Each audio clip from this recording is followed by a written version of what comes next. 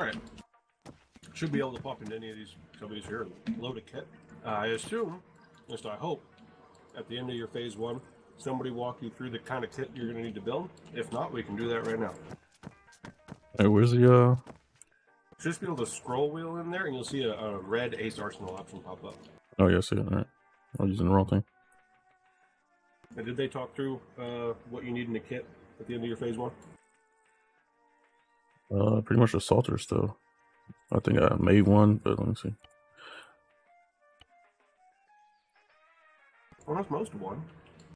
Yeah, the uniform didn't load.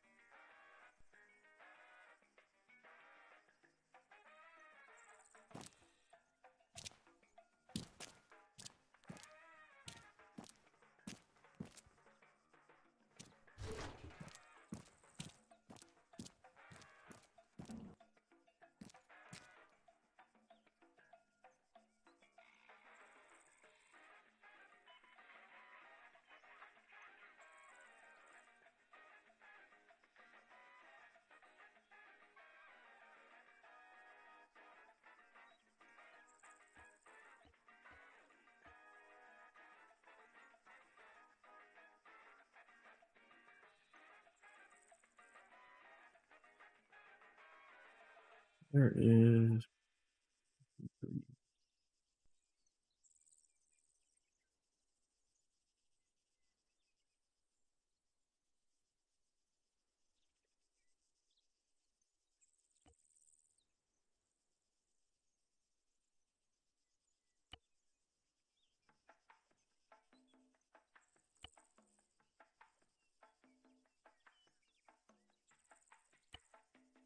User joined your channel.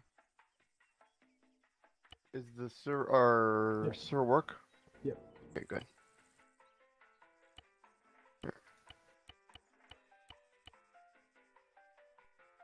User left your channel. There you go. That way no one bothers you. They don't know what you're doing. Right, like that. Yeah.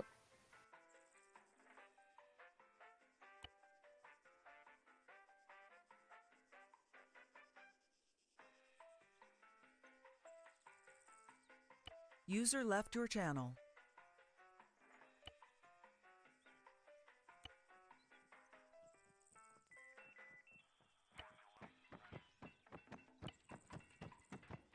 Oh, that's Daniel running up. Yeah, they're southwest! Daniel. Mac. Yeah, there he is.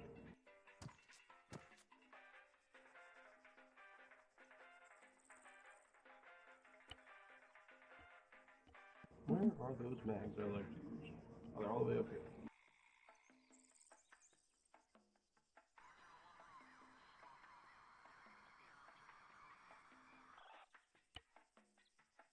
Also, fucking mags and shit.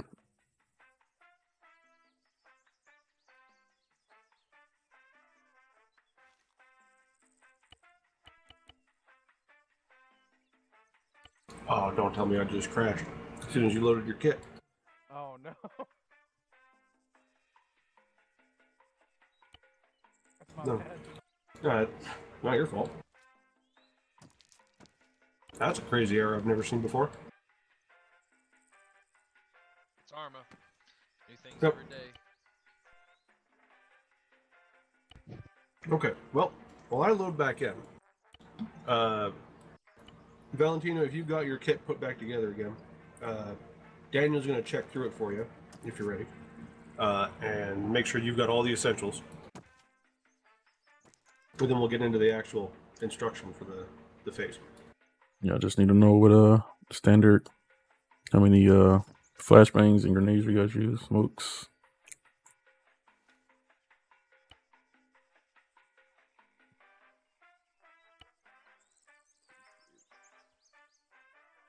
Flashbangs, I'd say minimum 4, and they usually run the 9 bangers, which have a funny name, which I can't remember off the top of my head.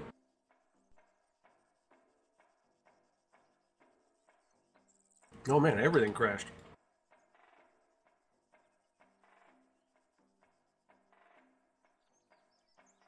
9 bangers. Hot damn.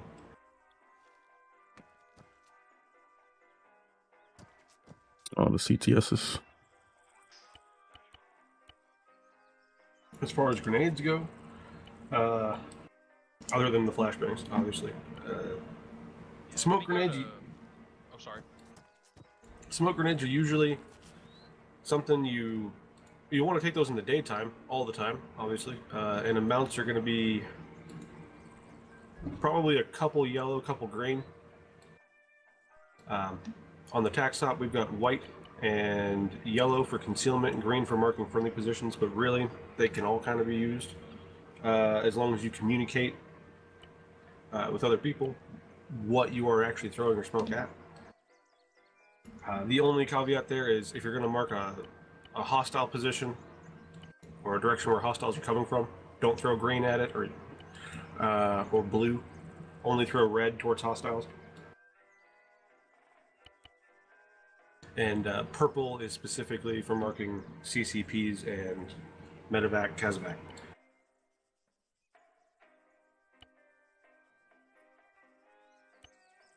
For amounts, remember, like a key thing to remember when you're building a kit Contact is south.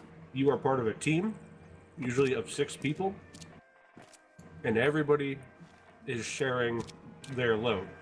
So there's never going to be one guy whose job it is to throw the flashbangs. There's never going to be one guy whose job it is to carry all the smokes, right? Everybody's got a little bit of everything, except for whatever their specialized role equipment is. Like the breacher guy is going to have more breaching charges, obviously, but everybody's probably going to carry at least one. My Steam straight up crashed. Jesus. It's weird. Let's see.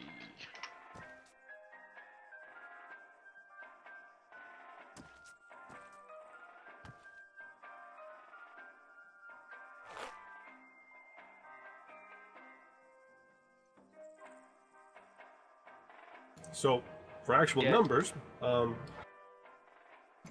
usually you want about 3 or 4 smokes for concealment purposes. So that's going to be white or yellow. Yellow is usually the safe option. Everybody knows what yellow is for. And Amount. at least one thing that you can drop to mark yourself. It's going to be green or blue.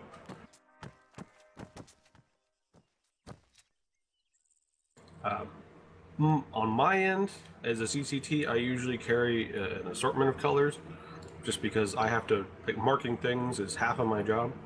For the assaulters, your primary concern with smoke is going to be concealment and marking yourself, not so much anything else.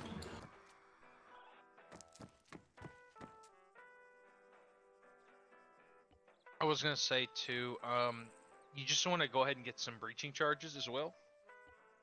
Just 1 or 2 will work. Just because that's what we'll be going over today.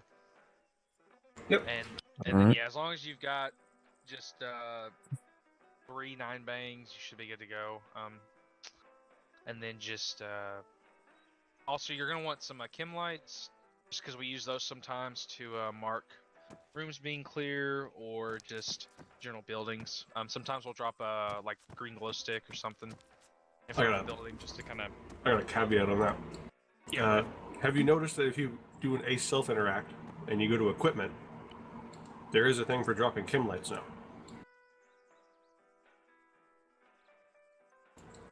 Really? And it doesn't actually require you to have any in your inventory. Oh yeah, didn't what's his name make that mod where you can just scroll wheel? And No, we found a mod that you could just scroll wheel, but the author ended up adding like all the colors into it, so your scroll menu got really long. yeah, here it is. Drop a chem light. Yeah. Okay.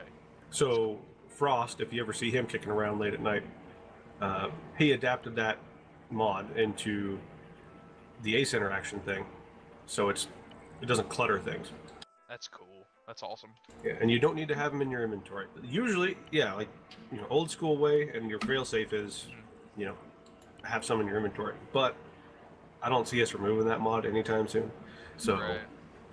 you don't actually have to carry them. We will go over them and what they're for, what colors mean what, but that is how you can drop chem lights. Yeah, and then you're also gonna want some cable ties and some head bags. I think we'll be doing that today. I can't 100% remember. Yeah. And then I guess we'll look at your medical. Make sure you just got the basics. But also, I was gonna point out over here, everywhere we go in ops and workups, there's always a ace interaction for head bags and for think, medical supplies. Thought I'd wear it as a head, a face mask, and then fucking take it out of my backpack. That's one way to do it. But yeah, we've got them on a box, so you can just pull it from the box.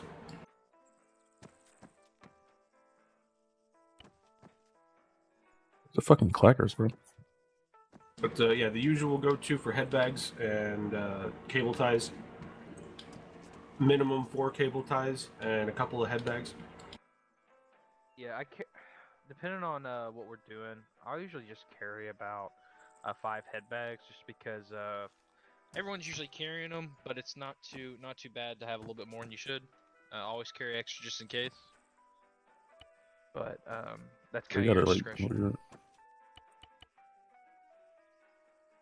And also remember, you gotta be part of a team, and they should all be carrying them. So you don't need to carry like a dozen of them, right? Yeah, like don't want 20 head bags when you're only gonna use 1 or 2. Yeah. But your minimums are like 4 cable ties, 4 or 5, and honestly, some people go out without head bags, and then whenever somebody asks for one, they look like idiots. So always have at least 1 head bag. 2 is good. 1 is like bare bones minimum, and people are going to remember if you're the guy with the head bag. They'll probably make a nickname for you, especially if you have to carry a ladder. We only make people carry ladders as a punishment. Oh, I got punished for something. Then I guess Ricky made me carry a ladder. Oh, just for being the new guy. Yeah. Yeah. Okay. I'm gonna check your medical stuff, see what you got. You're not Do you gonna have be the packing list for that, Daniel? Like the actual up to date? packing list? Is it in the green team stuff or? I don't think so. That still needs to Okay. be revised. I'll send you the list. I do not. If you have one of those, I don't know if we have one of those medical boxes like we have on deployment missions. No, we in there. don't. Oh. They're the like objects here, but it's not. It's Can't not ace interact for with that? them. Okay. Yeah. Let me pull the list then. Okay. Like I have my original green team kit, but I don't know how much of this he really is gonna need, so I don't want to tell him the wrong thing when he's technically I guess not supposed to have it, because some of it like I don't even think I'm supposed to have.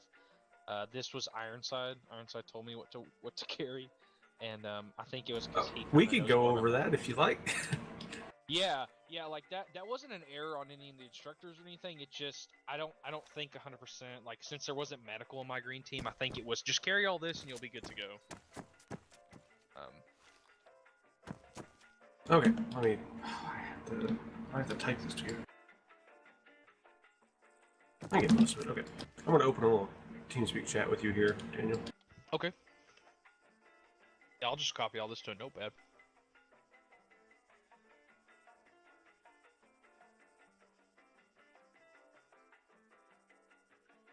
Damn it, Cacta went and switched it over to read only, so I can't even copy from it. Let me type it out real quick. Okay.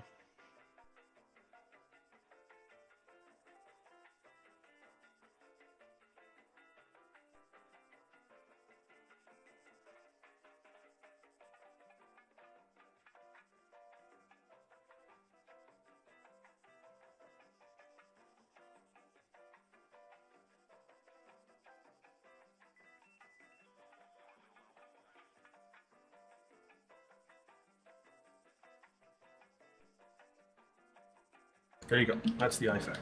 Thank you. Yeah. Yeah, because that's what I'll do. I'll just get the IFAC. But awesome. Yeah. So on deployment missions, we have like a little first aid box. You've seen it, Daniel. Valentino has it. Again, just like the arsenal you walked into today, you'll walk up to it, scroll. You'll see 3 options. You have IFAC, medical supplies, and pararescue kit. all the assaulters need to carry, the bare minimum, is the IFAK.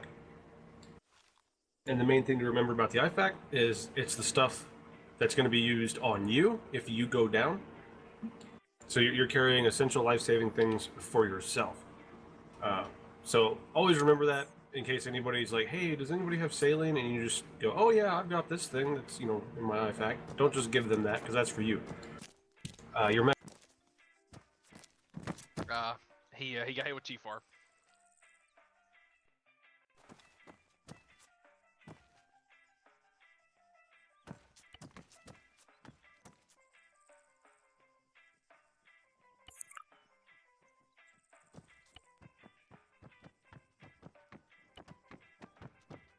Don't worry, my dumbass is back here. All right. Your team medic is the one who's going to be primarily responsible for carrying extra medical supplies for the team. So you don't need to be overloaded on it. There are certain things that we're not going to cover the use of, just medications that you're not carrying anyway, which hopefully, unless you want to be a team medic, you won't need them. Let me change this uniform up here real quick so I'm actually looking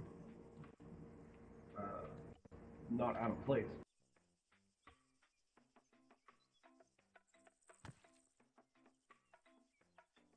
Do we have gloves? Cool. Okay. I'm all sorted and good to go. Hopefully I don't crash again. If I do, that's gonna throw a wrench into things. Alright. So how are you looking there for Ken? Are you pieced together again? Yeah, I'm just going looking at stuff. Alright, cool. Alright, so just a quick equipment check here. Make sure you have the essential things. Do you have a Fulton MX991 flashlight? The red filter on it. I should probably grab one of those. Really handy at night when you can't see your map. That's going to be under the miscellaneous items. And it's really small, you can put it in your uniform or vest. Alternatively, if you have a flashlight on your gun, you can also use that. Although, I imagine that'd be kind of awkward pointing your gun at your map. Also, you're gonna want a M152 firing device. We're getting there. Oh yeah, sorry. Yeah, I got the. and then while you stay in the arsenal, we'll go through the rest of it. I got the longer range one. Is that fine? The M152, I think, is the shorter range of the two, but it can handle more connections, and it works for all of the things we use. That's kind of the standard one we use. Fulton. At this point, though, I don't think it really matters which one you bring, as long as you have some kind of firing device. But if somebody was going to be picky, it's supposed to be the M152.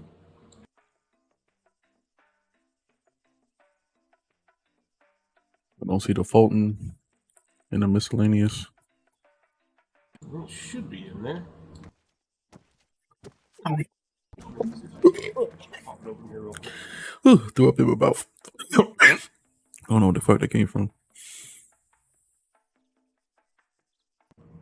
Is it under tool? Oh, it's under tools and equipment now. Sorry. Ace Arsenal has that extra tab. All right, got it. Alright, cool. You got that, and you got your firing device of some sort. You got your map tools. Mm-hmm. Do you have earplugs as well? Always handy. Yep. And how many cable ties do you have? 4. Cool. And do you have a head bag as well?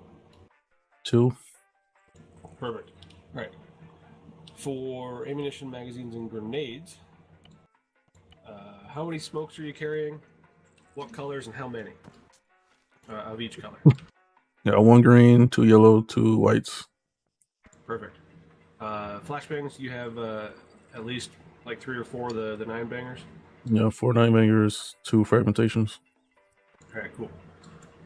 Usually we don't like to throw frags. Some people carry them. In my thinking, anytime you want to throw a frag at something, unless it's like an open area in broad daylight and you're not trying to just rush that position right after you throw that grenade, a flash would probably do just fine. But there have been a few times when frags are handy, so I don't tell anybody not to carry them. Just you don't need a whole lot of them because we don't use them all the time. Usually we're throwing flashes into rooms and stuff. All right, Kim lights again. We got the mod for that, so I don't need to worry about that. Do you have a C-tab of some kind? Yeah, with micro dagger. Like the micro dagger C-tab or the micro dagger GPS thing?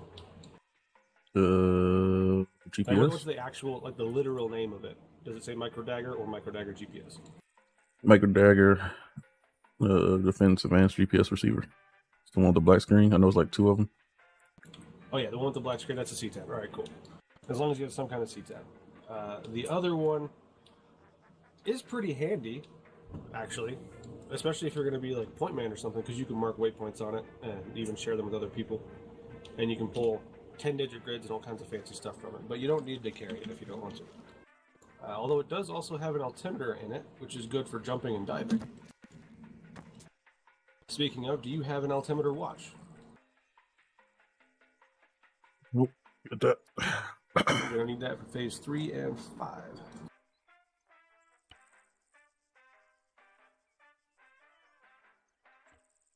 And then while you're in there, how many magazines do you have for your primary? 10. 10? That's a little on the heavy side, but not like crazy. The usual recommendation is 1 in the gun and then 6, 7, maybe 8, somewhere around there. Again, 10 isn't bad because that means you've got some extra that you can share with your team, because most people are going to be running similar platforms to yours. But if you need to make a cut somewhere, you should probably drop a couple magazines. That'd be a good spot to do it. Do you have a secondary pistol of some kind? Yep. I have a Glock 19. How 2 many mags mags. you got for that? All right, perfect. Thought I had 2 mags. Must have disappeared. And for meds, let's see. Yeah. Do you have all your meds in your backpack? Yep. Cool. That is the preferred place to put them. Let's take a little look-see here.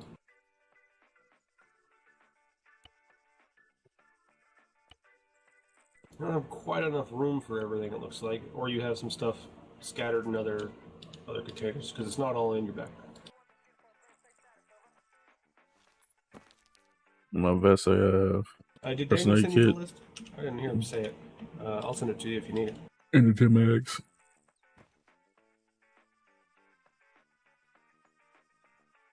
I probably dropped to 8 mags. There's your packing list for the IFAC. Sent it to you on TeamSpeak. And once you get this sorted, this should be the last thing we need to do, actually, is your meds. And then save that kit, and you'll be able to use it for the majority of Green Team going forward. For Phase 3, you'll have to build a dive kit, which is just taking what you already have, stuffing it in a dry bag, and then grabbing a uniform with flippers on it and a rebreather. So, not too complicated if you already have your kit sorted. And then Phase 5, you just don't even run a kit, really. You're just out there, uniform only and a parachute, basically, and a hardcover.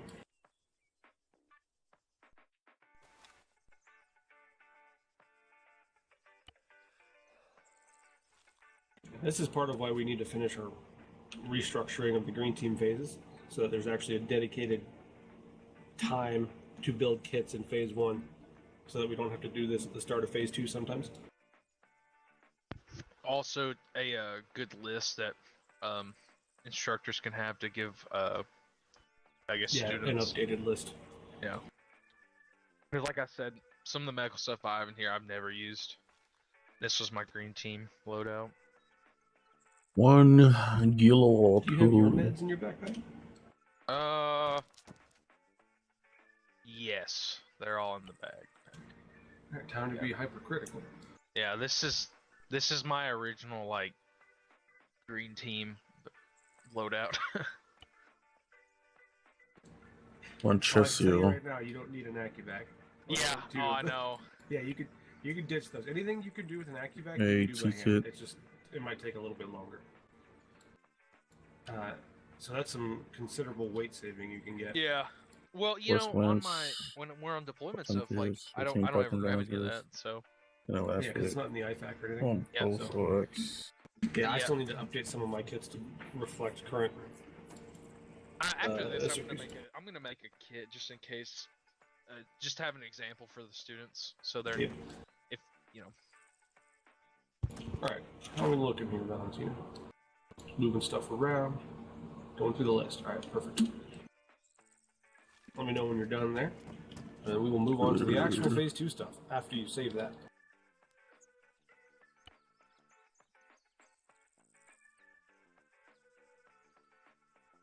Those are painkillers.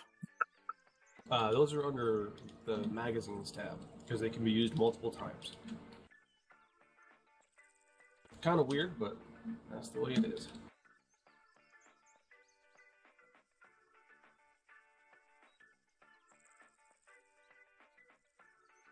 What's the name of So them? it should be just painkillers. So it'll be the extra magazines tab, which is the 3 magazines icon. Click on that, and then there should be a search bar up top. You just type in painkillers.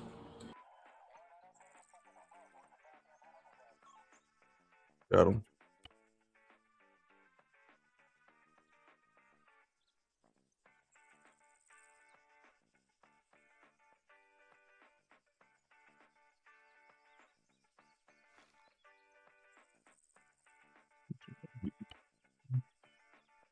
All right, now the question is, do we have a spot with all of our vehicles set up? Oh, we do. It's just right next door. How about that? Yes, 16 GIV. where I was taken, so that showed all our vehicles and stuff. Very convenient. Yeah, I haven't run one of these since we were doing them on Altus. So Oh, yeah, I'm not sure. Well, that's not too long ago. Like, don't. It's like right Well, before you got I mean, here. So yeah, I don't know how long that was, so that's why I was like, oh, yeah, it was last year, like near the end of last year. okay. Yeah, tourniquets. Don't get too excited. Sorry, I was just so excited. I still don't know how we do phase 3 on this map. I mean, there's a fair bit of water, but it's So not that deep. I can tell you how I did phase 3. Sometime later. We don't want to spoil the surprise. Oh, true. Good point. Are you all set there, Valentina? Yeah, well, that's, yep. On over everything. Make sure you get it saved, and then we will just walk on over to the vehicles and get started. Although I do have one other question. It's not really going to impact what we do right now, but it will be vital information going forward. Quite literally. How much depth did they go into on medical equipment and training in your phase 1? Oh, they just stated, actually, it was in phase 2. I think they stated it was more advanced than the one you probably used to. That was pretty much it. Wonderful. All right. So before we begin the test, we'll do a quick overview of that. So at the end of all of our instruction stuff here, it's basically just going to be teaching you how to use everything you are carrying. Is our approach. We're not going to cover everything else. It's just the stuff you're carrying. We'll make sure you know how to use that, and that's going to include the things you can do manually. So stuff with your hands, like head turning and hyperextensions and stuff like that. Should only take about 10-15 minutes of extra yakking, so not going to be too arduous. All right, let's walk over to the vehicles. Which are going to be out here, out the front door to the left.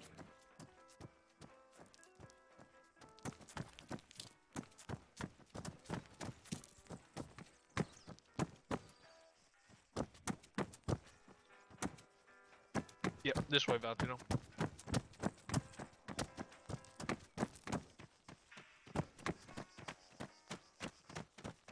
Hey, Mac, I think Dawson might join us for some extra Cool. help. The more the merrier.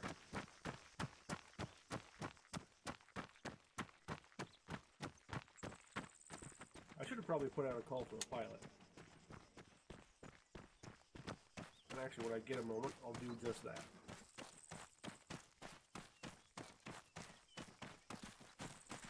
Alright. So, what we got here is a fairly comprehensive assortment of all the vehicles that we use.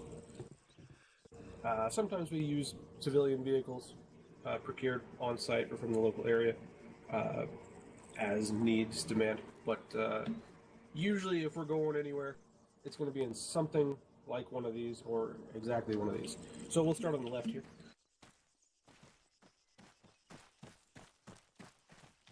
Do you know what this is? It's an MRAP. Cool. All right, and you know what it's got up top there? Crow 50 cal. Hell yeah. All right, so this thing, you know what it is? So I'm not going to bore you to death with that. How we use them, typically, if we are rolling high profile in convoy operations or any sort of area where we think we are going to need protection against likely ambushes or any sort of hostilities, that's not going to be overpowering against us. So, like, we're not going to drive these out anywhere we think the opposition might have tanks or other armored vehicles.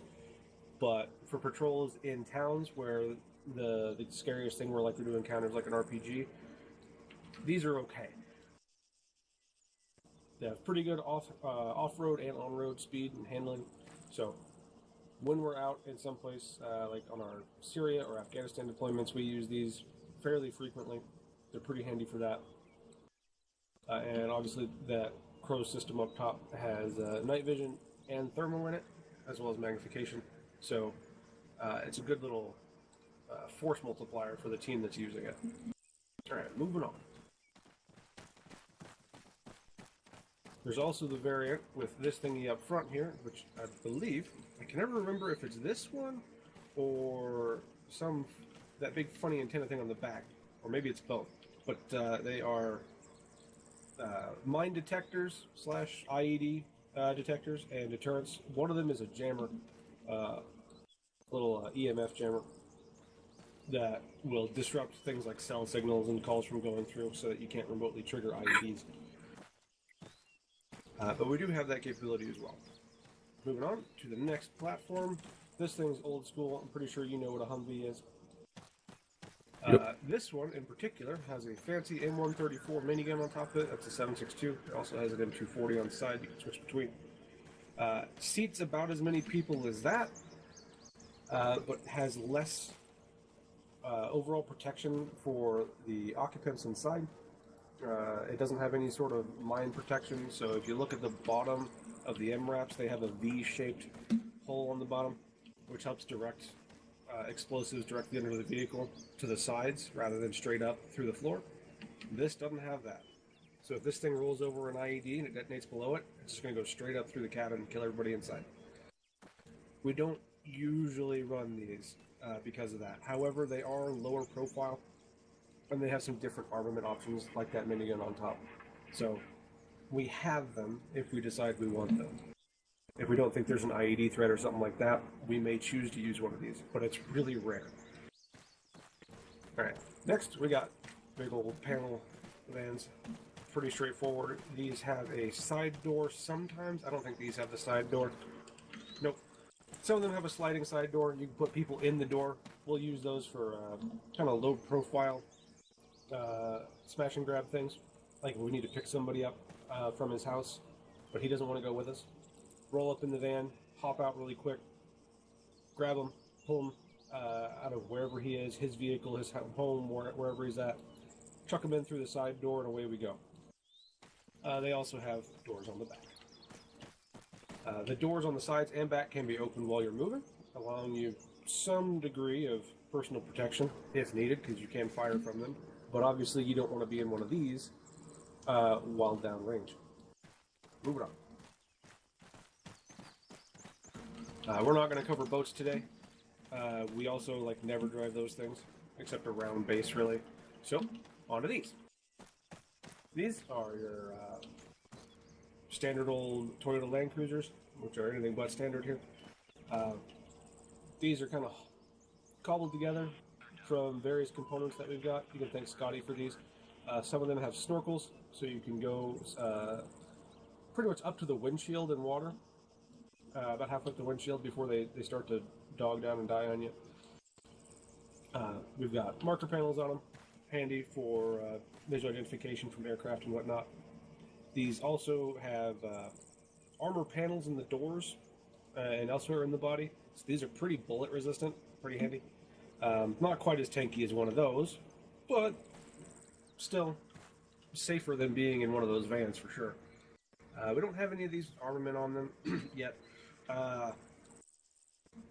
They hold 6 people, pretty handy. They've got a nice little bunch of interior stuff. They have a onboard long-range radio, which is handy, SATCOM and all that stuff. If we want to be not super high profile, but also don't really want to hide our presence that much, we might roll these. So if we don't think we need to, like if we're not going into bandit country or something, we'll roll these over the MRAPs just because they don't draw as much attention. Moving on. And finally we got M-Razors. This is obviously a little, I think these are actually diesel, but Polaris also makes these in electric. Just a little 4x4 off-road thing.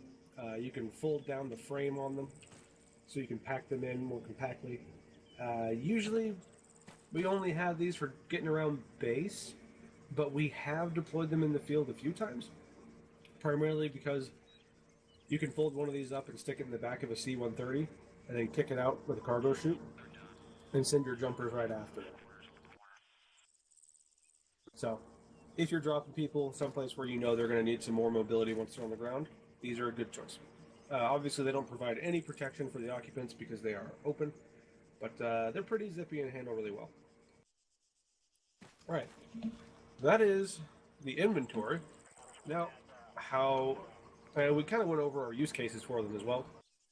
How we actually use them, for the most part, we'll go over the positions first, and then we'll go over convoy operations, and then we're done with vehicles for now. So, vehicle positions, that's going to be illustrated with one of the MRAPs. Let's hop over there.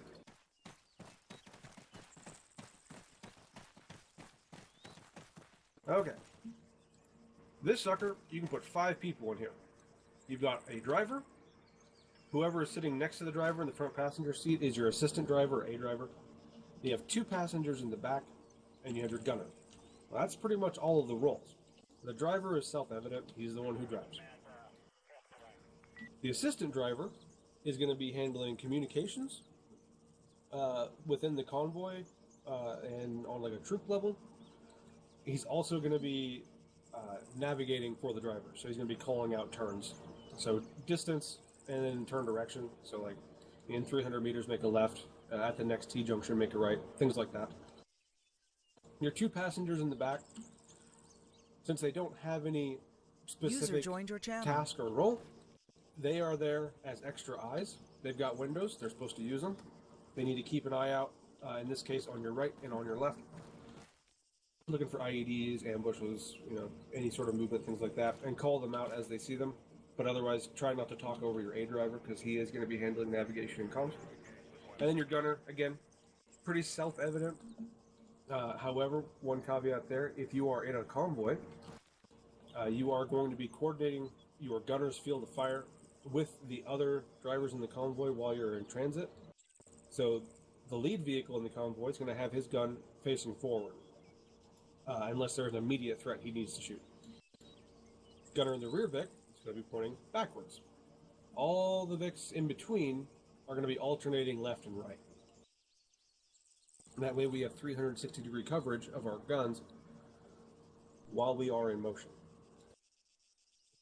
Makes sense to you? Yep. Cool. Alright, so that's all the roles. Now, actual convoy ops. As you figured out, we already know how to assign all of our gunners their respective fields of fire. And obviously in a convoy, we're going to be proceeding in a more or less straight line, a convoy, right? Front to back. So that would actually be like a column of file formation if you were to take the analog for guys on foot. And we'll get into formations here in a bit. Although they should have covered some of them, I think, in phase 1. Anyway. So your lead Vic is responsible for following the planned route or communicating any changes to that route while you are in transit. So your driver in the lead Vic is obviously just going to be driving. your A driver there is going to be calling out turns not just to his driver, but on the troop net, or sorry, the convoy net. And we'll get into the frequencies for alternative movement here in just a minute. So if there's again, say you have a T intersection coming up 300 meters ahead, you need to go left. The A driver in your lead Vic is going to call on the convoy net when they are making that turn. And then everybody else in the convoy is going to follow that. They don't need to say that they're taking the turn until you get to the last guy in the convoy. Last guy in the convoy, that A driver will say that they have completed the turn. That way we have accountability front to back. If that rear driver doesn't ever call in that they made the turn, we know something's wrong. Alternatively, if there's contact or something while the convoy is partway through the turn, somebody's going to say something. So there's no need for every vehicle to call that they're making the turn, because we already have pretty good accountability front to back, and we don't need to clutter the comms. So again, front vehicle calls the turns when they enter them, the rear vehicle calls the turns when they enter them, and at that point it is assumed that everybody else in between already hit that turn. Clear as mud? Yep. Alright, actual convoy nets, and this is going to be the same for all sort of alternate movement frequencies. So convoys, dives, jumps, not fast ropes, those are usually over and done with pretty quick, but your convoys, dives, and jumps are all going to be using a dedicated frequency, and the standard frequency for that is 3.2. So the troop-wide net, I hope they covered it in phase 1, that's 3.1. Usually you're only going to have team leads, sometimes assistant team leads, and other element leaders communicating on 3.1. It's strongly recommended that everybody have it as an alternate channel so they can listen to what's going on. But usually you don't have to communicate on it unless you are the acting in command of your element. So since you are going to be brand new in whichever team you go into, you would probably be last in line to take over a team in the event of a mass cast, but it could happen. You're probably going to end up in Bravo. If like all 5 other assaulters in Bravo go down, you might be the only one up. Guess what? It's your responsibility to convey that, hey, Bravo just had a mass cast on 3-1. But usually it's only team leads and ATLs.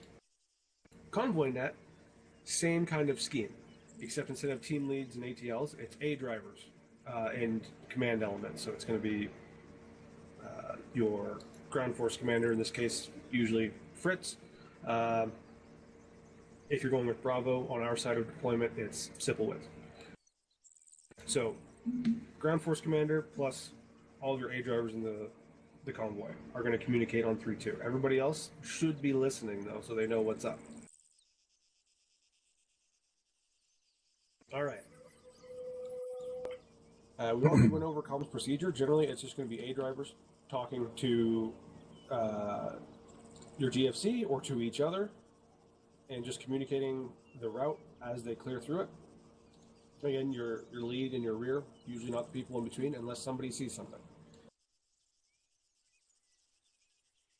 All right, one last thing is your lead driver, sorry, your lead vehicle's driver, or A driver, whoever decides to actually do this, is going to set the convoy speed and relay that on the convoy net to everybody else. Do you know how to activate the speed limiter in a vehicle? In the vehicle, no. All right, it's by default the delete key, which most keyboards have, but not all of them. Do you have a delete key on your keyboard? Yep. All right, cool. So that should be it. The way it works is you get up to your target speed, and once you hit that speed, you hit delete. And then you can go below that speed by just letting go of your accelerator. But if you're holding the accelerator, it'll take you to that speed and hold you there. So just like cruise control in a car. Okay. In the event that a convoy does take contact, there's 2 main things we can do as a reaction to that contact. The first, and usually preferred, but this is a situation depending sort of thing, is to push through that contact. So if it's not real heavy, if there's no roadblocks or imminent like total destruction threat, like if there's not RPGs right in front of you or something, usually we're going to try to just push through. So don't slow down. Just communicate that you're in contact, and the lead A driver is going to communicate their intent to push through. Everybody just keeps going on the planned route, or deviates if they need to. That's going to be on the lead driver to communicate. So the whole idea is it's better to just not be shot at than to stay there and get into a fight, right?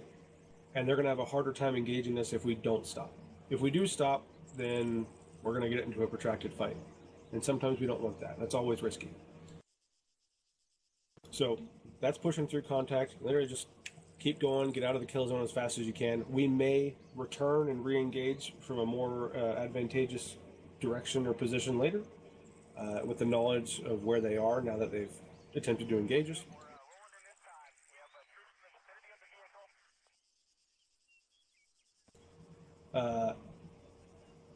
It's also possible that a vehicle may be destroyed in this, in which case, unless it actually blocks the route, we continue to push through contact, because you don't want to be the next vehicle to get blown up.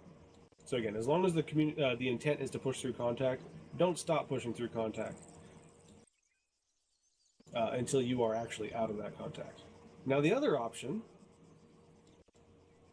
if we see a threat ahead of us, like we're not right in the thick of it, we may do a herringbone if we start taking contact from like an extended range. Now herringbone, do you already know what that is, or would you like a visual example? I know what it is. You know what it is? All right, cool. So again, yeah, it's just alternating left and right, pulling off the road, right? So lead vehicle goes left, second vehicle goes right, third goes left, etc. Pull off on angles. It's not set in stone that the lead vehicle has to go left or right. They take whichever one is most sensible to them at the time, and it's up to the guys behind them to see what they do and react accordingly. So if lead vehicle goes left, second goes right, and vice versa. All right, that's convoy ops. Pretty short and simple. Do you have any questions, comments, or concerns about that? Nope. Cool. And I hate to tell you this, but we're not actually going to be doing any convoy ops here in Phase 2. We are working on a restructure of the phases, so we're considering moving things around. So these will actually be, you'll be given a practice run of these at some point. But right now we've got too much stuff to cover. So as long as you've got this down pat, we're going to move on. All right. Next up, we have movements and posture. So this is all going to be on foot. And after this, we lead into CQB. And we'll do our quick little medical overview and then right into the test. All right. So, right on movements and time. postures. Right? He's got kids. So, formations. You have a pretty good idea of most of what we've covered so far. So I probably don't have to explain hardly any of these to you. You know what a column is? Column formation? Yep. All right. Let's just form a column real quick. Daniel, you stay there. You'll be leading. Let's just form a column on Daniel real quick. All right. Easy peasy. Cool. And you know the difference between a column and a file? The file's like more closer. Yep. It's just closer proximity. All right. Can you tell me the advantages and disadvantages of moving in a file in terms of reacting to contact and movement through difficult terrain? Advantages is when you're fouled up that close, you can get a whole team in position faster, pretty much. And disadvantage is you're close, and a frag can take all you out at once. True. That's for a file. A column, obviously, you don't have the proximity issue as much because you're going to be more spread out, but still kind of the same advantages in that it's really easy to just play follow the leader. So if you're navigating through tough terrain, you don't have to worry about the people on your left or your right getting caught up on rocks or boulders or fallen trees, stuff like that. So as long as the point man can get through, we know everybody else can get through. So it's good for keeping up a rapid pace. Another advantage of files and columns is it's very quick for the whole team to face a threat on their left or right side. But a disadvantage is it takes a while to react to contact to your front or rear because you have to spread out, right? You're all in each other's way when that contact happens. So if you're expecting contact from one of your flanks, a column or file might actually be a good tactical choice. Just because if you do take contact from one of those sides, you can quickly react to it with the full firepower of your team. Otherwise, if you're expecting contact from your front or rear, you may want to consider something else. There's also staggered column, which is just the same thing as a column, except every other person is offset to the right or the left. It's essentially two columns, almost in like a zipper sort of formation, running in parallel. It's kind of a mixed bag. None of the advantages of a column or file are as strong in a staggered column, but none of the disadvantages are as strong either. It's still a little more vulnerable to the front than from the sides, but not as bad. And you still have that quick reaction to fire from your left and right, although it can be a little trickier because you may have people passing each other up a little bit, crossing barrels.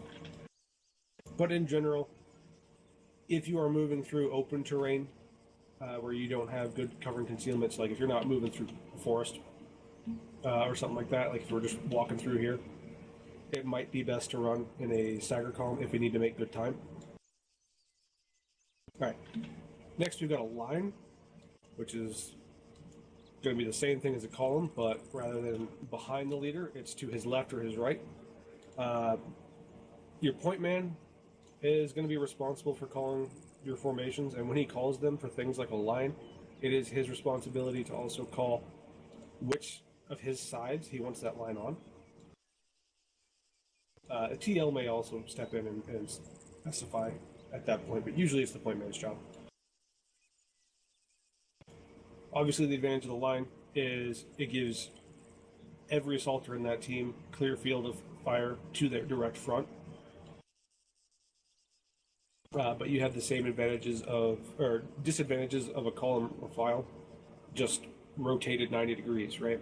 So you're going to be really slow to react to contact on your left or right. Your front or back, good to go. Typically, we only use line formations when we are cresting hills, walking directly onto an objective to begin an assault, or anything where we know we want all of our firepower available immediately, and aren't super worried about how fast we're moving through terrain.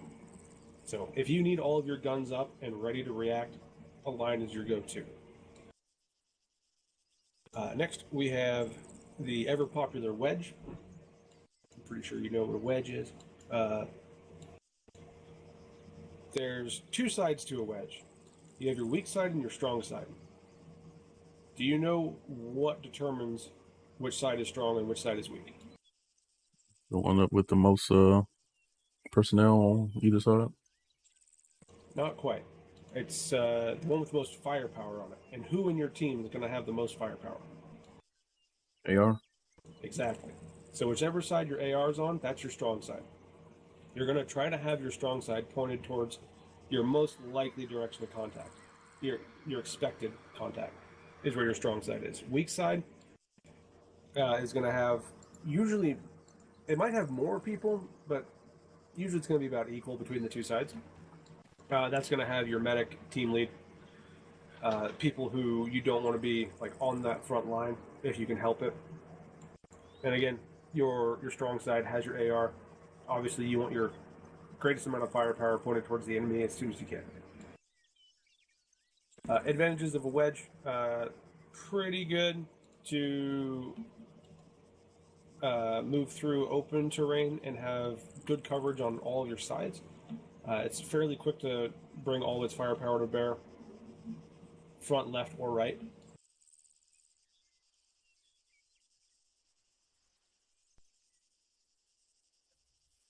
Actually, I think I mixed them up.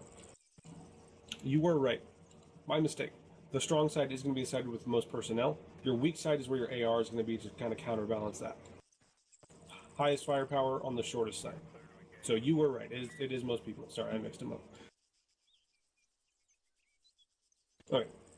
Echelon left and right is just like half of a wedge, just one side of it. So it is going to be angled from the point man to the side and back. Pretty simple and straightforward.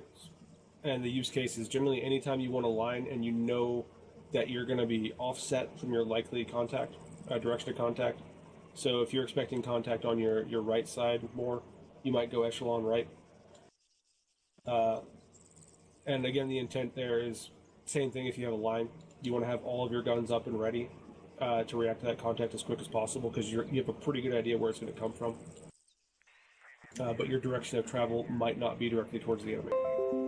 Hence, go with an echelon rather than a line. All right, and finally, we have a diamond. Diamond's pretty straightforward. It's like a wedge, except instead of being open in the back, it's closed. Typically, the only time we're going to run a diamond formation is if we have some sort of HVI or other non-combatant or some sort of high-value EPW that we need to escort. So whoever has control of whoever you are escorting is in the middle of the diamond. So let's pretend we have a guy right on the corner of that shadow there. And I'm the back of the diamond, you're the left, and Daniel's the right. Our imaginary fifth guy is going to be right in the middle, holding our captive. And the whole formation moves off of him. We want as much protection around that guy as we can get. And a diamond's strength is that you can generally react to fire in any direction fairly quickly. And maybe not with all of your guns, but with most of them. And it's fairly flexible. It doesn't really matter who's on which side. Everybody can be kind of anywhere. Hey, switch. I'm not sure how So- long it stay. For the diamond is also really good to cover your areas of responsibility for the people in the formation. Switch, can you do me a favor and stand on the corner of that shadow there? Cool. All right. Switch is our point man here in this example. He's up front. Which means, Valentino, you're on the left, Daniel, you're on the right, and I'm on the rear. So, similar to the convoy, when you are in motion, everybody has their own area of responsibility where they are actively scanning while they're moving. So, you got your free look key, really handy. You can also just kind of turn while you're jogging. The point man is going to be looking forward. Obviously, he needs to see what's in front of him because he's the one leading the group.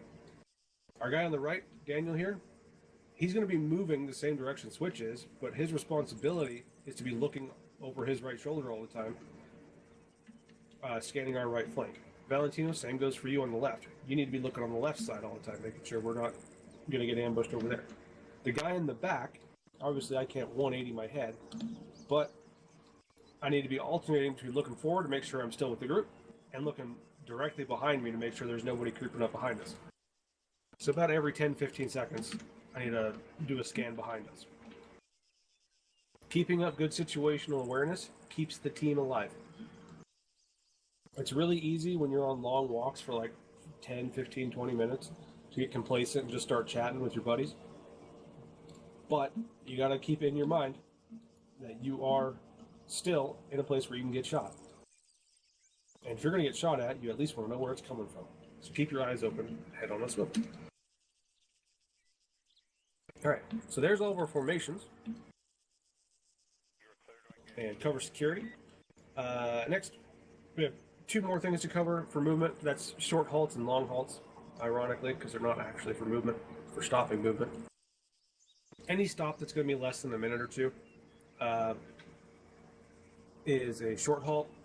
So that's usually going to be everybody just takes a knee and you actually turn to face your area of responsibility. So if Switch called a short halt, he's just going to kneel up front. Daniel's going to kneel where he's at. You're going to kneel where you are. I'm going to kneel in the back. and we're all going to turn to face our respective directions. Right? So we've got our guns ready where we need them. And as soon as he calls movement again, we all look forward again and start moving.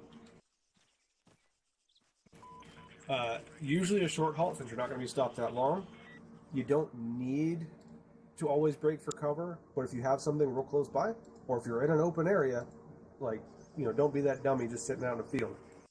If it makes sense, grab a nearby tree or something, right? Because even a minute is enough time for somebody to get a bead on you and take a shot. Now, contrast that with a long halt. That's anytime you think you're going to be sitting there for more than a couple minutes, you are going to move to the nearest cover if a long halt is called. And the whole team is going to establish that 360-degree coverage. So usually long halts are going to be called if you're arriving at an observation point, or if the team leads need to confer about a change of plans, something like that. Any questions, comments, or concerns about movement in formations?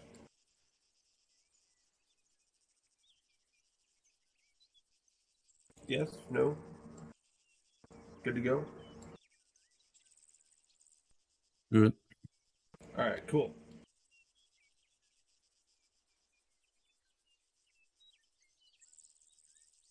Okay. Next, we have, I don't know why this is here in the middle, because we actually go right back to movement after this. In the middle, we've got communications. So here we're going to cover hand signals and inter and intra-team radio communications. We're usually pretty laid back about what goes on team channels. And if nobody told you, team channels, so the troop net, so the command net is 3-1, and then every team has a decimal number after that for their team net. So Alpha is 31.1, Bravo is 31.2, Charlie, if we spin it back up again, is 31.3, Recce is 31.5, so on and so forth. Talking on your team net, how strict anybody's going to be about that is up to your team lead, or ATL, right?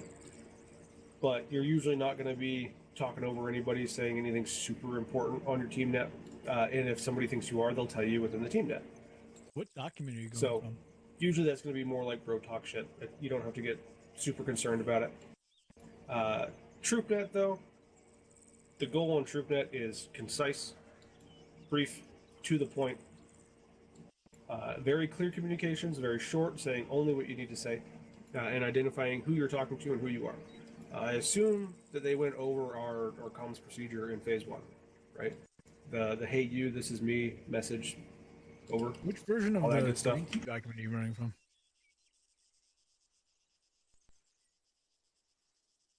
Hello? Did You guys- they? Oh, please tell me they did. Can you hear me? Please tell me somebody showed you a radio in phase 1. Hey, Well- Mac, Switch is wondering if he which document you're going off of. Can you hear me, Mac? I'm going off for the big compiled document. And also, why is Switch not saying anything? Yeah, I don't think you can hear him because he's talking. Fuck, that would be a problem. Let me restart my T4 then. I haven't even seen his light come on though. It's definitely coming on. I mean, I Sorry hear if I've you. been talking over him. That No, would I probably haven't, be confusing. I haven't saying much. Communications is supposed to be covered in phase 1.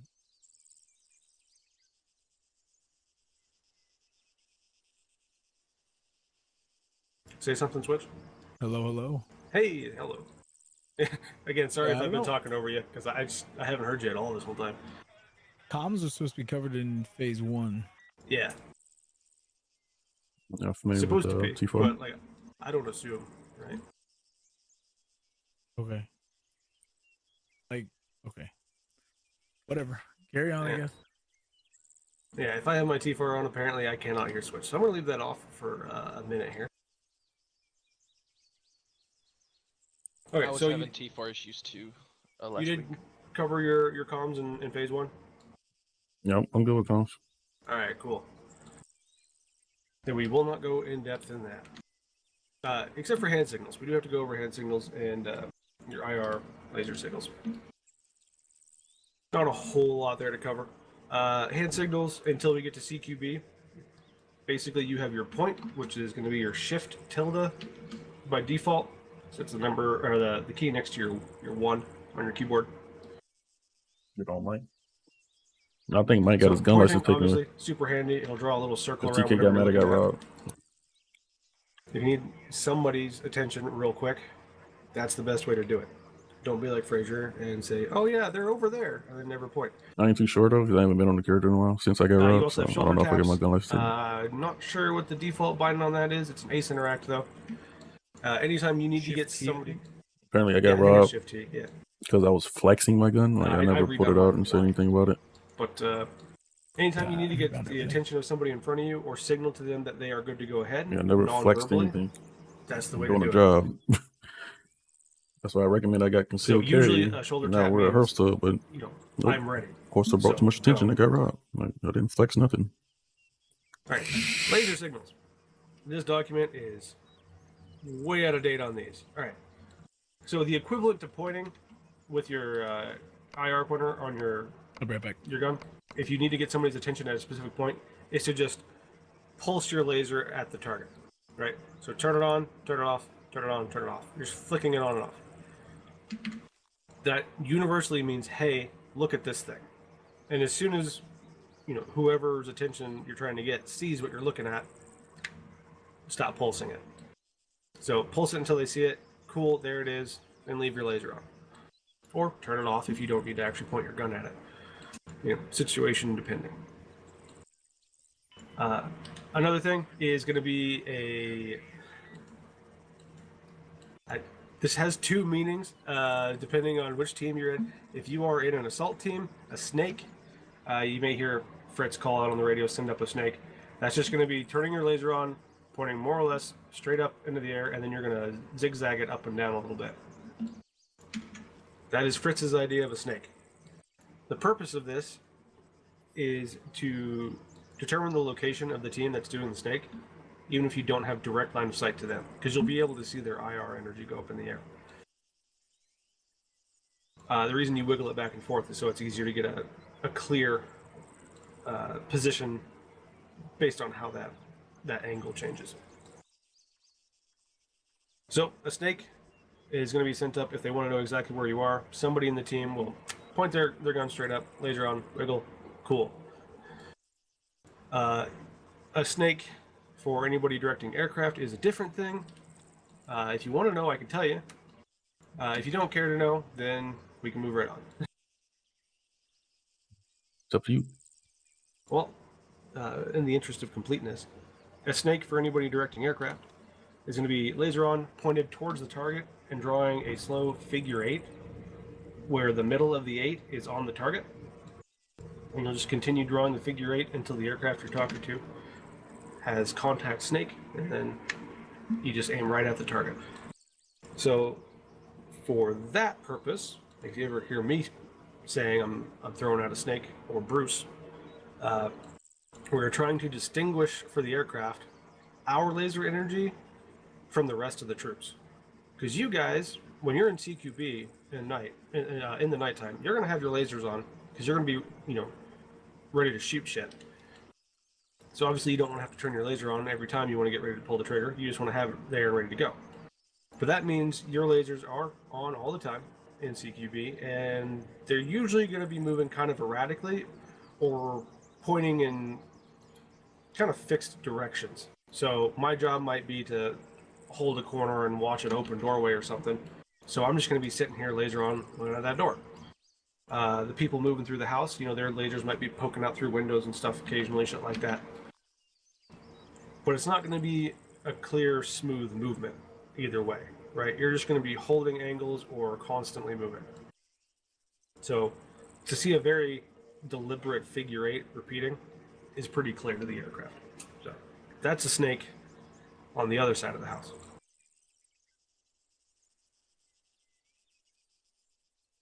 You're doing laser training in the daytime? I mean, We'll do it at nighttime when we get to actual CQB and see if he remembers. But we still have other stuff to go over, like bounding. That's just kind of in the middle of the document. Alright, since we have the people here, we can go over bounding. Real nice and simple. And since my T-FAR isn't some working... drink real quick. Yeah, go for it. Since my T-FAR isn't working, I probably shouldn't do the bounding, because I'm going to be confusing.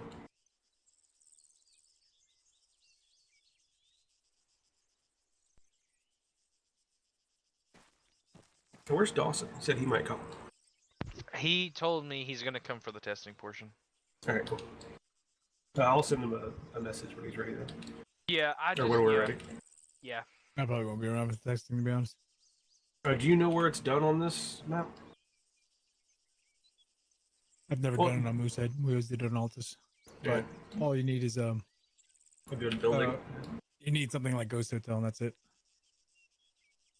Oh yeah, Daniel, where did you do it? What the hell are you wearing, Daniel? Is that like a Santa Claus like ugly sweater? What is that? All right. No, just wearing It's a a t-shirt. It looks like the Cat in the Hat or something on my screen. Some weird It's, some it's weird just texture action. it's a green T-shirt. It does look a little puffy. Mag, if you want, Yep. I'm gonna use the PowerPoint presentation.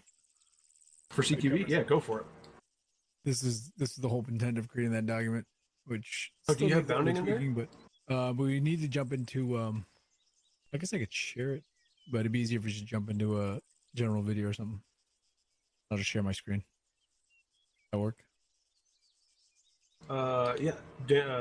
Valentino, do you see the general video channel in the Discord? I don't think so. I don't think I never did. Let me check. Nope. Yeah. Might have to share it then. All right. Why don't we have a voice channel with general video sharing capabilities? What's the point of 60,000 boosts to the server if we can't use the voice channels? Right? Well, not everybody. It's just because he hasn't finished Green Team. As soon as he's out of Green Team, he can see it. I don't know why that distinction is there, but there it is. The latest version. Are you online? Roles access. What does he need to see that? General video. I can see general video. I just don't see. You see the general video channel? Yeah, just trying to. Oh yeah, that one. Oh yeah, you're in there. Okay, perfect. Everyone just jump in there real quick. I will share. Then you might want to mute it. Yeah. Otherwise, you're gonna hear switch twice. All right. Share my screen. And again, do you actually have bounding in the slides? I can't remember. Or is it just yeah, the I do. CQB? All right, cool. Then yeah, right. fucking Can you take it see away. My slides. Yes. All right. You covered formations. If you didn't get a visual, this is what they are. Pros and cons of each for a variety of reasons, and then we'll go to bounding. So this covers movement, posture, and rhythm. Rhythm spelled incorrectly. All right. So there's 3 stages of movement. There's traveling overwatch, and bounding overwatch. Each one comes with a difference of speed versus security.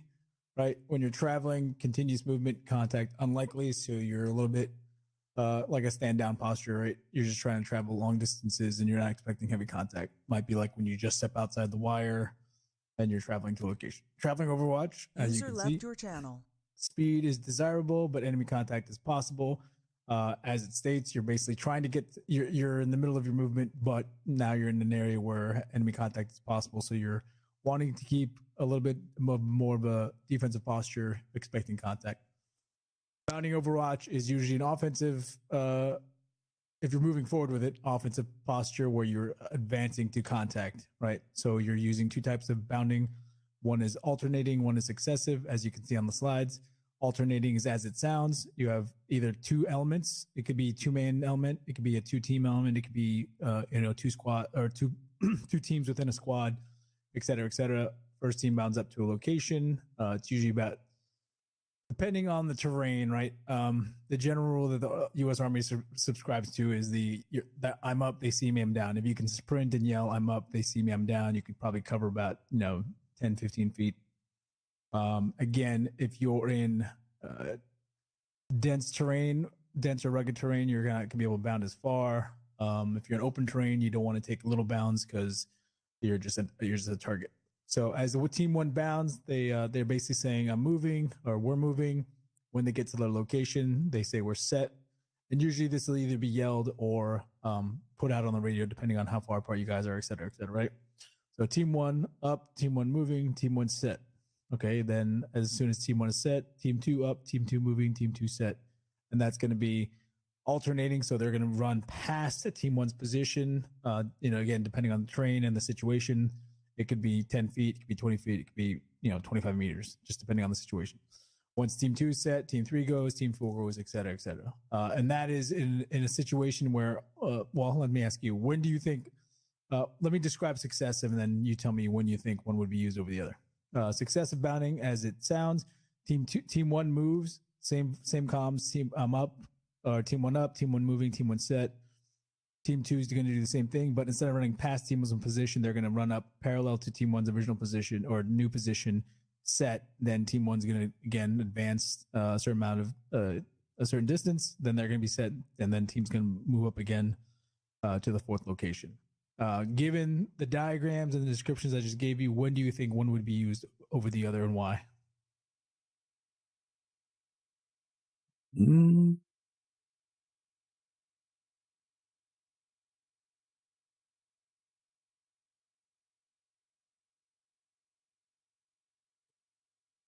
I'll give you one hint. Look at the distances you're traveling.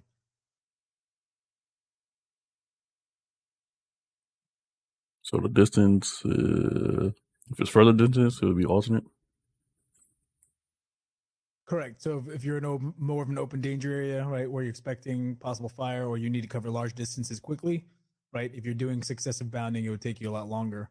Now, there's I wouldn't call it a theory. There's a principle, right, in movement: speed versus security. Sometimes speed is security, right? Running your ass through a hallway, right, provides you security because you're fucking hauling ass through a hallway, right? At the same time, if you're moving slower, like in urban operations, they're not just fucking sprinting through the streets because they have a three-dimensional conflict area, right? You have upper floors, you have balconies, you may have stairs down to a subway. So you need to move a little bit more slowly and deliberate so that you can get a chance to pie corners, set up defensive positions, et cetera, as your team moves throughout the city.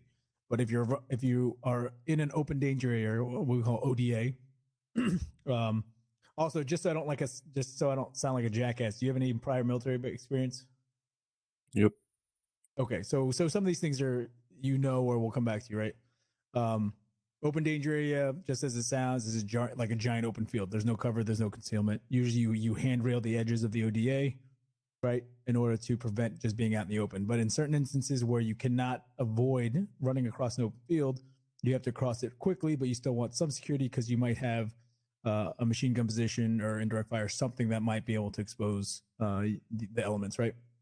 So you have to move across it quickly, but you still want to maintain security. So you want to cover larger distances with each bound.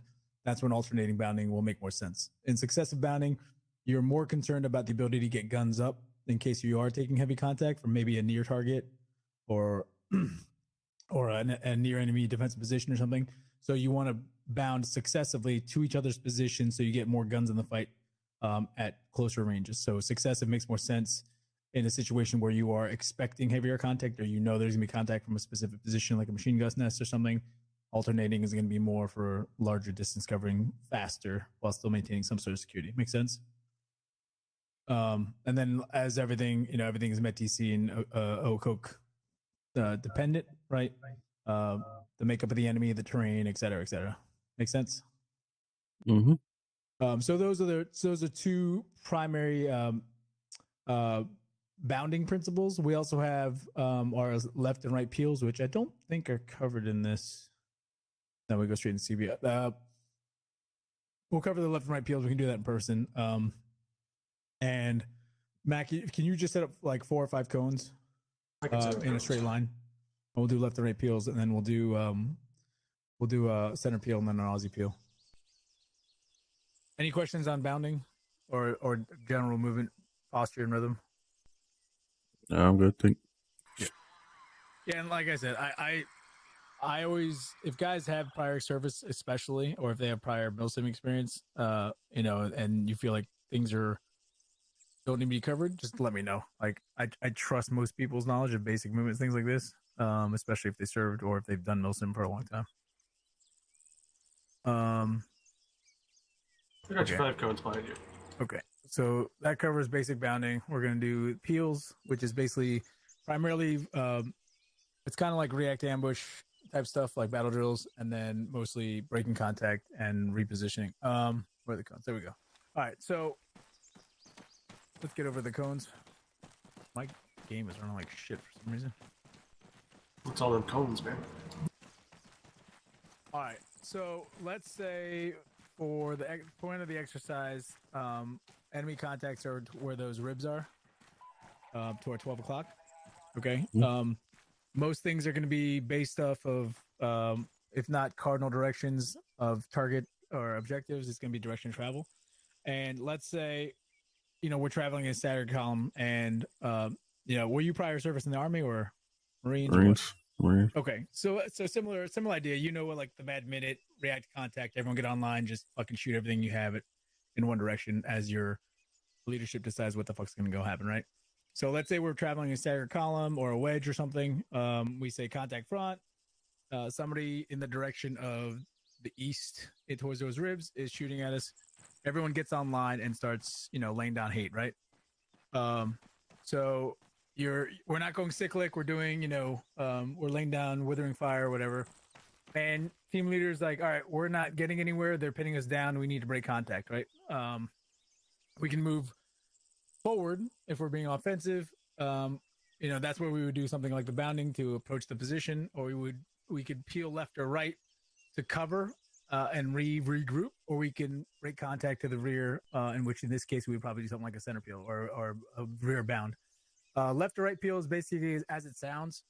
If I'm the team leader and I yell over comms like, all right, we're gonna peel to the left, we're gonna break to the left, and we're gonna set our what what is affectionately known as a gate, which is kind of like our endpoint.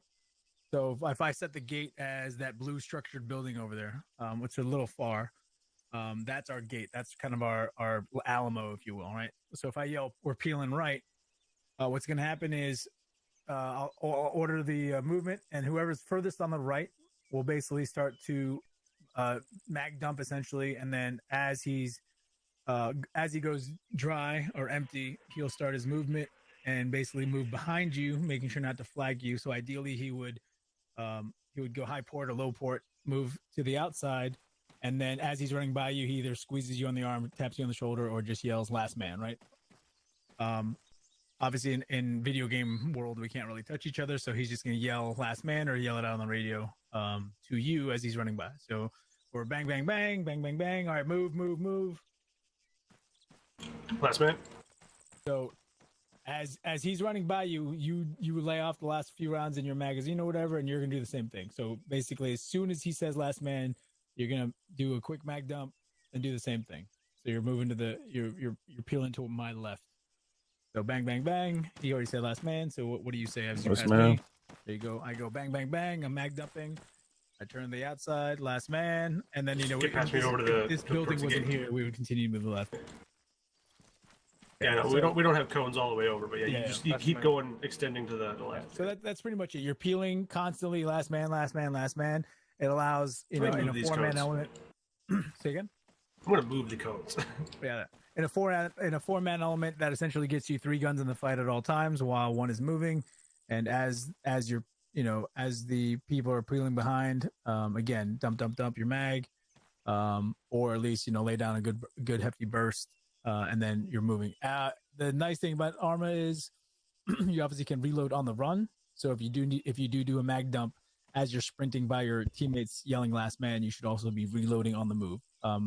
What the reason for that is when you go to get set in your new position, we want that gun immediately in the fight, and so you should be tack reloading as you run to make sure you get a full mag in, so you can suppress and help your teammates move. That's a basic peel to the left. Obviously, a peel to the right is the exact same procedure in reverse. We have more cones set up. Okay, and that's pretty much it. Any questions on appeal? Nope. Okay. Center peel is going to be a peel to the rear, and so in this situation, what's going to happen is you're going to be in a let's use the cone. No, you can keep the cones where they are. We can just use them in a north-south direction. What are you doing, man? Accidentally grabbing the boat. Now there's cones everywhere. I'm making you an alleyway of cones.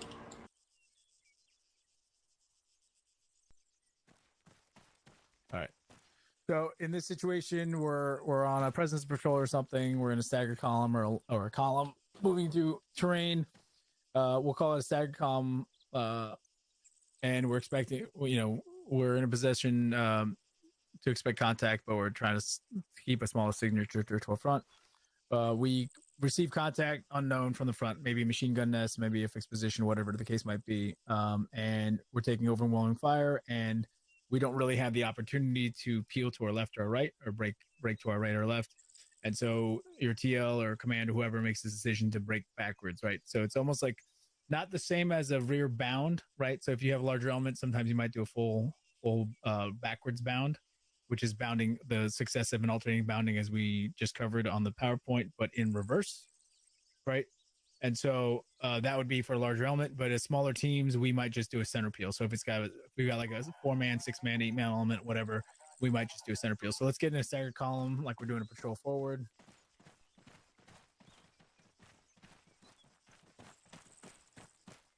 All right, so we're move up. Staggered column, Daniel. I thought he was going right. Sorry. Yeah, there we go. All right. Beautiful. So we're moving on. We're moving on a foot patrol. All right, we're moving. Let's just walk. Okay, contact front. Bang, bang, bang, bang, bang. All right. Break contact, break top. Center peel, or I'll say break contact to the rear. And what's going to happen here is, in terms of our sectors or fields of fire that we're responsible for. Obviously, as I'm in the front, as Matt covered earlier, as a point man, I'm covering primarily everything to my 12 o'clock. I might also cover from like maybe 11 to 2, right? And then you, Valentino, might be covering like 1 to 9 o'clock, 10 o'clock, right? You're covering your front left sector. I'm covering front right, and so on and so forth. Guys behind me are going to be covering the right and left flanks respectively.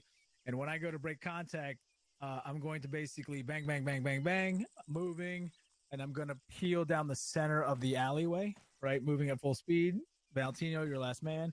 You're going to continue to lay fire, and as I pass you, yelling last man, you're going to do your little mag dump or 5-round burst, and then you're going to move back to the end of the line as well. So now I'm set back here. I yell set on the radio, but you should already be moving as soon as I pass by you saying last man. Bang, bang, bang. Last man. Bang, bang, bang. Last man. Bang, bang, bang. Last man. Bang, bang, bang. Last man. And then we in this case we group at a line of trees or something that we originally emerged from, and now we've regrouped, and that's essentially a center peel.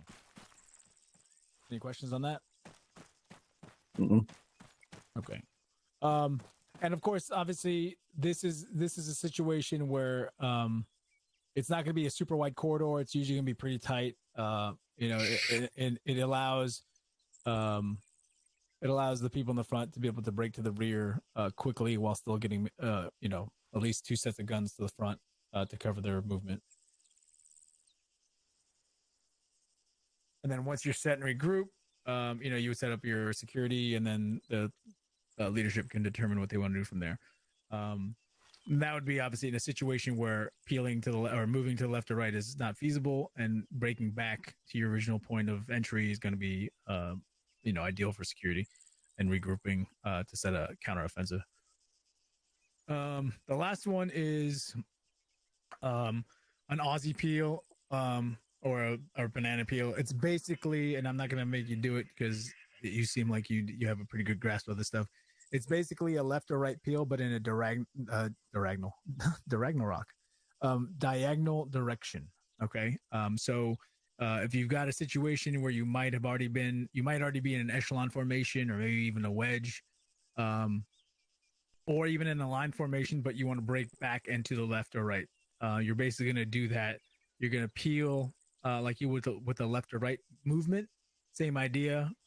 You want to ideally peel to the outside of your formation so you don't flag any of your teammates, or at the very least in real life, you would high port or low port your weapon so you don't flag your teammates.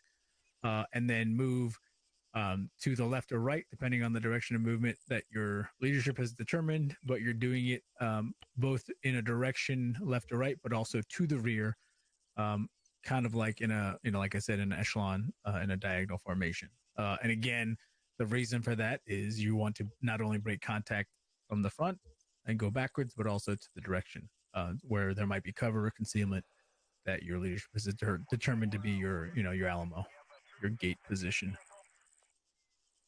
Any questions? You feel like you need to see it? No, I got a good picture. Okay.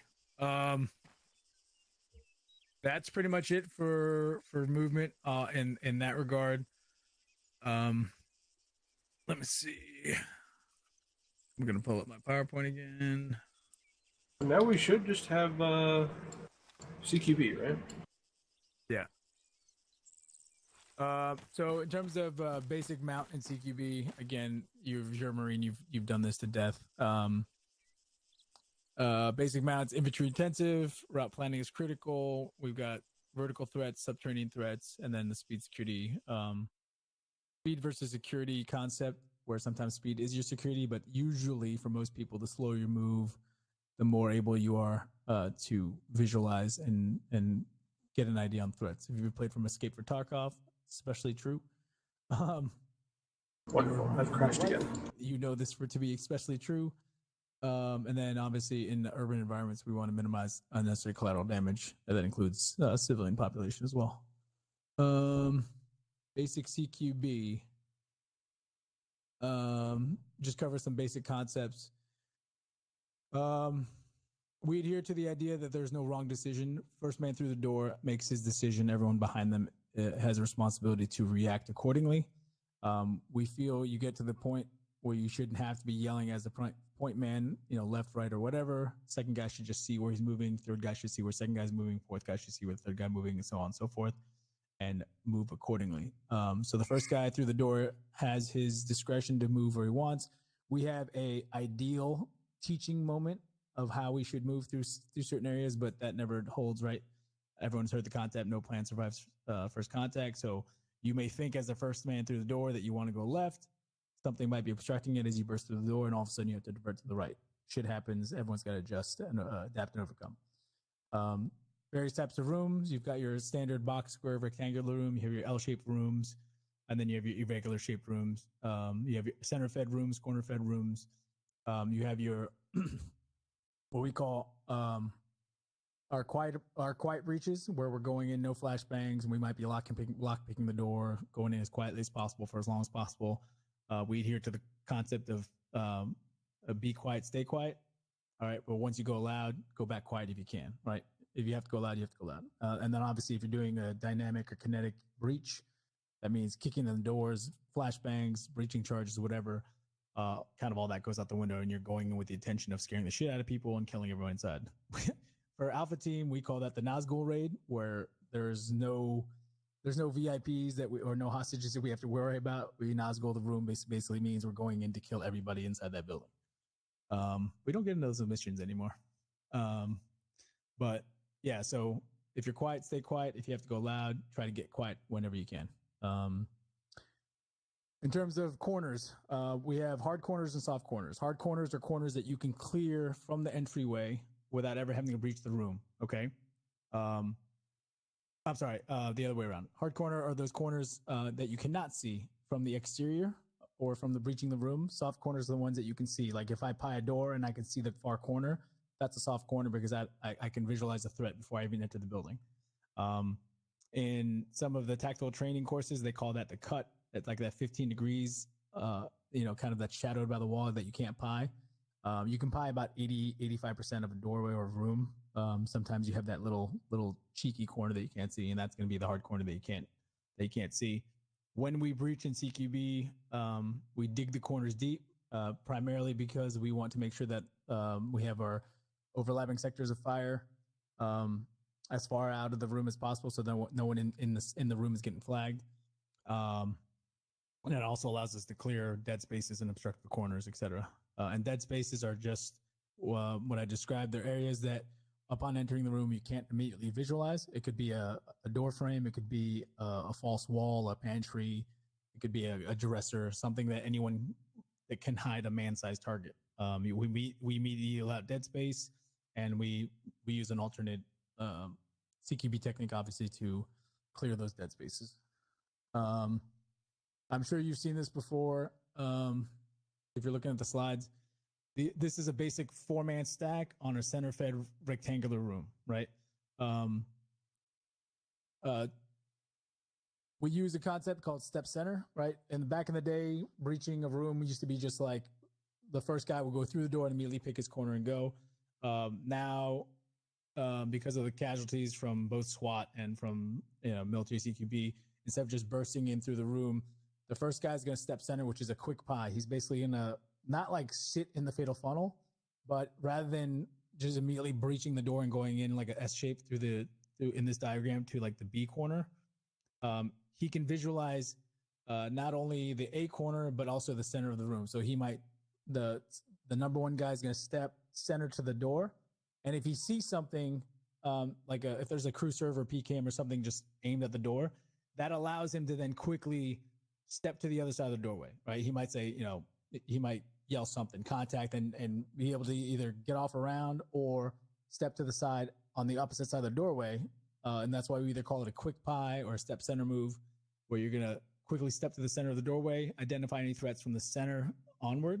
So in this area, his green sector is his A and B corners, because those are the ones he can see. If he doesn't see anything, then he would immediately be able to go in and hit his corner that he wants. So in this example, you see here on the left slide, he's stepping center. In old days, obviously that's a fatal funnel, but the idea is not to sit in the doorway. It's to quickly step. And if you don't identify immediate threat, then step through the threshold of the door. If you do identify immediate threat, you either kill that threat and move through, or if it's something bigger than you can kill, like a crew serve weapon or something, that you then have to immediately transition to the left side of the door frame and get the fuck out of the way. Now, in this example, the breacher shooter 1 is opting to go button hook to the right because he's already cleared corner A as his soft corner. Corner B, he's cleared mostly, right? So he's going to go to the area that he determines which is the highest threat, right? The highest threat in this scenario would be corner D because he cannot see it at all from his vantage point. So it also would make it hard if he chose corner B, Bravo, to go to, because then even though he's expecting his teammate to be immediately behind him, you're still exposing your back to that Delta corner. So I'm the point man on Alpha. In these scenarios, I would try to clear as much of the left corner, Alpha and Bravo corners, as I could, and then I would button hook right, because that to me is where the highest threat's going to be. So in this situation, shooter 1's going button hook right, and then shooter 2 is obviously right in his hip pocket, and so that he can clear the rest of Alpha and Bravo, which is technically already been visually cleared by 1. And then now you're going your zipper effect, where 1 is going to the right, 2 is going to the left, 3 is stepping through the threshold and going to the right, and then 4 is going to the left. Now everyone's digging their corners. So shooter 1 and 2 have already dug corners Bravo and Delta. And now they're sliding along the walls to allow shooters 3 and 4 to enter the room. And now they have overlapping fires of sector to the center of the room, basically annihilating anything in that center of the room. Again, you're a Marine. You've done this to death. I just want to show you how we covered it with our guys. Any questions on how we do it, or any comments from your standpoint? No. All right. Okay. That covers the textbook portion. We can do the practical. We can just clear a couple rooms. I feel like you have a pretty good grasp of all this, so it won't take too long. Yep. I will teleport you guys over to Awesome. the center. Yeah. That's what I was trying to do when I crashed.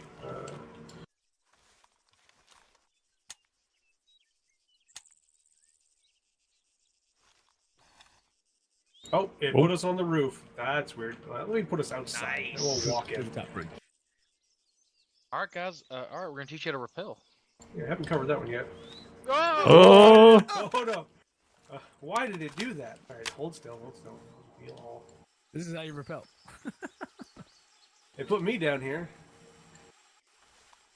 All right. So note to self: these buildings are fucky. All right, you guys should be all healed up now. All right, in you go. Put my helmet on.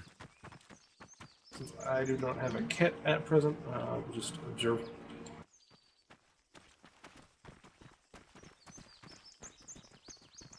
All right. Are all the rooms set up with just paper targets, or? Well, there's nothing in these rooms by default. Okay. I That's don't fine. think the other We'll just building do has basic. anything either. So I think you understand every concept. I think this. I don't know how long when you were in Step Center to me was taught by somebody. Step Center concept was taught to me by a former Green Beret who was getting it from his guys that were still active, like 3 years ago. This is something that they only started doing, like, because if you ever watch like the old SWAT videos and shit, I'll like get you some targets. TQB used to be like they'd open the door and they either bang it or they would immediately just run into the corner. What he was telling me was they were slowing it down just a hair, and the idea was, just like prying a door slowly, right? If you're approaching an open entryway or something, just to make sure. The idea he told me was basically a big lateral step to the left or the right into the center of the doorway. If there's no visible threat, then I can step through and then go to my corner. But if I step to the right with a big lateral step and I see something like there's a guy pointing directly at me, then I can quickly step over to the other side of the threshold and not be standing in the fatal funnel. He said the special operations guys were losing people going through the door the old school way just because, they were the first guys like the meat shield. And so he was just saying the idea is to take a big lateral step, kill anything you might see and then push through, or step, lay some rounds down on something you might see as a threat, and then just be like, hey, there's a fucking PKM at the end of the hallway. We need to find a different way to do this, right? So that's really the only difference that he showed me, was the big lateral step, bang, bang, bang, step through, and then pick your corner. And other than that, everything else in CQB, I'm sure is still, beholden to whatever you were taught in training with Marines as well. So I'm not gonna sit here and pretend like I know more than you because you've done this for real. The only thing I can help teach is Arma mechanics, because I've got a lot of hours in Arma and I've done this stupid kind of shit in Arma a lot. In terms of doorways, the good thing about doorways in Arma is they are designed kind of like real doorways, the way the frames, the way the frames are laid out and the way the doorways are, the door handles, right? So looking at this frame, right, which way is the door going to open? In or out, or left or right? In the room. It's going to go into the room and to the left, right? You can't see the hinges, right? So that as you open the door, whoever's opened the door, there's going to be a doorway obstructing you to the right, or to your left, my right. So you're going to step and go knowing that there's an obstruction there. Now, if you come inside, conversely, if you're inside a room and you see the hinges, obviously the door is going to open into you, right? And it's going to open into the right. And so, you can quickly identify how a door is going to open in which direction based on the features on the doors itself, including the threshold. So if you look internally, there's really no threshold here to speak of. Right, the doorway is kind of outset towards us, but when you look at it from the outside, any door that opens inward is going to open into a frame, right?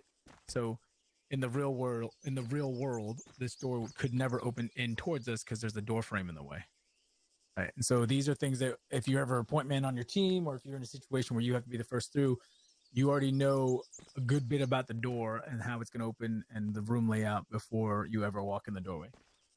Similar. Yep. Can you do me a favor? Pop open that door and shoot the guy on the right. You just be able to see him from the doorway. All right, thanks. I just need to see how long he's going to stay down. Okay. Also, in terms of the anatomy of a room, in this situation, I can tell just by looking from the outside that this is a corner-fed room because there's a wall here on the right. So I know that as a number one, the likelihood of me going in and wanting to hit this near corner is slim. So even though I know this door is opening into the in and to the left, I also know that there's a short wall there. So as a point man, I've already made a decision in my mind, unless I see something completely to the contrary, that when I open this door, right, I'm going to clear that corner visually and then immediately button hook to the left, because I know there's going to be some sort of a wall there because this is a corner fed room. So all those things are calculations I'm trying to do in my head before I ever enter the room.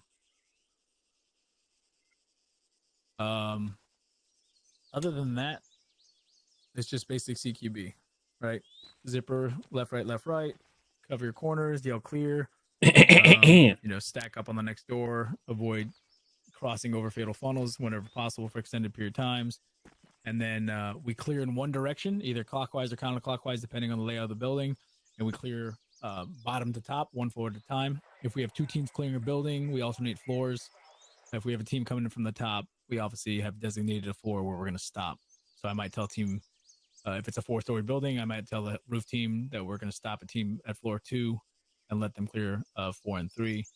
But we're always going to clear one floor at a time, and we never skip a floor unless there's a team, and we never skip a room. That's pretty much it. In terms of SOPs, we're clearing. We obviously yell, left clear, right clear. And if it's at night, we drop our chem sticks to designate cleared rooms or buildings. Green chem sticks are clear. Blue chem sticks are DOD, right? Explosive. No, blue is EOD. Sorry, no. Green is EOD. Blue is clear. No. Nothing green else. Is clear. No, green is clear. Needs EOD. No. Absolutely.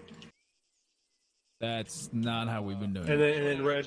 Green was taught to me as being clear. Yeah, green was clear. That's what we were. We had a whole troop training on this. Yeah, but that was like a year ago, and they fucked up the colors because we decided, at least on Alpha, that green was clear, blue was UXO/Intel, and red was not. And we'll go with what's actually being used in practice then. So yeah, green will be clear. Blue is clear but needs EOD, and red is clear needs Intel. Is that what we got? All right, cool. If that's what's in practice, that's what we'll go with. Yeah. And we'll reflect that in the revised documentation. Yeah, we'll double check it, but I know for 100% certain that because we just did CQB training with our Alpha team and we were using green for clear. In the daytime, obviously, we can drop chem sticks, but I don't know how visible I've never dropped the chem stick in the daytime. They hardly glow at all. Yeah. Yeah, you can barely see them. But we do most of our ops at nighttime anyway, so you don't have to worry about that. Yeah. In terms of laser light discipline, for CQB in urban areas, we generally keep our lasers on for CQB. I know out in the field, we generally don't keep them on for purposes of not giving away our position if the enemy has night vision capabilities, or if our Air Force guys are fucking. Why can't I think of the word? Yeah. Our TAC, PJ TACs, whatever, are doing their thing. CCTs. Yeah. CCTs, there you go. That's what I'm looking for. If our CCTs are doing their thing and they don't want us to obstruct or confuse the pilots with our lasers or our strobes, we might only use lasers to identify people initially, or if we take initial contact so that everyone can see the direction that you're aiming/shooting. But indoors in CQB, we generally adhere to keep your lasers on at all times, just so you can IFF quickly indoors if guys are coming towards each other in rooms, etc. Any other questions? Comments? Anybody? Not I. All right. Daniel, let's you, me, and Valentino clear this building. Okay. Valentino, you can take point. Daniel, you take 2. Did we cover? I walked away from it. Did we cover hand signals for? Do hand signals. Okay. I didn't do the breaching ones. All right. So for breaching, we basically have 2 hand signals. 3 that we use. One is like, "Hey, look at me." I know it's shit. There we go. If you can see me, it's just like the "Hey, look at me." It's just a hand raise, like stop. Right. "Hey, look at me." That's me indicating to my number 2, which is usually the breacher, that I need something. Now, the disadvantage of armored hand signals is they only do them with the left hand. So where you are right now, Valentino, if you're too close to the wall, that your hand might clip into the wall itself, or Daniel may not see it at all, right? It's kind of sucky. But unfortunately, that's what we have to work with. So you say, "Hey, look at me," and then you either have two other options. You have the wave, which is flat a breaching charge, and then you have the sideways wave. So you have the vertical wave, like, "Hey, look at me," and then you have the horizontal. This is a breaching charge, and this is a flashbang. All right. I think we're trying to figure out keybinds here real quick. Yeah, we do. Let me get you the exact names of those so you can bind them, because those are really the only three you need. Yeah, those are the only three we need as so hey, look at me, reach her up, or hey, look at me, flashbang up. What's the breaching one? I was trying to see It's what the wave. arms were. It's like waving back and forth. Okay.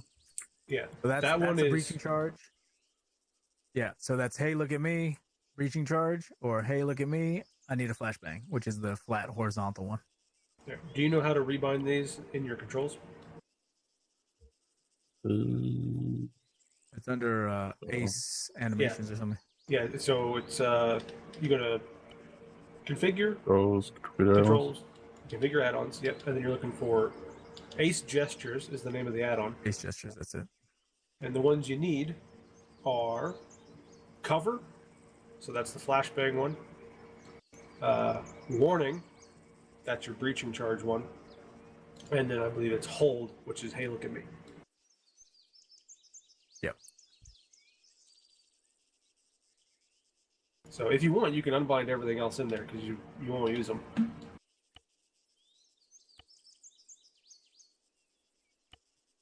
So this would be like a situation where we're supposed to do a night infill into a target. We're trying to be quiet. Your point man approaches the door and it's locked. So he says, "Oh shit, it's locked. Hey, look at me. I need a breacher." And you're doing this all non-verbally, obviously. Or as the point man, I approach the door quietly. I hear movement inside. I hear, talking or something. I might yell, "Hey, stop, look at me. I need a flashbang."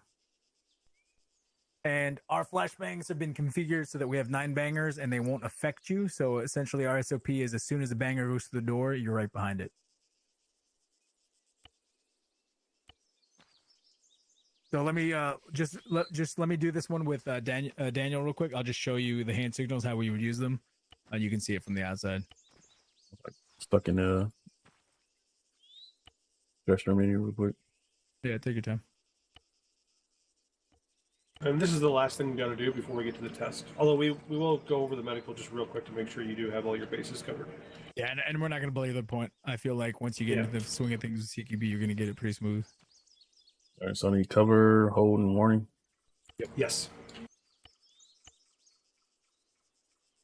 So cover is going to be your flashbang one. For the purposes of warning this, is Daniel, get on this side with me. and hold is hey, look at me. All right, so we're approaching the door. I hear noises. Need a flashbang. Oh, oops! I need a flashbang. All right, you basically have your flashbang ready and you're equipped. Me, center one. And then I'm gonna open the door, bang in.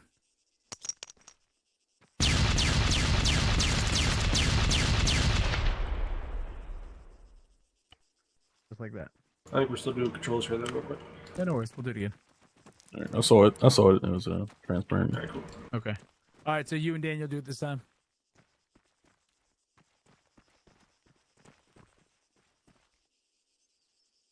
Daniel, do you have breaching charges on you? I do. Okay.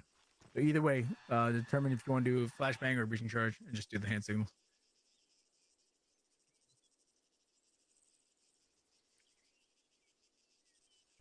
Okay, so you called for breaching charge, so you would take a step back, Valentino, covering the door. Not too far, just take a step back, give him clearance to be able to set the charge and cover him while he's placing it.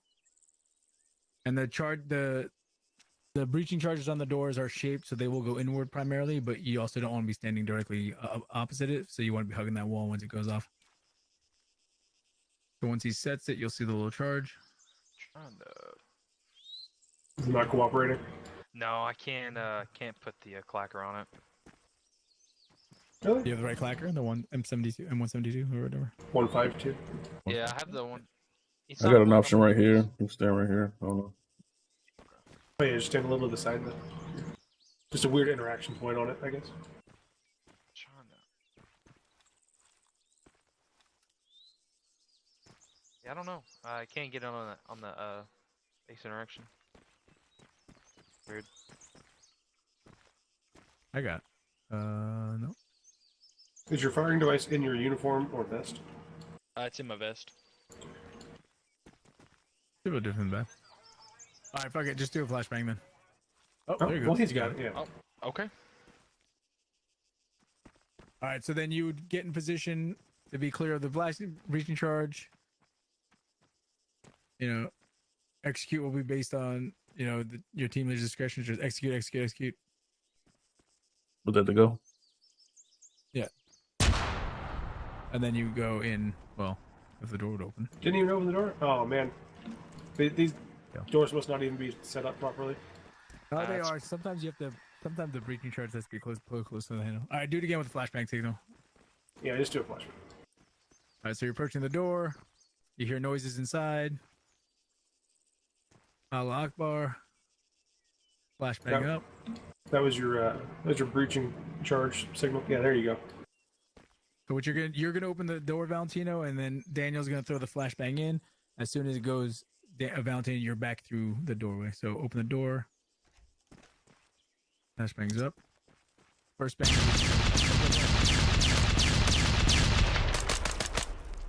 Good shit. Yeah, well done. I set the whole building up, by the way. You accept the what? The whole kill house. It's all set up. If you want to go through the whole thing once. The whole building? Okay. Yeah. I'll be third man to stack. Let's clear the building. And save So I it. got a question. Yeah. What pace do y'all typically do you reach? Is it slow walk or just this? I have tactical pace, which is with your rifle up. So this is tactical pace. For most open field stuff, if I'm going internal, I'll usually be walking. You know, the whole cliche of slow is fast, or slow, smooth, fast. So there's no reason to run. There's no reason to really run through a building. I'll usually be walking like this. If there is a situation where I need to move quickly through a room or building, I'll still be in a tactical pace, which is gun up, moving like this. This is as fast as I'll go. So walking pace, and then tactical pace. I would recommend setting a temporary walk button. Yeah, I have mine set that I have to hold it to walk and double tap to do it continuously. Yeah.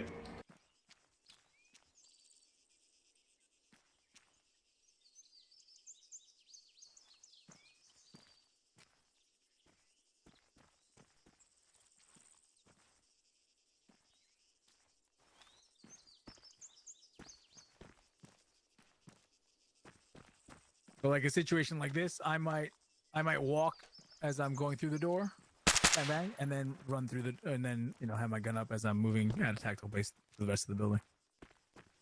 'Cause I don't need to necessarily be walking to the next door, but I want to have my gun up. So I might walk into the door, but then have what's the tactical pace with my gun up, ready to go, and that way I can point shoot. So it's not quite a jog, but it's not quite a walk. Cool.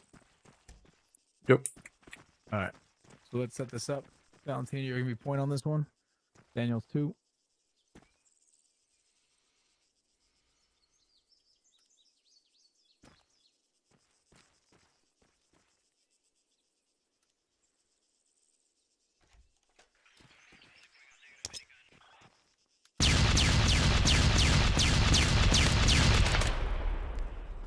Orb head. Copy with you.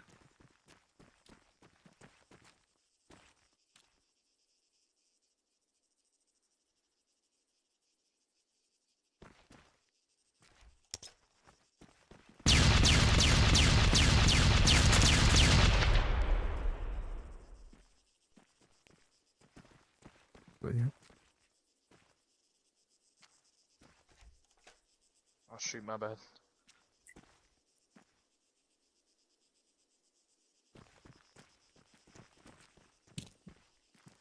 All right, multiple doors here, so we'll clear one door at a time. We only need minimum 2 in the room, So you can watch. You can continue to hold security on the rest of the doors, Valentino, while Daniel and I breach this room.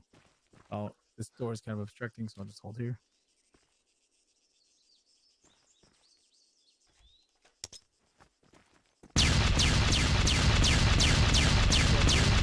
And you know what a short room is, right, Valentino? Yep. Okay. So now I'm stacked with you.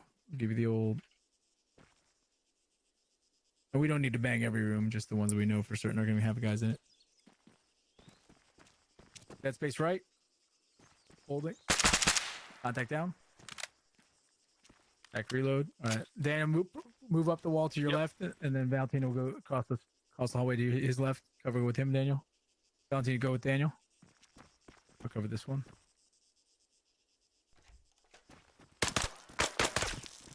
Room clear, short room. I need one with me. On you. Short room. Got that down. All right, we still have more rooms to our left, so go ahead and take us in, Valentino.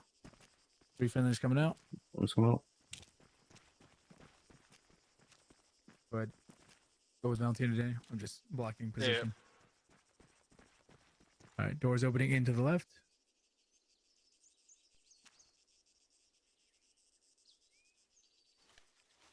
Oops. Oh. You're all right. You're all right. That was not the space button. All right.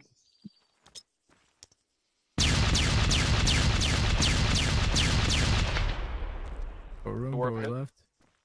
All right. Doors opening in to the left.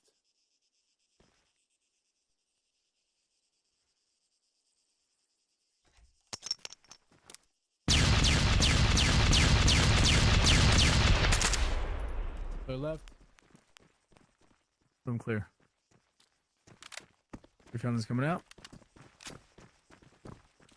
And that's it.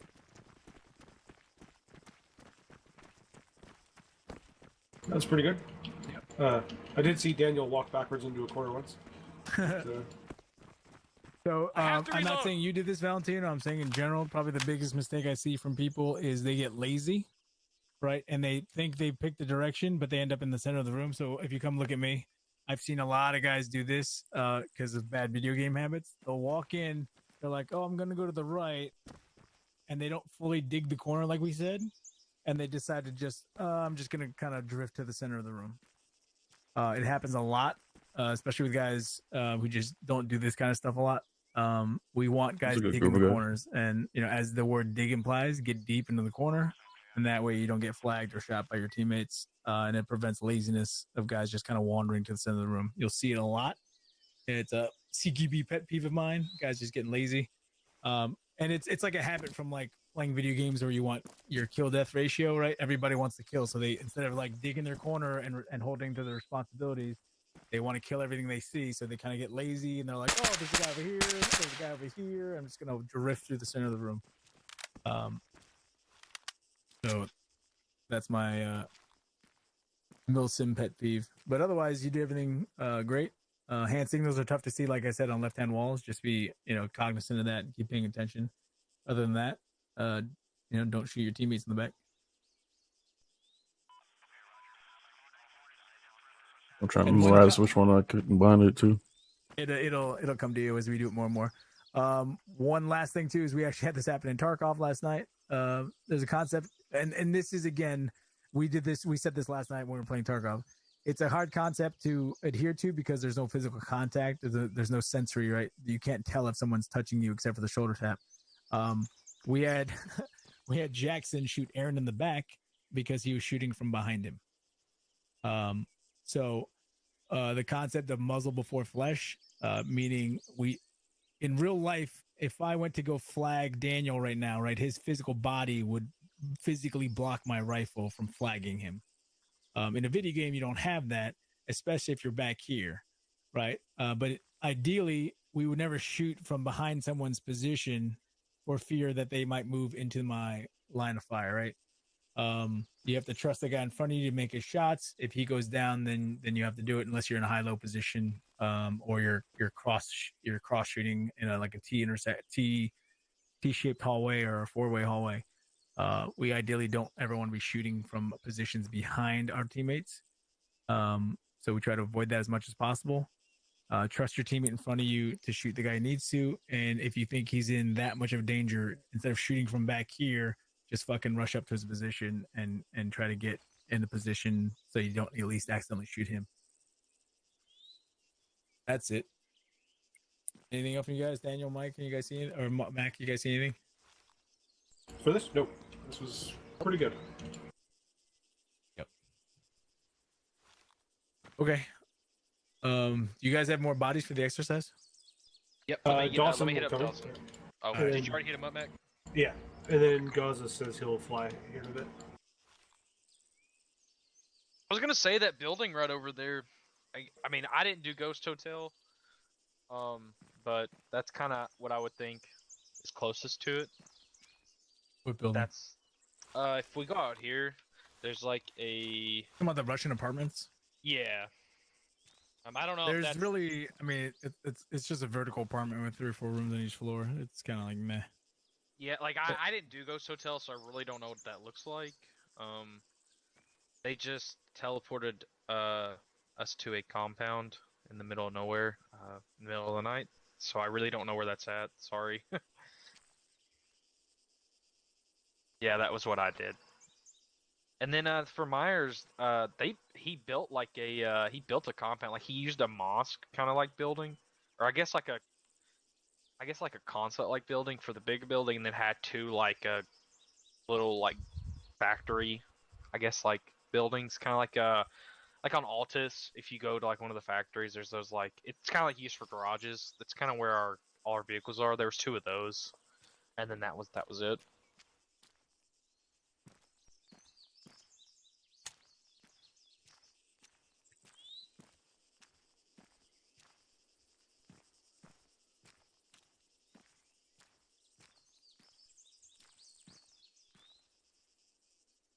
No, I've just been talking To join Hayes. to myself. All right. If Daniel, if you can help Switch find a location for this. Yeah. Switch, do you have time to actually participate? You said you might not be able to. I gotta like put my kids to bed, so I might be out of pocket for 15-20 minutes. Okay. We have Dawson coming in, so that'll give us at least 3 shooters. Again, my T4 is busted, but it only seems to be busted for you, so I might be able to run with them. If you'd rather be in like a supervisory role. What are those guys playing Mike Force? Some of them are, yeah. And then Gaza can fly, he said. So. Okay. Yeah, you might. I mean, Sires likes this shit. And you might be able to pull him away. Yeah, probably. I mean, shit.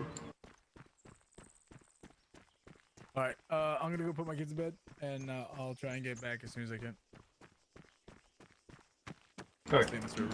And Valentina, while we are waiting to gather some extra bodies here and scout out a good spot for the test, let's go over your IFAC real quick, just to make sure you are all up to speed.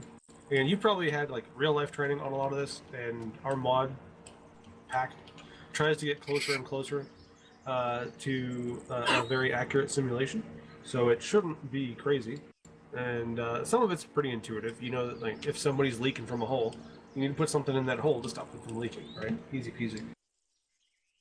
But we will go over all of the specifics in your IFAC just to make sure you know how they are all used. And again, some of the extra bits that you can do with just your hands. All right. So from the top, we'll just go through that whole kit list as I sent it to you on TeamSpeak. You have your Geedle tube, Yep. which is just a pharyngeal airway. It's a hard-ish rubber tube to hold the airway open so it can no longer collapse on itself. Fairly easy to insert as far as airway interventions go. It will, again, stop an airway obstruction, which is when the airway itself is actually blocked or collapsed on itself. It will not stop an occlusion, which is generally something like vomit getting caught in the airway. So if you insert a Geedle tube, you may still need to clear occlusions, and the way you do that is through head turning. If I had somebody here Well, actually, Switch stepped away for a minute. Switch gets to be the dummy. All right, let's go take a look at Switch. Okay, so I am going to toggle him unconscious. He's going to come back and be very upset. That's okay. Ace, medical, toggle unconscious. Boom. There he goes. Okay. Do you know how to open the medical menu? Yes. All right, cool. So you want to go ahead and open the medical menu. You can do it through the Ace interaction on different parts of his body, but some of our more advanced features aren't available through that, only through the menu. So get used to using the menu. It's super handy. It puts all the information right in front of you, so it's also much quicker to work through that. So I'm going to mess with his airway. And there we go. If you open your medical menu on him now, click on his head, and then hit the spyglass tab, which is the second from the left. You can check cyanosis. Cyanosis literally is check to see if he's turning blue, which means he's lacking oxygenated blood circulation. Okay, he's not there yet. So now you can go over a few more tabs to where you have a silhouette with the two lungs visible. Click on that and hit check airways.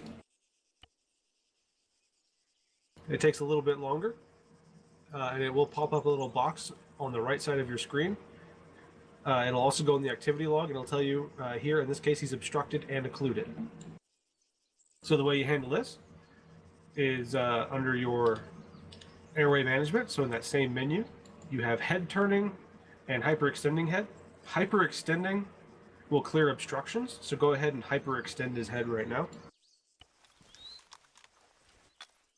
Up, Pope. Cool, and it says over on the overview, hyperextended head. Now, do some head turning. It'll tell you if it succeeds or not. If it doesn't succeed, just do it again. User joined your channel. All right, and then you can check airways on him again, or I'll do it, and you'll see that my result pops up there as well. He's still obstructed, not occluded. He shouldn't be obstructed because you're hyperextending. But go ahead and put in your Geedle tube. You should have one. And that should clear the obstruction. SEAL training from Ghostwater. It's like phase 3 out of 5. Check his airway, make sure. No obstruction, no occlusion. And the Geedle tube, while it's inserted, will prevent an obstruction from reoccurring. Now, because he has one on him, you can see it in the list. A King LT is another airway intervention. It will prevent both obstructions and occlusions. However, it's generally, it requires more advanced training to insert that in somebody, so we don't have everybody carry them. In Arma, it's actually just the same exact procedure. You don't need any real training to just click the button, right? But we do try to reflect real life. Usually only medics are carrying those. But, I mean, if you carry one, nobody's going to, like, yell at you for it, right? We're not assholes about it. So that's airway management. Pretty simple. I don't think he developed cyanosis. We didn't have him out that long. Nope. Okay. Now, that's most of airway management. The other side of it is something called a pneumothorax. You know what a pneumothorax is? Or a sucking chest wound? Yeah, I know what that is. Yeah. Okay. So those are simulated. They can happen. So you can do all the airway intervention and management you want, and he could be cleared all the way through, no obstructions, no occlusions, and he's still losing blood oxygen saturation, which is your SpO2. No, it's not a medic thing. It's just basic medical. You training can't really that everybody see if needs. the guy has a sucking chest wound though in Arma, right? You can't actually like just look at it and tell. You on can his hear it though, character can't model. you? I thought I heard like a Yeah, if you have a stethoscope, you can hear it. If you don't have a stethoscope, most people aren't going to carry him. That's where you check your cyanosis. So if you've got a guy who's been down and his airway's clear and everything, it's good practice if he's still unconscious after like a minute and every like minute after to check him for cyanosis. If he shows signs of cyanosis, even though his airway's all clear and he's got circulation with his heart, that means he's probably got a sucking chest wound. And the way you treat that, everybody's got a chest seal and everybody's got an AAT kit. Make sure I remember this right. It's chest seal first, and then that will deal with one particular type of pneumothorax, just a regular old pneumothorax, nothing special. There's also two other types. There's the hemopneumothorax and the tension pneumothorax. That's getting into the weeds, but if you put your chest seal on there and you keep him circulating, keep his airway cleared, and he's still got cyanosis, then you can hit him with the AAT kit. That'll clear him up like 9 times out of 10. That'll deal with everything. And then away you go. So there's your Geedle tube, chest seal, and AAT kits. So again, Geedle tube for your airway. Once your airway is established, then after you've done some other things like, you know, plugged holes and whatnot, see if he's got cyanosis. If he does, hit him with a chest seal. Keep working on him, keep monitoring him, check him again for cyanosis. If he still has it, hit him with the AAT kit, and he should be good from there. Splints, pretty straightforward. I think you know what a splint is. Broken bones. Tourniquets. Anytime somebody has a significant bleed on a limb, the first thing you're going to do before you start slapping bandages anywhere, before you even do airway management or anything, is going to be slapping tourniquets on limbs that have severe bleeding. So I believe the acronym is MARCH, the MARCH algorithm. So you have massive hemorrhaging, which is the M, A for airway management, R for respiration, C for circulation, and then H we don't really have. It's I don't even remember what it is. I think it's like head trauma and hyperthermia or something like that. I don't really remember the H, but it doesn't. I know it doesn't factor into what we can actually do in the game. So, massive hemorrhaging, tourniquets first. Airway, again, we just went through how to do that. Check to see, you know, if he's obstructed or occluded. If he is, clear obstructions and occlusions. Put in a tube or an LT if you need to. Check him for cyanosis. And then C, circulation. Check to see if his heart's beating. We're going to get to that right now. So if you click on any limb, or even his torso, like any part you click on, you can check the pulse from the Examine Patient tab, which is the little spyglass on the left, second from the left. So he's got a normal heart rate of 80. Perfect. I'm actually not going to mess with him on that one because you can already check even if he doesn't have any issues there. And then if you click on any of his limbs, or yeah, I think it has to be a limb actually. It can't be the head. It has to be arms or legs. Then you can check his blood pressure.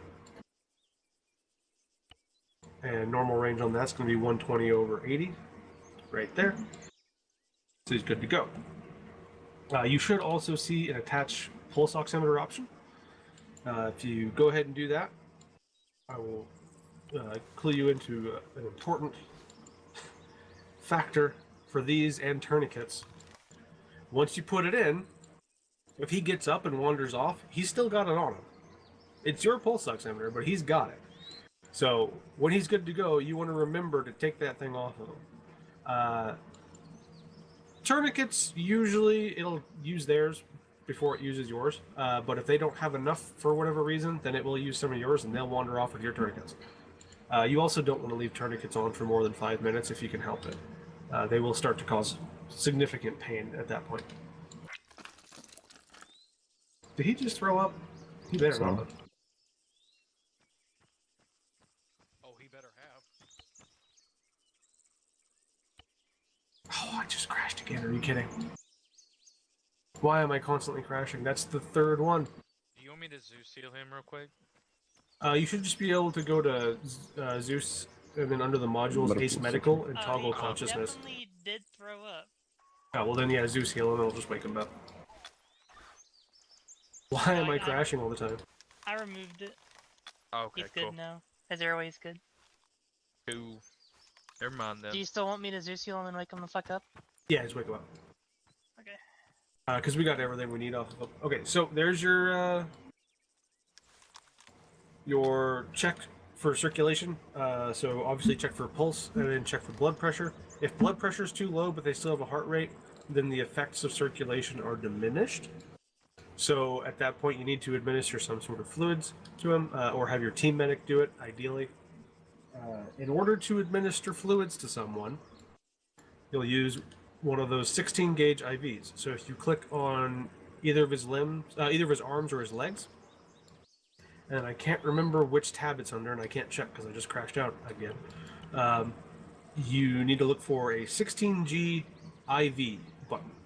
You don't need to do it now, so don't actually click it because he's up. But that is how you start an IV, and then once you start an IV, you can administer fluids and certain medications through it. So if his blood pressure was low, you'd be able to push saline on him. Everybody carries saline. We don't carry blood because it can go bad and you have to match types. So it's just a hassle.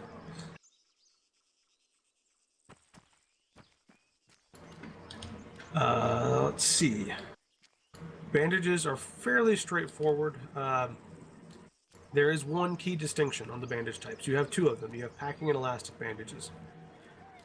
Packing bandages are your go-to when your medic has his hands full. Packing bandages will close up pretty much anything fairly well. I don't really like that that's the case, but that is the way it is. And they will stay on for a long time. On the flip side, elastic bandages are pretty good at closing things very quickly, but they also fall off very quickly. They don't hold well. So if your medic can get to you real quick, slap some elastics on there, he'll stitch you up and you're good to go. If you're busy, or your medic is busy rather, throw packing bandages in there and you'll buy yourself like 10 minutes or more. So the packing bandages, easy way to think about it is the packing bandages are for you to use. The elastic bandages are there for when your medic finds you on the floor and needs to get you stitched up real quick. Saline is self-evident. It is just a salt water solution that matches the salt content of your blood. So you can administer it in place of blood. It doesn't go bad. It doesn't need to be stored at a particular temperature. There is an edge case with that where if you administer too much saline to someone, the oxygen carrying capacity of their blood gets diminished so bad through dilution that they effectively have very poor circulation even if they're topped up on pressure. But it is very unlikely you will encounter that yourself. It's possible that your team medic or a pararescueman will, but very unlikely. Painkillers are something, it's pain management that you can self-administer. It's a take one as needed kind of thing, right? Do not go crazy with those. Epinephrine, again, that's for people to use on you. Morphine's for people to use on you.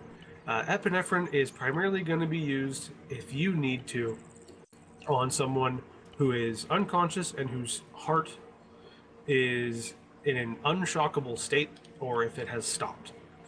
So if you find someone and your medic's hands are busy and you check their pulse and they don't have a pulse, administer a shot of epinephrine. It's an auto-injector, so you don't need an IV, and then perform CPR. It's one epinephrine for 3 reps of CPR. Obviously, you don't want to do CPR on someone who is still leaking from all of their new holes, so patch them up, make sure they're not leaking anymore, hit them with that epi, CPR. Make sure their airway is clear as well, because you may be circulating blood, but if there's no oxygen in it, then it's not really helping.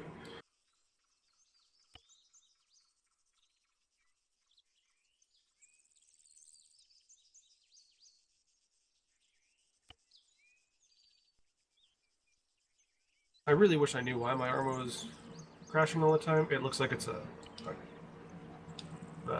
video driver issue. Again. But any questions, comments, or concerns about basic first aid? Anything I need to elaborate on? Nope. Cool. So again, follow your March algorithm there. That's massive hemorrhaging. Throw tourniquets on things. Check airway. Check for respiration. And then check for circulation. So by the time you get to checking for circulation,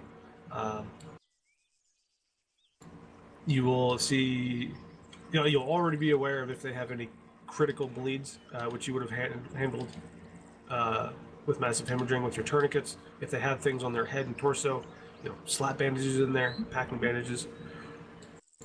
Then move on to airway, make sure that's clear. See if they are still, sorry, R is return of circulation. What the hell is C then? No, R is respiration, C is circulation. Never mind, I'm crossing my wires here. I had it right the first time.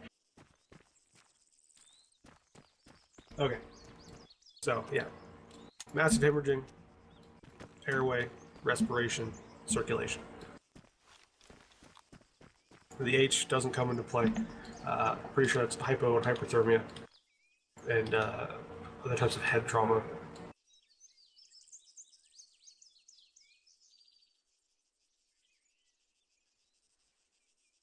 I'm going to restart my TeamSpeak as well, see if I can get my TFAR fixed so I can hear switch. I will be back momentarily. And then we should get this test rolling. Daniel, did you find a spot? I found 3 that we Cool. can choose from. All right, I'll be back in just a minute. All right. User disconnected from your channel.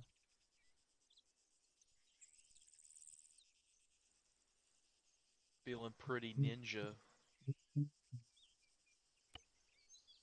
Well, you ain't a ninja, so. Yeah. Dream. Dude, Fuck no. dude, this is the first time I've done CQB in like months. Cause I've just been in Recce. Well, Recce don't do CQB a lot, man. know. I was like, man, I have to remember everything. User joined your All channel. right, here we are. Sires is here too. Cool. It's pretty dope. It's like So we have a good little team to run this with. You can do some Yeah, I pretty tried cool to shit get with spots armor. that had enough buildings but wasn't overkill, so there's 3 spots I think would work pretty decent. They were closer to what we're looking for. Yeah, I just like that the old place had that iconic area, so like everyone had to go through that experience, you know? Well, I got told about that and I got really excited and then we didn't do it. I was like, man. Oh, you guys didn't do it? Nope. Boo. I remember like I finished phase 1. They're like, "Oh, you're going to the Ghost Hotel," and I got told that like 30 times. Then I go through phase 2, and they're like, "Yeah, no." I was like, "Okay." Bro, the Ghost Hotel was such a fucking. The thing is, it was fun, but it was also a massive clusterfuck. That's what they told. That was like the design of it, apparently. It was actually really nice that we had this map, or not this map, this area we could do it in, where you had a large building with 3 floors and a large open foyer and like some clear open sight lines out the front of the building. It's like you had all kinds of threats you had to worry about, as well as, internal things. Well, it felt so cramped yet so open at the same time. It was horrible. It was great.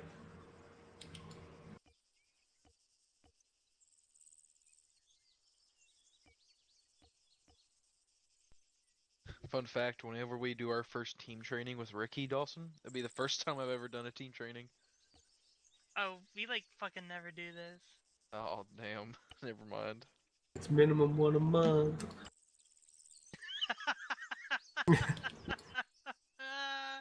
That's funny. And then for an entire year and a half, Air Force trained every week on Thursdays. Oh no, we did Tuesdays at that time. Yeah. Just casual Tuesdays. We really only do trainings if like there's something uber important and specific that we haven't done in a while. or something else happens, like we all want training, but yeah. Not exactly something that happens a whole lot, not gonna lie. I miss the times when I can actually get the pilots to do trainings every week. Do you guys even have enough pilots for that anymore? Oh, we have enough pilots. The question is, like, do we have enough pilots that'll show up? A true question. Oh, also, Daniel, did you see what happened with Cacta? Yeah, I sent him a message. I was like, "Get better, sir," and I did tear streams from right cheek. Oh no. What did he do out He there? got Rona at 29 Palms. Oh my god. I asked this because He's only I been wanna out there make like sure- 4 days. He probably got it right before he went. I only Could have asked gotten this it on the way there, actually, during because travel. I Yeah. may not know what it is. What is 29 Palms? It's the Marine base out in... It's California, right? Yeah, it's going. Okay. It's one of the two big Marine bases, or 29 Palms is like a subsection of it. You have Lejeune, which is in... Oh, fuck. South? It's in one of the Carolinas, I think. Gotcha. And so they do... That's one place they do basic for the Marines. And then this 29 Palms... I don't know if they do basic out there, but it's a big I don't Marine think so. base So out Paris there. Island, South Carolina. Paris Island, that's And what you it got is. Camp Pendleton, California for West Coast Basic. That's what it is, yeah. Camp Pendleton.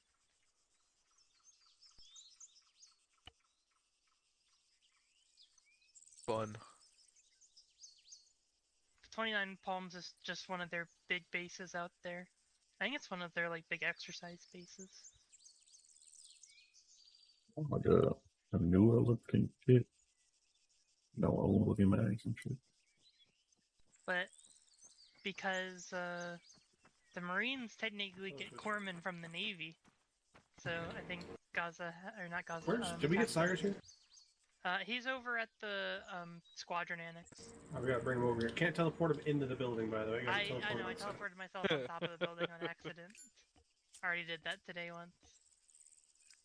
Oh, don't tell me he's fucking singing up. Oh, Jesus fucking Christ. I hate that shit. Alright, just so you know, everybody who's here, obviously you've met Daniel, he's been here for a while. He just more or less got into Recce. I think you have one more test left, right? But you're pretty much already but in. it's nowhere near as bad as that phase 2 test. Yeah. So Daniel's like the newest Recce-man. Dawson, he's a returning member. Fuck you. You just got sheed, Fuck bro. you. I know. Fuck off, bitch. Previously in Recce, returning to Recce. So technically tied with Daniel for like most junior Recce member, but Dawson's been around the block a couple of times there. Cyrus here is our long-standing EOD User chief. joined your channel. His call sign is ugly. It is well-deserved. Switch back behind me. He already introduced himself. He is Alpha's point man. I can't join Ops until I'm Mac. I'm the Special Tactics Officer for 24th STS. Or better known as the knower of all. Did I complete all 5 phases? 30s on civilians driving trucks.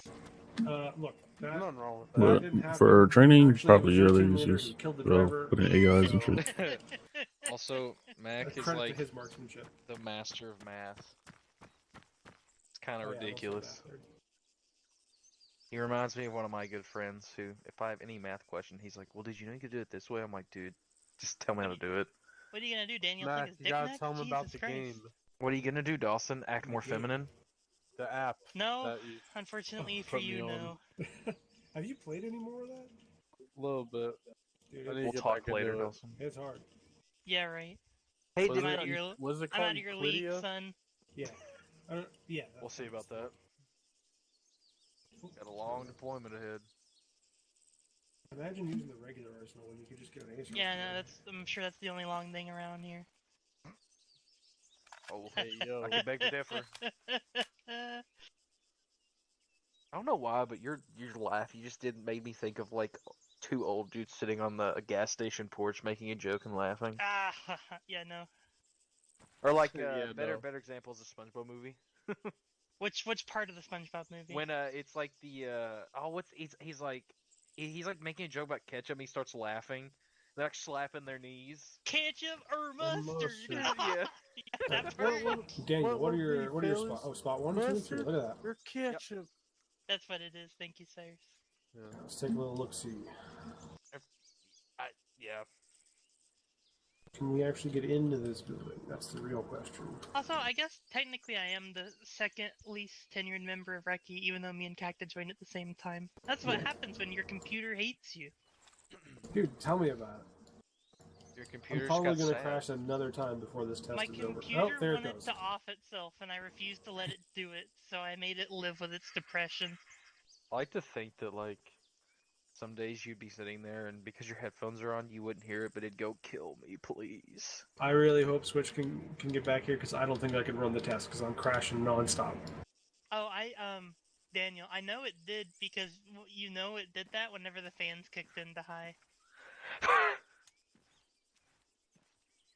Yeah, it's Like, tough. Please let me die. Did you do yours pre-built or did you built it, right? No, this one I built myself. Okay. Yeah. I definitely recommend building it yourself because although it'll take you a few hours, it's not hard.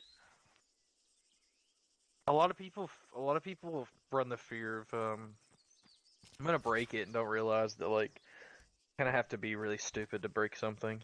Well, I mean, like, here's the thing, right? As long as you respect all the parts and, like, you know, just watch a few videos beforehand, do some research. As long as you, like, And you read know, the directions, Jesus Christ. Read the directions 100%. Dude, I've read so many like posts and like my teachers were like, if you do not read the directions for RAM sticks, you are going to destroy your computer. Yeah, so ideally the best thing I'm to just do a for RAM assaulter, stick is you want which to is pop pretty much a open rifleman. the Oh, he switches back. the side latches. I think. What's up, Switch? Well, his mic is muted. His mic's muted. What's up? You might actually have to set up the test even if you don't participate because I've crashed 4 times now since we started. Did we determine a building? Yeah, there's 3 spots marked by Daniel. None of them are quite as exciting as Ghost Hotel, but No, Ghost Hotel was really fun. yeah. thought Since those they're all in compound, so they should work. Where are they marked? Spot 1, 2, and 3. They're in side channel. There are 2 are south. Oh, I see it now. Okay. What's Gaza doing over here? He's gonna fly. Gonna fly. No, he gonna fly. Let me take a looky see. Spot 3. Warehouse 1. Spot 1. 2 two-story buildings. Yeah, he's the guy that actually saw the fucking spotter we have. Hey, I'm there, man.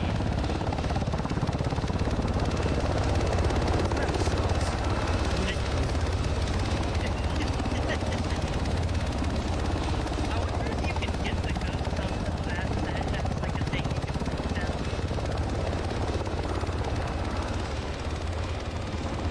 I'm sure you could. Probably just build it into the map.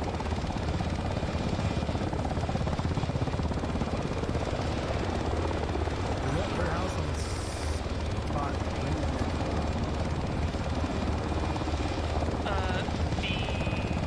The big factory building. Everything, the smaller warehouses, I think, are with the big buildings. Honestly, I think everything on spot. Actually, no, those 2.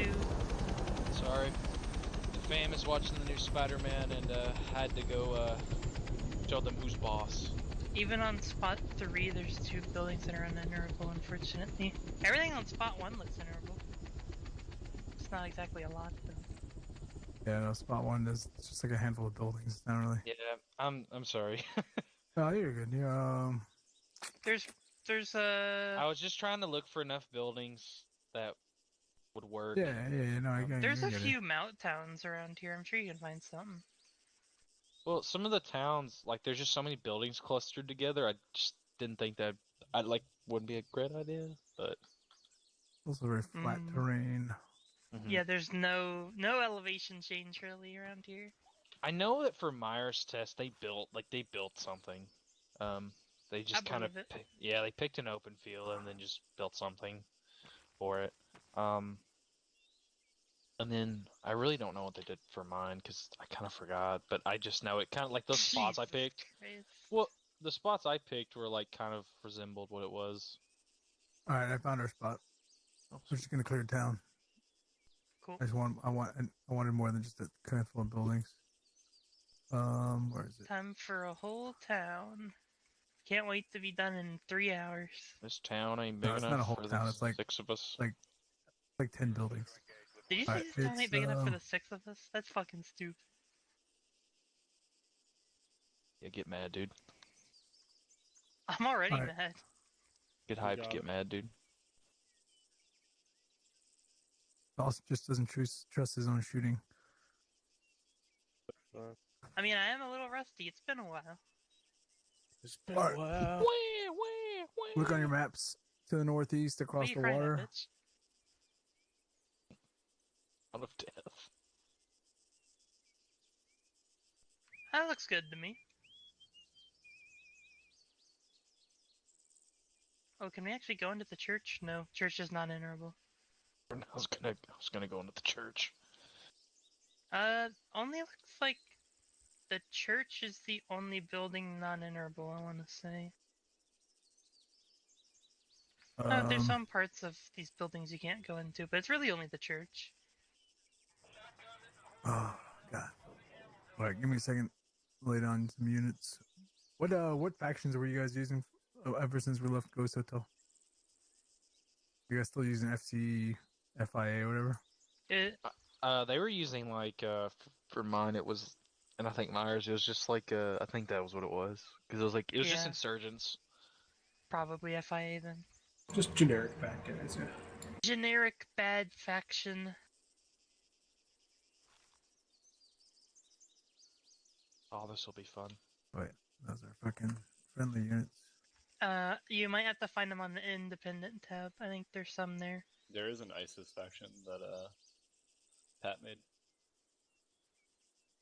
ISIS, you say? Yeah, pretty sure it's called ISWAP. His WAP. His long You stay say Drake? wet ass pussy. What? What? Oh, Jesus. Don't say that too loud around fucking sires, man. You get all riled up. ISWAP? You're gonna get me bricked up. It is Oh, yeah. ISWAP. It's Western Africa provinces. Like, it's Wait, it's a real thing. The- It's just the a Western happy Africa coincidence. provinces. It's a happy quinkadink. hey, I got COVID, so if we're flying and we crash in the ground, it's because I had to shit myself. So I'm sorry. Awesome. You got actually COVID have too? Did you give it to Cacta? Did you two No. elope before he went to 29 Palms? They had a goodbye No. kiss. Because he got it too. I thought that was for monkeypox though. No, I don't know. I'm on leave, which is the most annoying part. So I can't even like do stuff with my family. But I was at my sister's house and I was sitting there and I was like, Alana, why is it so fucking hot in your house? She's like, it's not hot, you're just fucking weird. And I was like, no, it's really fucking hot in your house. She's like, no, it's not. You're just not used to New York weather. And I was like, oh, North Carolina. New York weather. And then I was like, you know what? Let me COVID test myself. You jeez. know what? I was Let me like, be because this is weird. And it cautious. came back positive within like 20 seconds. Jesus Christ. Oh, we had a similar situation. We went to the Mets game for Father's Day, and my brother had just come back from Las Vegas from like a golf tournament. And my wife's a nurse practitioner, so we're like at the game, and my brother's like, "Yeah, I wasn't sure if I was gonna come. I felt like I had a little cough and a cold." And my wife's like, "What?" And so we're there with my kids, his kids. Father's Day, we're at the Mets game. Like 2 days later, my brother's like, "I've got COVID." Our sister was there; she has COVID. His daughter had COVID, and my wife was like, "I fucking knew it." And so we tested everybody in my family. Fortunately, nobody in my family got it, but like everybody, like 70% of the people that were with my brother got it. Yeah, I don't know. I was Jesus. We lucked out. I just had like a sneaking suspicion. I was like, this isn't right. I was like, I'm not supposed to be this hot sitting inside of a house with AC on. We had a guy at You're a work. sexy bitch. We had a guy at work who refused to get a COVID test, and essentially he had COVID, but like was like, it's just a cold, guys. It's all right. And he came to work like. This is the high first fever. time that I have ever tested positive. I got tested. I didn't have but it. I don't think it's the first time I've had it. I think I've had it in the past, just didn't get tested. Like I was in Mississippi once, and they were like, "All right, if you get ROM, you're gonna be stuck in this condemned army barracks for 12 days, no contact with the outside world." And I was like, super sick, and I was like, "I'm good, guys. I'm fine." I'm good. I'm good. Please. What, I'm what totally fucking good. base were you at in Mississippi? We weren't at a base. We were working Oh. with MARSOC, and we were at like a safe house out in the actual world. Gotcha. That was fun. I'm happy I, I mean, didn't I go do think- on ROM for 12 days for that, because that was a good I ass do time. think the fucking Swick Riverine unit actually is down in Mississippi, though. Or is it Louisiana? Oh, we Just can't were remember. yeah, we were crossing state lines a couple times, but like that area. But no, we were just like we were raiding buildings and shit, like in the middle of like residential neighborhoods and like actual office spaces and stuff with role players. It was really cool. That is Oh, awesome. Jesus. Yeah, just like 2 a.m, rolling up in like gun trucks, like jumping off the fucking sides of them and shit, and like getting in big fucking simunition gunfights and whatnot. There it goes again. That sounds like a shit ton of fun, honestly. Dude, that's so cool. It was a good time, and I Did you learned a guys lot get of really good shit from them. Did you guys get to roll with them, or were you just there as like medical precaution? No, we were acting like as their partner force. So they were training us daily, and then when we went on raids, we did all the raiding, and then they did all the security. Just so we're not burning any more time. Here's the deal, Valentino. The point of the exercise is not to test your team leadership skills. It is to test your ability to adapt to the situation and apply the training that we just covered. Primarily CQB amount. Okay, so you're gonna be the team lead. The objective is you have a doctor from Doctors Without Borders. I'll give you a little backstory. You have a doctor that is being held hostage by a local insurgent faction, ISIS West Africa provinces or whatever, ISIS WAP. There is 2, 4, 6, 8, 10. We'll call it 20 armed men garrisoned inside this town protecting this doctor. 20 to 25 inside the village, and we'll say another 10 to 12 roving patrols outside the small hamlet. It's only 2, 4, 6, 8, 10 buildings. Okay. You don't have to clear every building. You just have to find the VIP and extract. Method of infill and exfil is at your discretion. You do have a pilot here, a crack pilot, with COVID, so you may make it in, but you may not make it out. Without no, COVID, we'll probably make it out. Just not a few days later. It will be a nighttime operation. Method of infill is at your discretion. You have to plan the route, the LZ, HPZ, and all that good stuff. Again, this is not an evaluation of your ability to lead a team. It's your ability to apply the things that we just taught, stay on objective, and GTFO without getting everybody killed. You have 15 minutes to plan and an hour and a half to complete the objective. Starting Which spot is it? Town of Death in the up northeast across the water. God. You should be fine, Gaza. And it's at nighttime, right?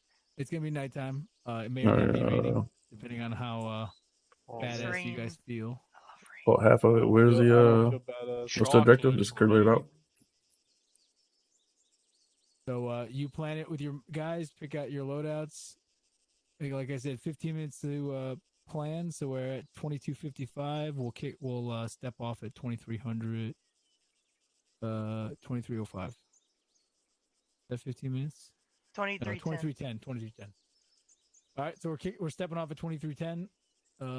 Get your loadouts, get your minds right, talk to your pilots, and I'm gonna try this one more time.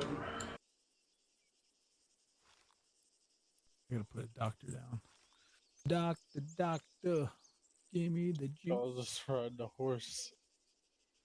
Yippee-ki-yay, motherfucker. Gus is riding a horse. Is that what you just said? He's jumping. It looks like he's galloping on a horse. This dude.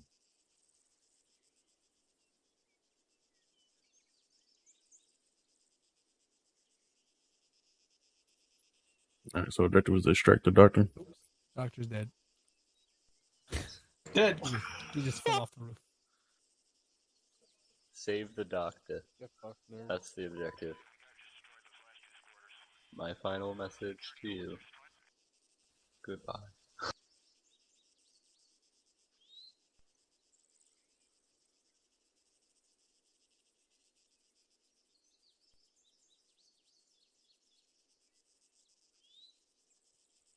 What are we on? 3-1 for short range? Yeah, just run 3-1 for the exercise. Radio check 3-1. Over. I'm updating my display drivers, and I've tried a few other things. We'll see if any of it works. Hopefully Are that your fans on? Yep. Because I've done that a few times where I'd launch a game without putting my fans on high, and then my laptop cries, and I don't know it. Oh, they're all PWM fans. So they're variable, and I have my curves all set up and everything, so they just go. Yeah, I don't know how to do that. So.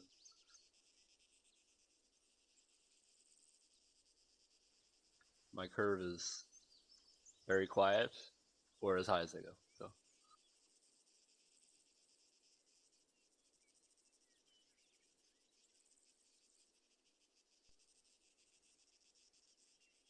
I found a PVS 31 mount in the grass right as I was leaving for leave. Shit's mine.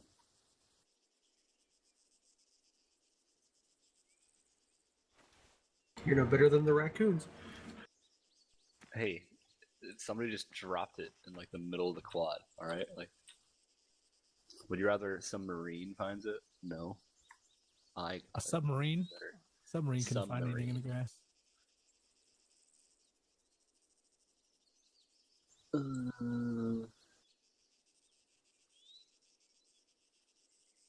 Somewhere in that purple circle should be okay to land in, although this area is kind of close. That X.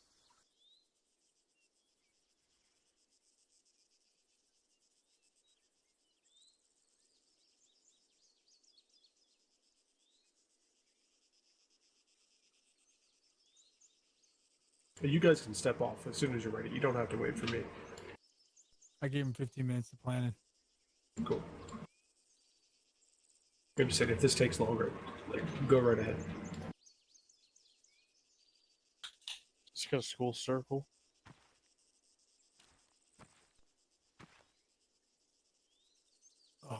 Oh, Twitch, you're just streaming the objective in the general video. What?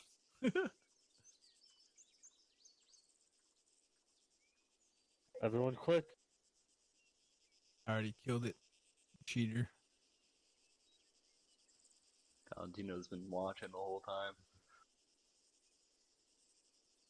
You talking? Been on that ISR feed. I think your mic might be muted. Can anybody hear him? Hello? Oh, there you go. He's just a man of few words. What's the circle in the X? The purple X is too close.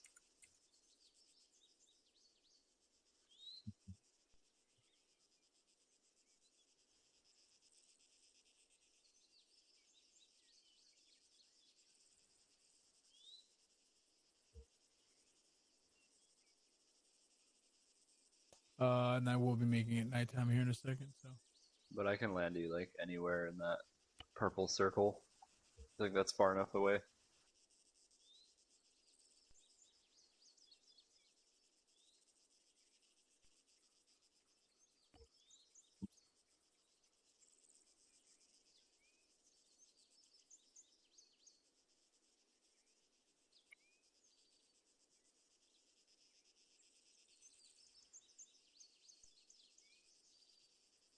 Oh, I forgot to tell you.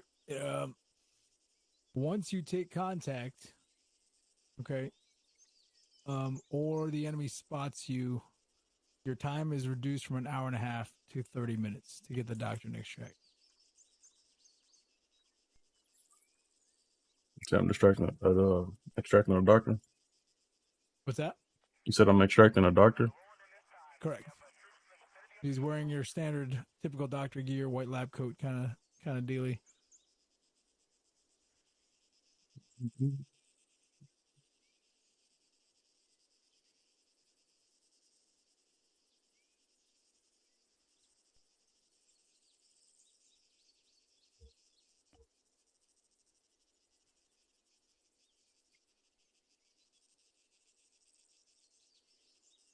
All right, we're gonna advance time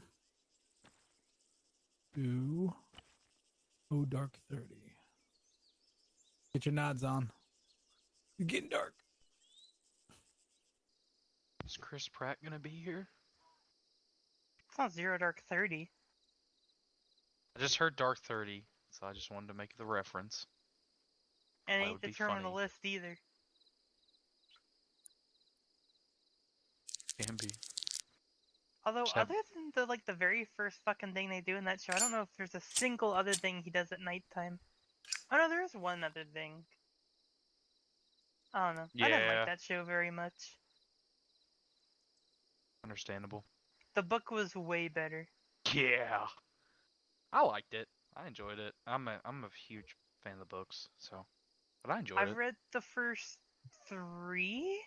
Yeah, I'm on the 4th one right now. I just listened to the audiobooks. Oh, okay, yeah. I actually like the narrator who narrates them too. He's pretty cool. Yeah, I like the idea of audiobooks. I just don't think I would like pay attention as well as I do reading. I do because I get distracted reading easily. Mm-hmm. So like if I have someone that reads, I can just sit there and visualize in my mind, and that's how I like to See, enjoy things. I like I'm the visualizing opposite. in my brain about it. I feel like I'll start zoning out after a while of hearing an audiobook.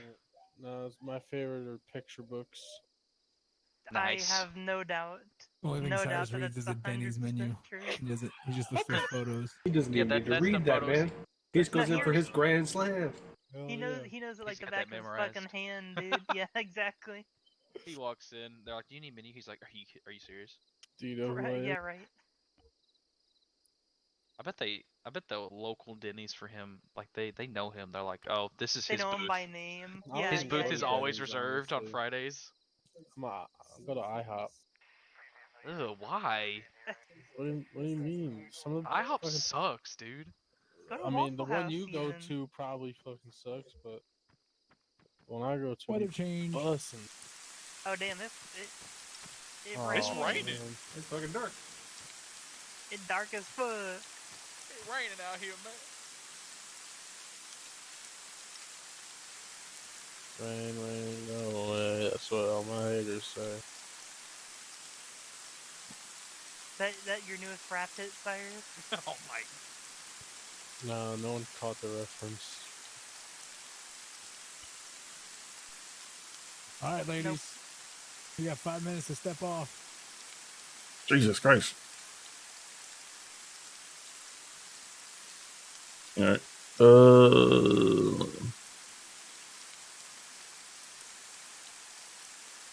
All right. Quick brief. Gonna land at. You guys looking on the map? Yep. Yes, sir. All right. We're gonna land on LZ Alpha. All right. Once we land down, we're gonna head into the tree line, head up to rally point 1. And there's gonna be open danger area. You want to quickly scroll through that to RP2. And then we're gonna see if we can see the town from there, from RP2. If not, head up to phase line Alpha and do the same thing. From there on, we're gonna clear Town of Death from south to north. So looking for a doctor. Our objective is not to kill as many targets as we can, just to find a doctor and get out. In the event that we get in contact and we need to get out quick, I made LZ Bravo close to Town of Death, but the goal is to hit LZ Charlie for extraction. Pretty quick and dirty. I'll adjust plan accordingly throughout the objective. Any questions? How you want the team split up? Yeah. How many is it? 4 of us? I 5 think with there's me? 4. Who all's Hello. going? You got myself. I don't know if Switch is actually going to participate. You got Cyrus, No, I'm just gonna Daniel, monitor. and Dawson. So a total of 5, including you.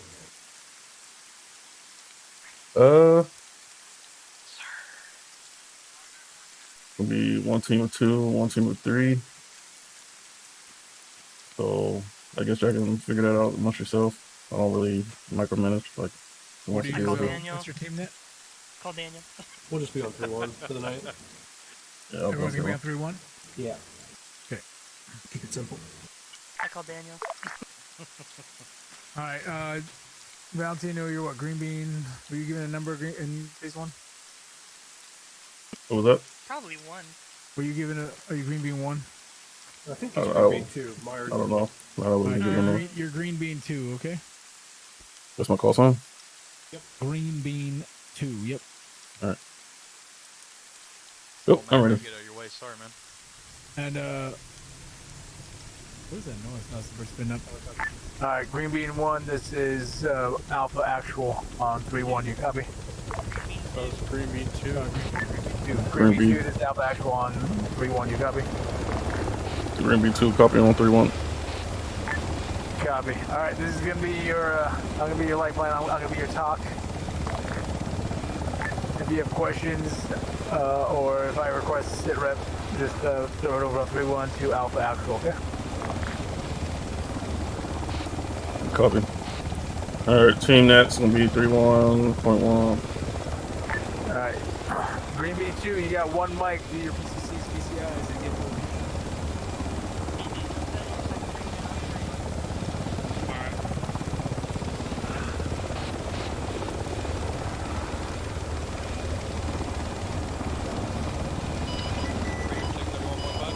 Just go radio check through.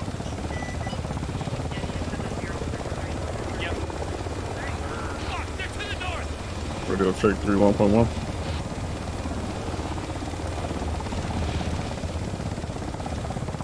I'll be on, me and Daniel are both on 3-1 also.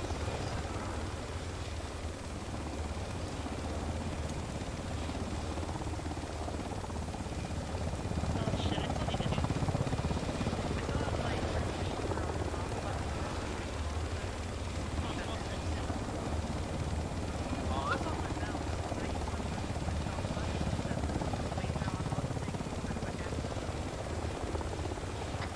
Radio check 3-1.1 over.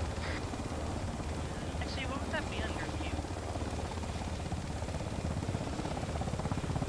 How do I exit a smartphone shit? Never mind. Oh, there it is.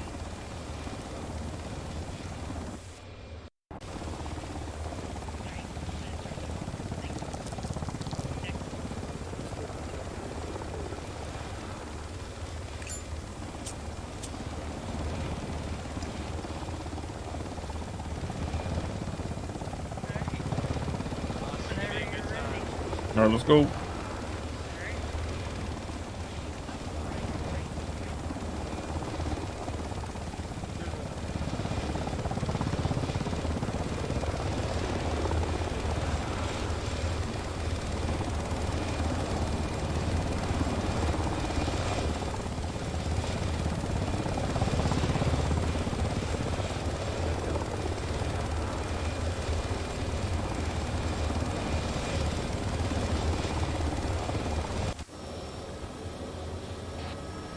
All in. The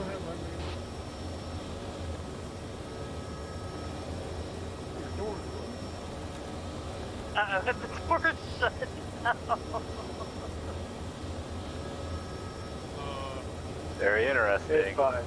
Everything's fine. You can open it and close it. Yeah, I don't know Interact. how to find it. Actually, I don't think I can. No, it's like up near the front, I think. It's some weird fucking place.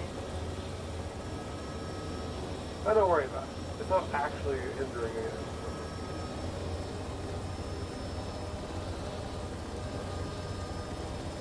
I can barely turn in and turn out, which is awesome.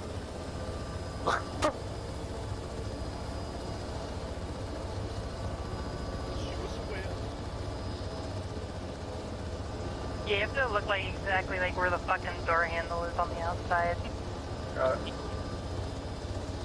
For some reason, my interact thing is now scroll wheel. I don't remember changing that, but that's very dangerous. That is extremely dangerous. Oh, dude. Yeah. Nah, I think it's fine. At least a little bit, you're falling out of the sport. Daniel, you can stay on it. IC1. Or MISC1. Or whatever the fuck it is. I'm in Miss One. Yeah, you're in MISC1. Yeah. Fucker. I'm pretty sure it's more than just your shoes getting wet, too. Radio check through. Oh, no. Got you 5x5. Shit, why the fuck are you wearing your Jordans on and off, bro? Switch, I hate you. Swag. Oh, dude, sick. Yeah, I'm sure the Nigerian terrorists are really gonna appreciate Yo, Fraser thought I couldn't hit a C-130 with a lightning bolt one. Yeah, dude. Not to mention, they got stock X there, too. Might have been Hubbard, actually.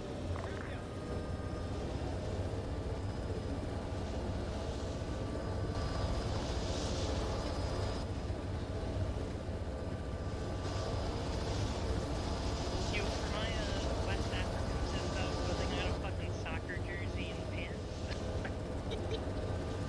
I got t-shirt and jeans. You mean a football jersey? Football. The beautiful game. Good thing Prince isn't here. Yeah, no, he'd probably start a whole long-winded conversation about that shit right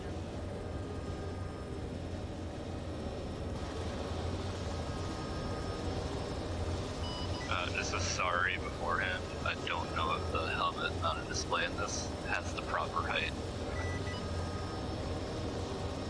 If we slam into the water, it's because I'm showing 500 meters right now. Oh, great.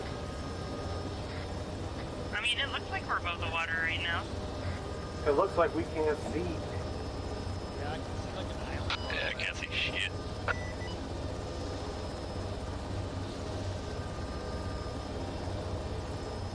I think our altitude says like 240-ish right now, looks like. Yeah, there's a cargo ship. Yeah, we're at like 220 altitude. Yeah, I see the cargo ship.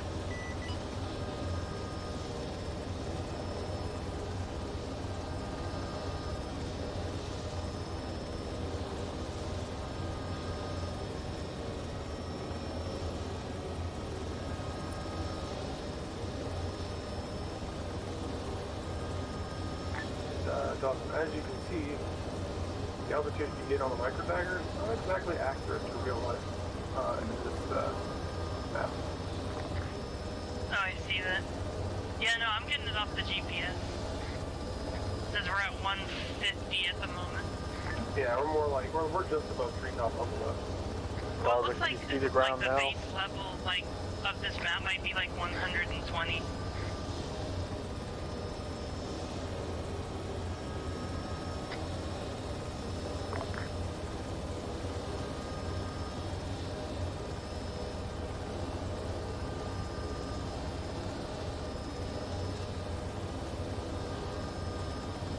Not good flying weather regardless. Make sure you get this correct. Are we landing or fast roving? Landing. Okay. Yeah, there you go. Yeah, we'll do fast rope phase 4.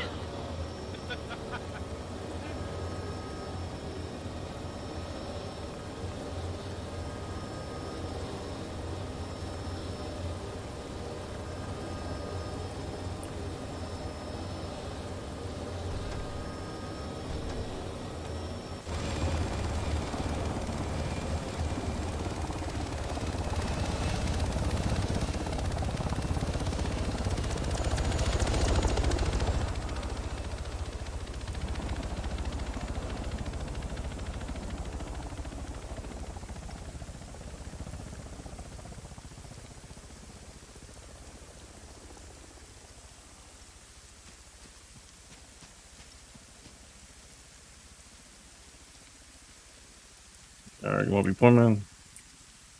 Yeah, sure. I'm Yeah. done. You want the Not 2-man behind up the front or in tanker, the rear? I'll take the rear. Sires, take us out to RP1.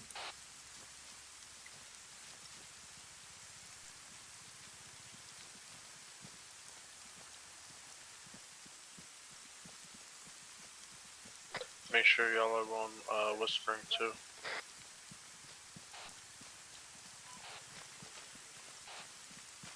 Green Bean 2 heading to RP1.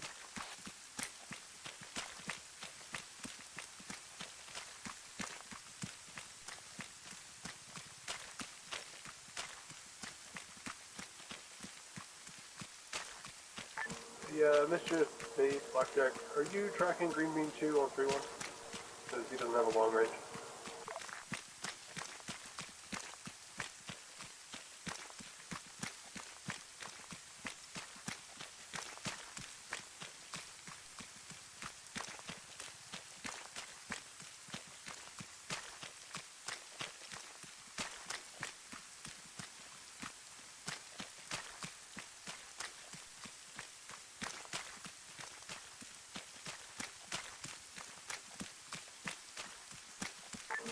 Mr. Face, Blackjack 3-1, do you have a long range? Yes, I did. Alpha Actual to Green Bean 2. Sit rep. We're heading to RP1 time now. Copy.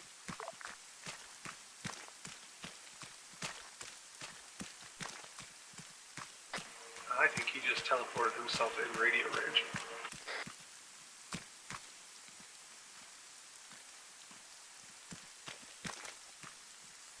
Well, no, I can hear you, and no, I didn't. I was at the LZ when you landed.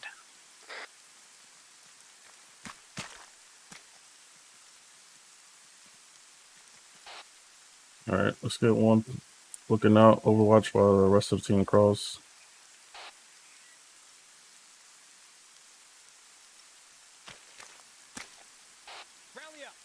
Let's move up closer.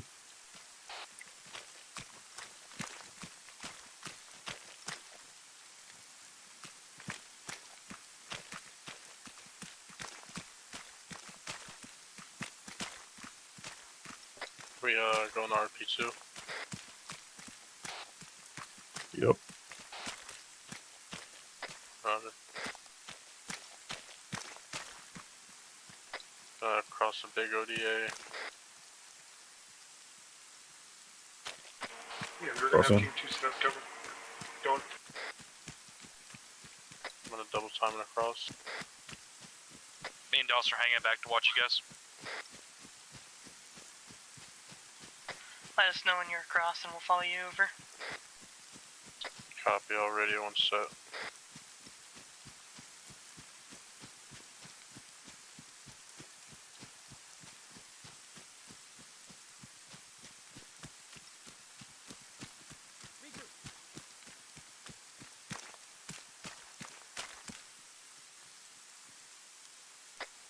Alright, we're all set. Roger, we're crossing. Gonna be 2, moving to rally point 2, over. Copy, moving around point 2. Green Bean 2, this is Alpha Actual. Be advised, we have several reports of 4-man roving patrols in the tree lines, as well as technicals guarding all MSRPs going into the town. Copy. Alright, we're across. MSRP? Moving to RP2. I'm 4 beers deep. Shut up, Mac. Alright, we got roam patrols and technicals guarding all MSRPs heading into town, so be less.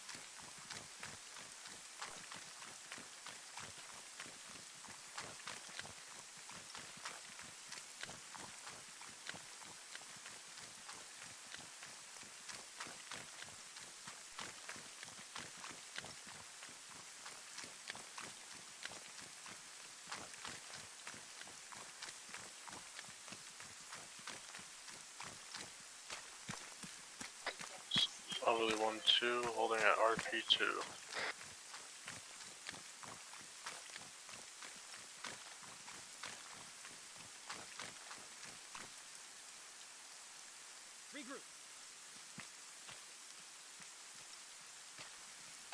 And let's hold here for a second. Copy.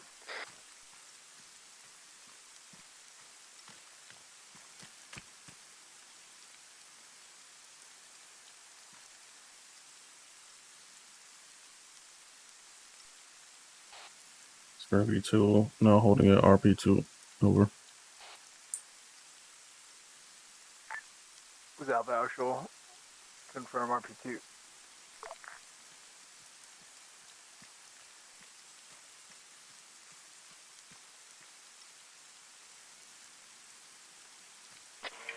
I got a 4-man patrol to our northeast, 045, about 100 meters away, moving left to right.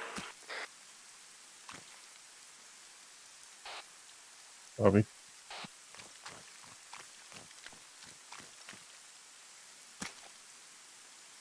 Just lost one in the tree. They were over near that light source.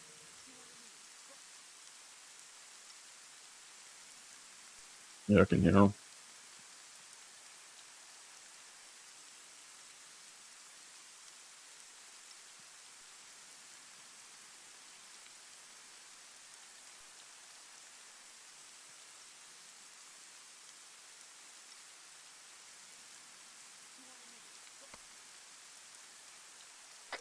Be advised, I got eyes on a patrol to the northwest as well on the road. I don't know if you already called that one out or not, but It's that northwest. affirm, approximately 291.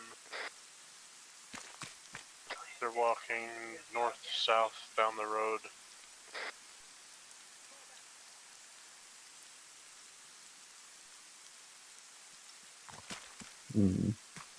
Where's that vehicle facing?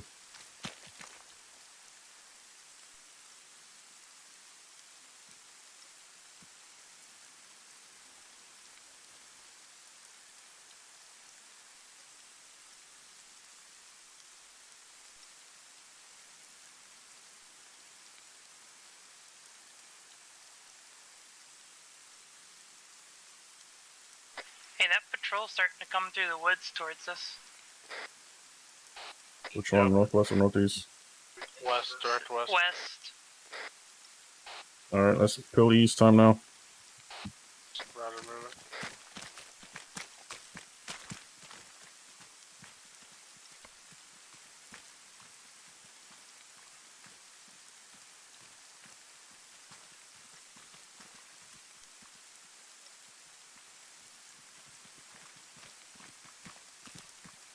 Let's keep moving.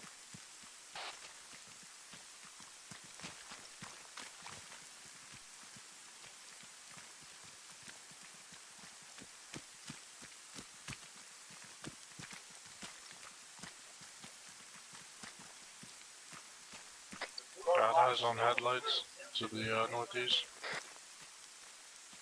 There's some type of light.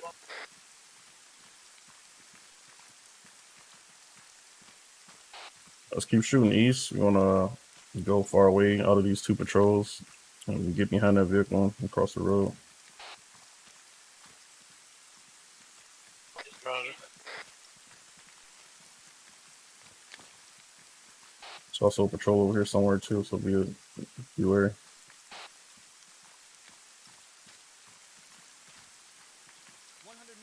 Yeah, I see multiple guys standing over there to the north.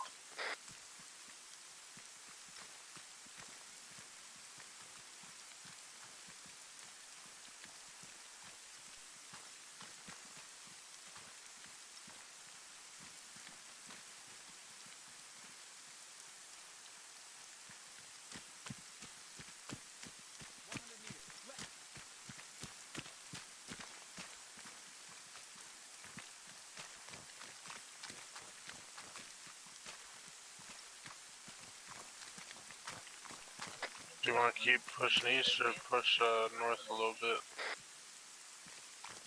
Push north a little bit. If you have to, if you got to, then push your east to get away from them.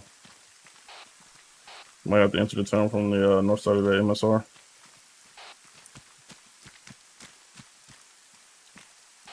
Actually, never mind. The vehicle's facing north, so let's yeah, let's shoot west, northwest. 100 meters. Front. Head that way. I don't see Yeah. that patrol to our west-southwest anymore.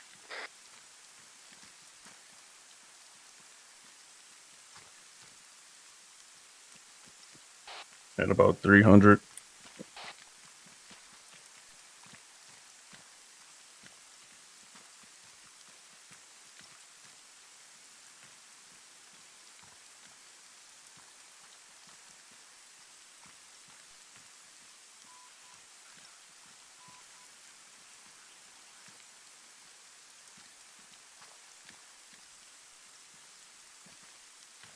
Got eyes on the building to the west.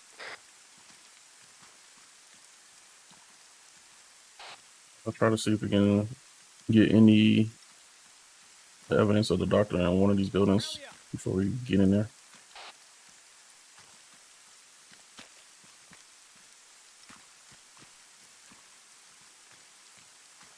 Probably gonna be the one that's most guarded, so.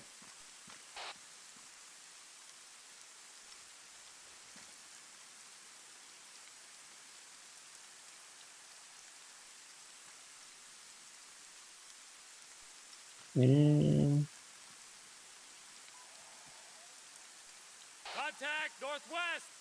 Yeah, contact bearing 225 at the corner of a two-story building. Hostile contact northwest. Direction will be 309. The range is 225.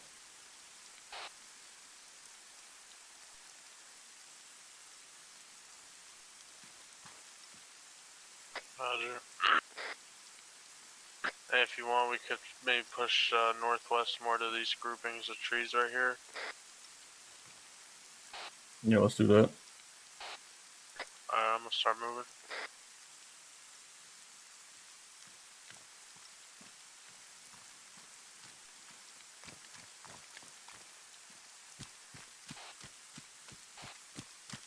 Renegade 2. Now approaching phase line alpha. Spot by another grouping of trees.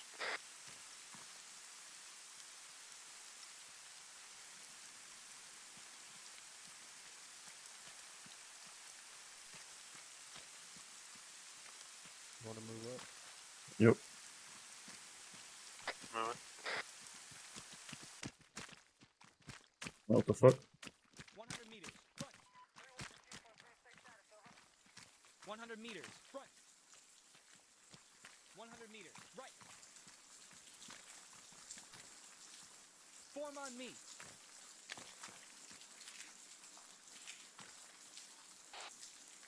Renegade 2 not at phase line alpha.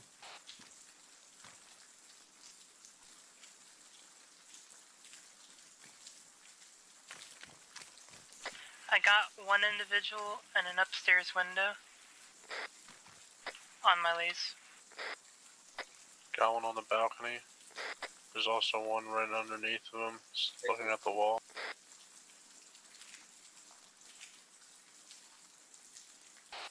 Copy.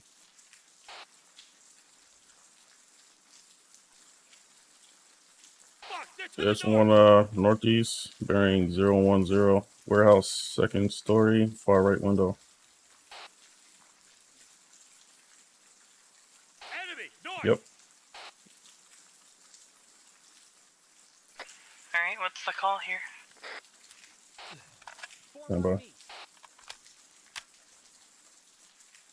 Where's that building at 225? Let's see.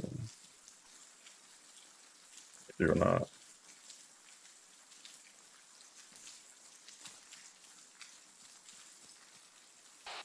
All right, we're gonna hit the first far east building. It's gonna be the warehouse. So let's take that. Let's move from the tree line to that fence. The housing is on the other side. Work way up. Actually, scratch that. That guy on the second window is facing that direction. You're gonna be lining straight to the entranceway in that fence area around that warehouse. Yep. I bet moving.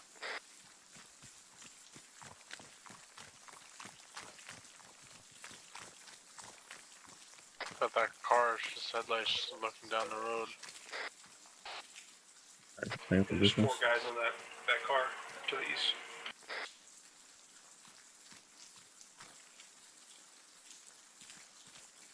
Alright, let's not cross the road. Alright, we're going to take these guys at the 2-story building that's around the balcony. Head back to the tree line, move up as close as we can. We're seeking out the shots. Roger, moving back towards you.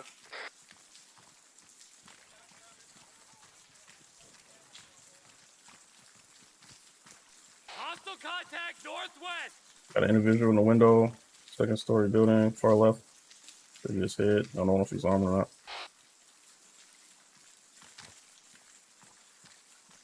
I'll take the guy on the balcony.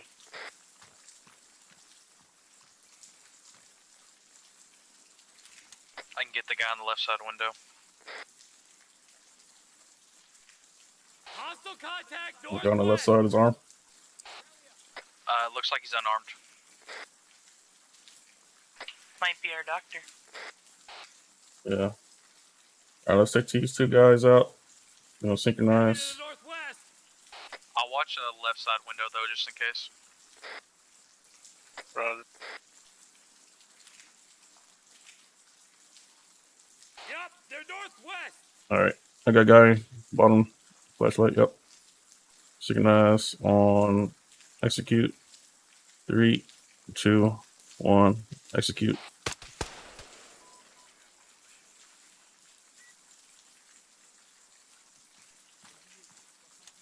Flashlight.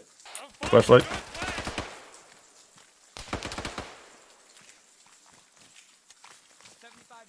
Show behind. 3v2 Alpha Actual, what's your status? Getting engaged. Control the camera from Ganas. Copy that, Green Bee 2. We have reports. We got here. Got the doctor. Got the doctor. Doctor on me. Green Bee 2, we got chatter on the radio. Patrol, roving Hey, patrols are moving your doctor's location. squirting. Yeah, doctor's seeing he's moving south.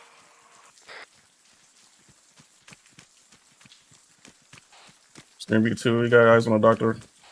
Contact front.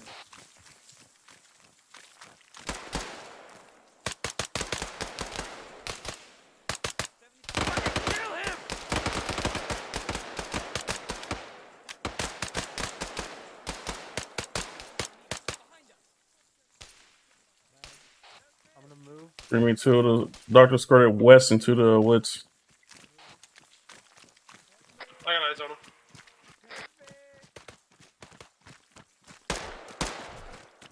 I thought I had eyes on him. Yeah, there he is. Stop moving, stop moving, stop moving, stop, stop, stop. Hands up. Get down, get down. We got a truck at the end of the road, northeast, bearing 30.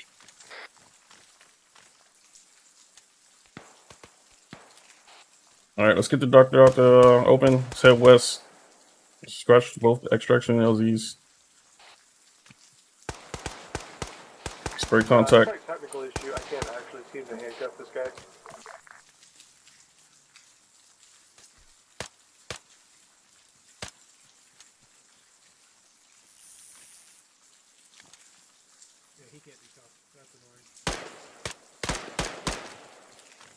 Yeah, I got the handcuff option, but he's not actually handcuffing and going into the animation.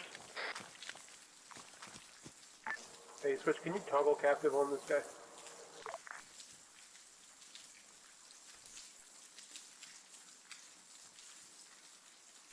Stand by. No, it's not working. Oh, there he is. I hear a vehicle to our north. Wait, what the hell? Alright, let's be line west. Move.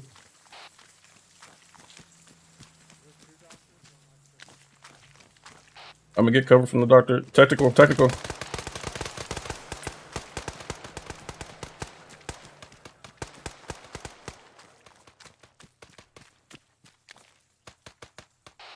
They're all down. Let's move. I try to break contact.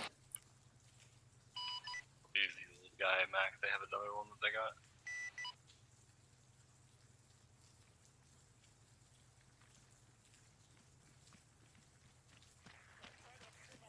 Somehow we ended up with $2. Oh. Extra credit, right? Yeah, mark Where on do you the want us map. going, Valentina? Head 094-034 in the open area. Try to get extracted fluid. Head up 094. Gotta reload. Oh. Yeah, 094. Yeah, 194, 134. Let's try to extract from there.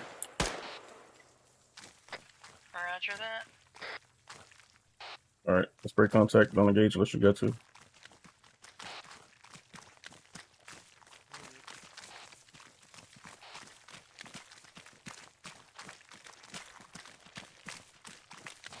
Green beam 2. We recovered the doctor heading to 194-134 bearing for extraction. Solid copy, Green Bee 2. Contact your exfil bird and arrange extract. What's the radio frame for the bird? 3-1. Disco, Blackjack, 3-1. San Francisco. Hey, guys, we have to improvise an HLZ here. We're heading southwest of the objective.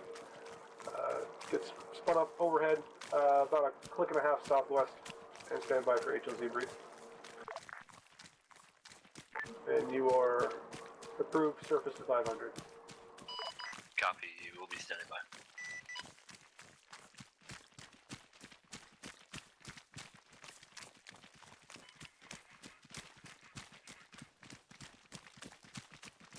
I don't know which one is the real one. Give me 1 second here.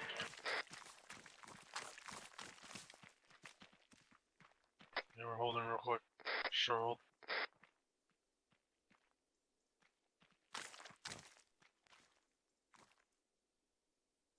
Good to go. Fall back.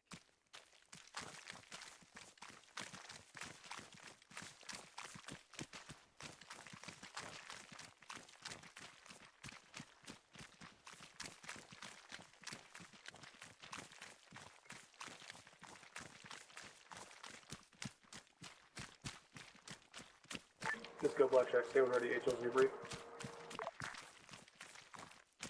Disco, standing by. HLZ grid 193, 134. Enemy status is yellow. Last contact to the northeast. On the objective, about a click away. About 3 minutes ago. Obstacles and hazards, you've got trees east and west. You're clear north and south. Will be marked by NATO X.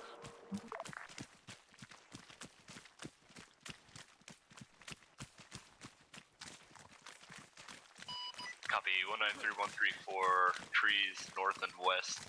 Marked by NATO X. Recent enemies. Alright, we're here. Do you have a time you want me in? As soon as possible. Hey, Mac, do you want me and Daniel to make the NATO X out there? Yeah, the two of you. Disco.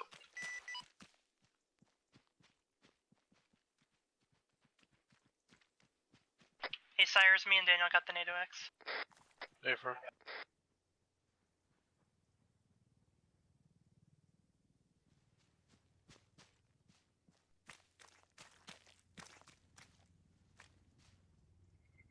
Disco, Blackjack, HLZ's marked time now.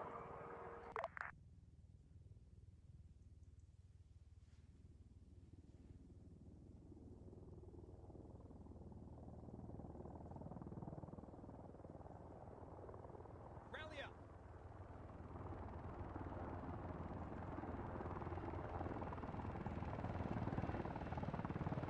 Alright, per SOP, captain's going to bird first.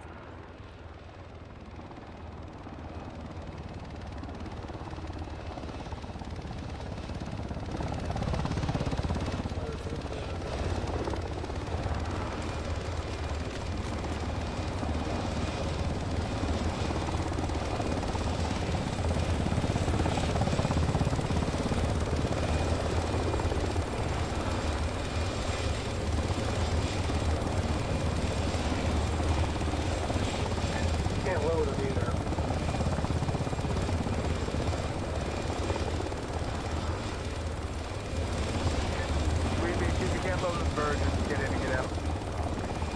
Copy. All right, everybody in.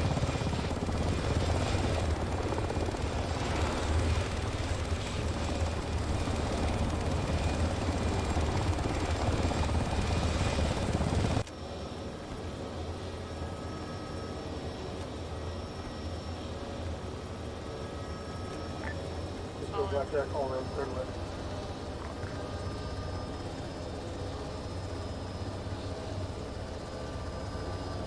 One of the HVTs is flying co-pilot.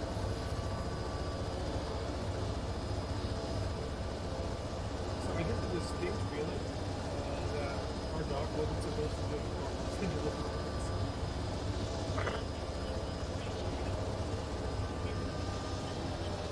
Hey, Mrs. Success. Not very CQB though.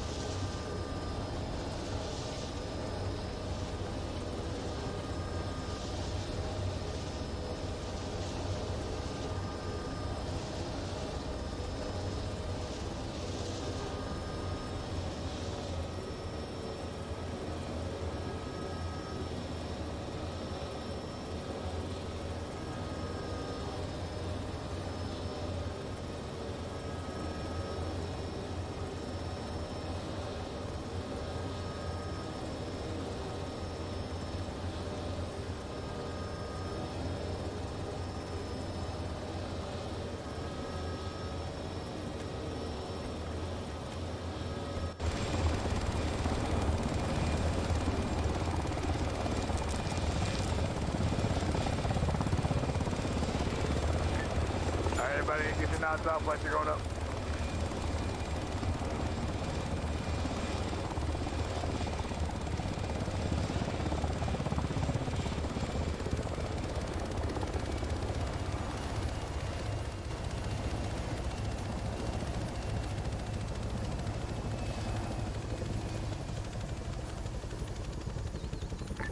Everybody RV at the parking lot behind the Black Hawk, please.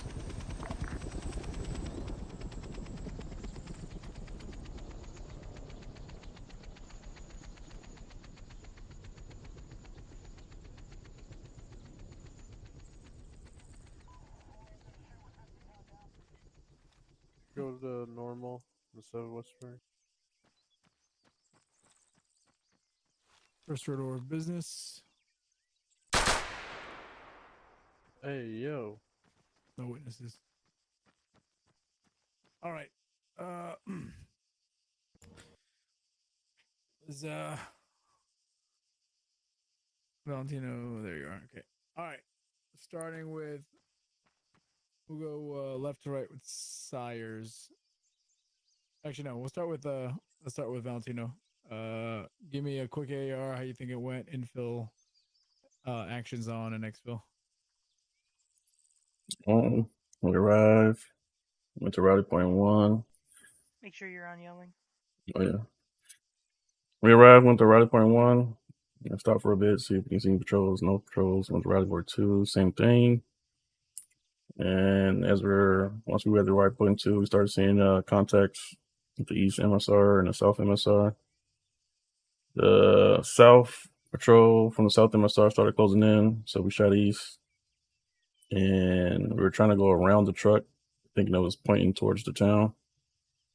They come from the north, but it was facing the north, so actually that worked out because the doctor was to the closest building to the south. So we shot back west. And once we went to phase line Alpha, we started seeing more contacts, and we called out the contacts that was around the target building. It was like 2 outside, 1 on the balcony, 1 on the lower floor, and a few in the windows, as well as in the warehouse. While we're synchronizing shots to take out the ones in the warehouse, the ones at the target building the doctor was in, patrol from the west went around us and engaged us as soon as we synchronized our shots. And that's when the doctor squirted from that building to the west into the tree line. And we had like technical difficulties being armor to recover them. And during that process, the technical game, they were quickly neutralized, and we made a quick LZ at 194134. That was it.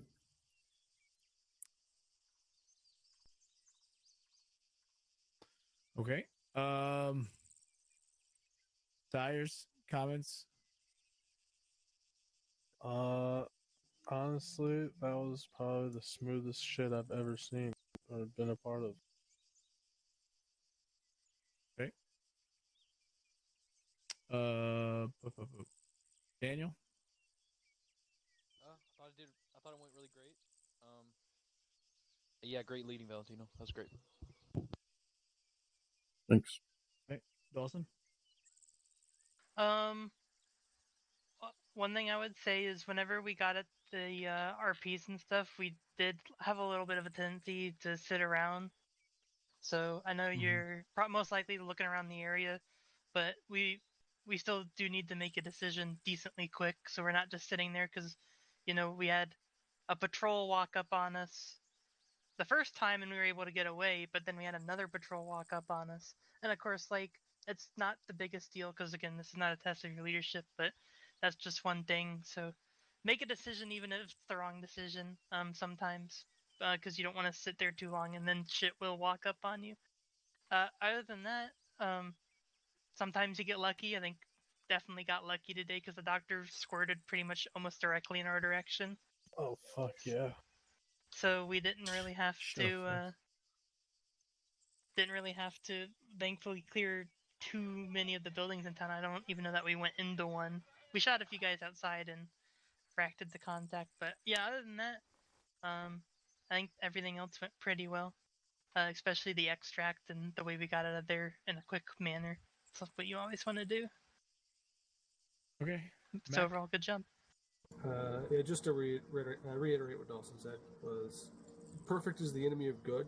So even if you don't have like the ideal plan or course of action in mind, if you have something to keep the ball moving and nothing stopping you from doing it, then do it. Because the longer we just sit there when we know there are patrols roaming around, the more likely it is that they'll walk up behind us, which is exactly what happened. We had a moment of indecision where we weren't sure if we wanted to go for the warehouse or the building that ended up being the target building. And we kind of started one way, had a false start, and came back, which gave that patrol enough time to wander up behind us. So when you decide on a course of action, stick to it, follow through, because that indecision can get you caught out. Yeah. Other than that, everything else went pretty good. Yeah. Bad decision is often better than indecision because at least you can adjust for a bad decision. Okay, from my vantage point, comms were pretty clean, simple. I couldn't really hear you guys on the ground because I was Zeusing from afar, and there's a setting you have to change or some shit. I like radio ranges. I like the fact that you were trying to consciously avoid the roving patrols. So that was good. Heads up moving. You guys got to the building, cleared it quickly. Didn't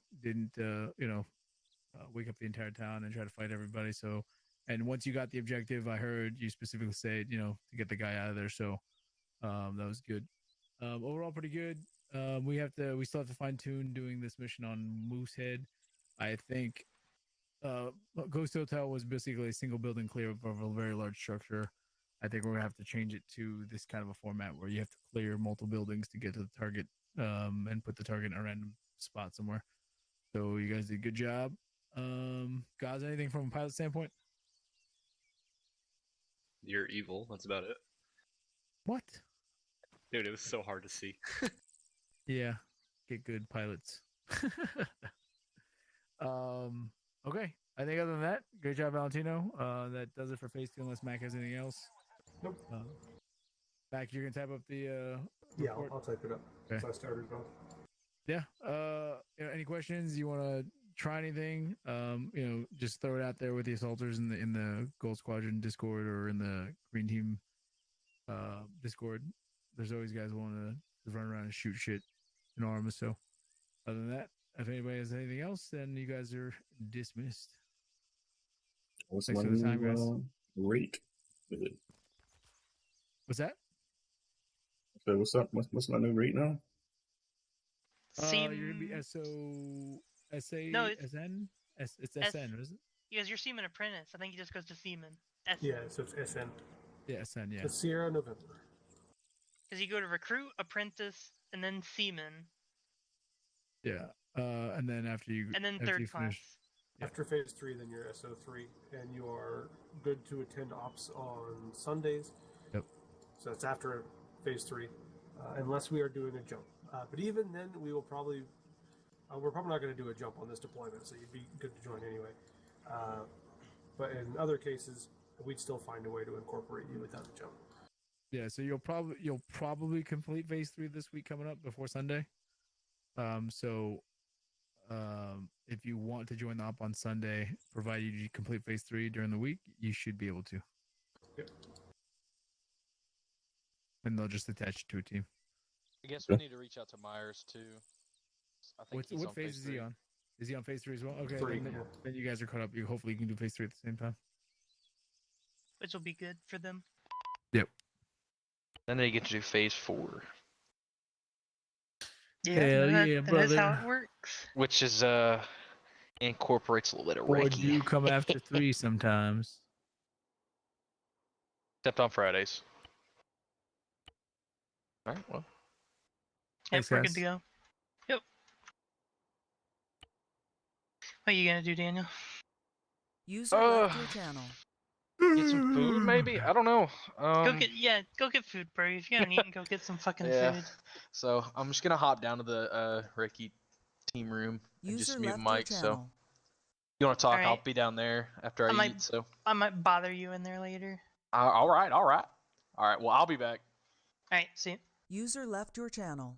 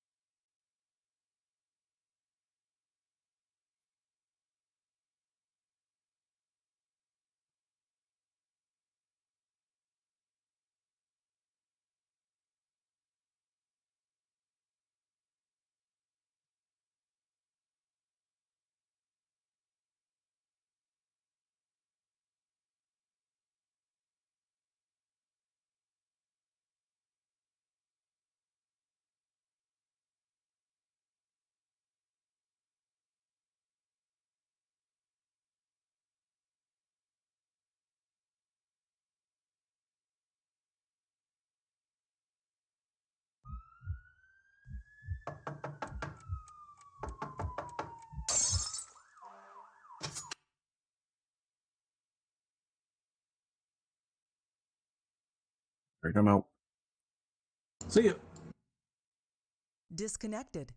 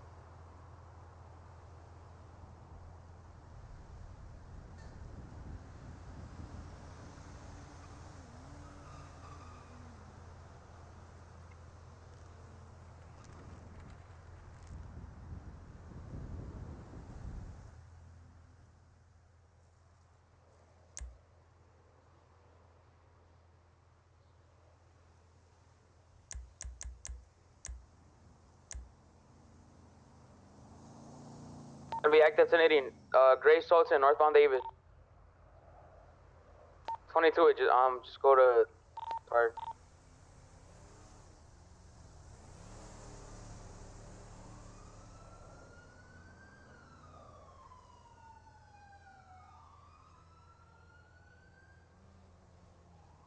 Cool.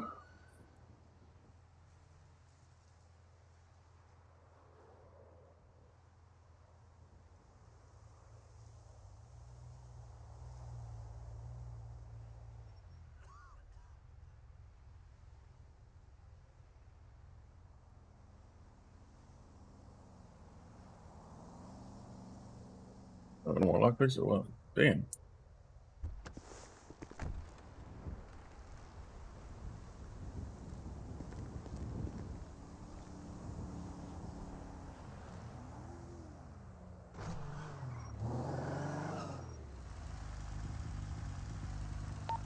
Fort Lincoln 62, I got a down male here at the motel by Vespucci.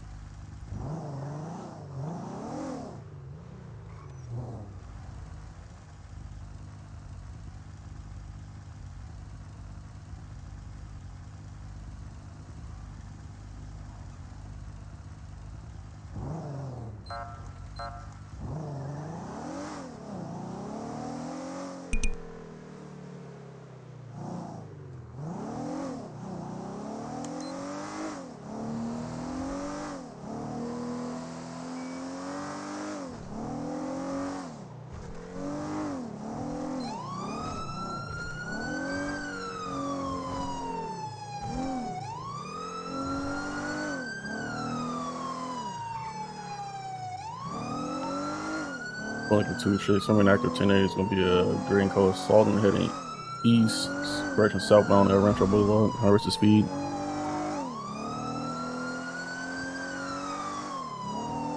Heading southbound El Rancho Boulevard.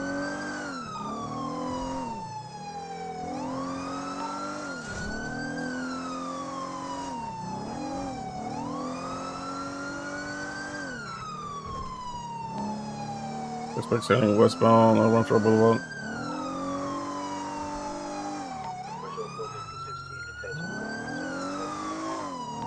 And westbound El Rancho Boulevard. Driving erratically. I'm gonna hit this bitch. Hitting every fucking thing. Heading westbound Carson Avenue, opposite lane of traffic.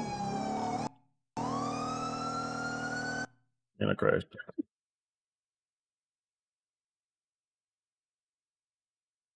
I never crashed that damn early before in my life.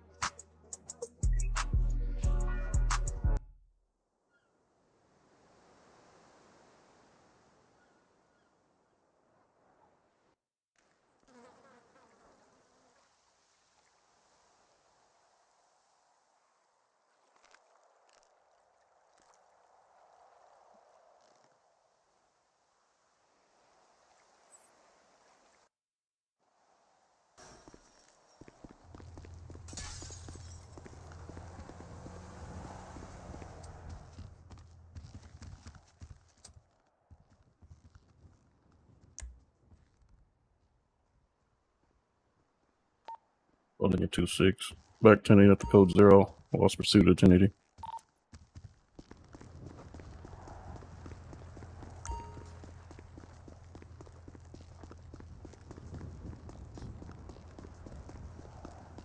The green color something.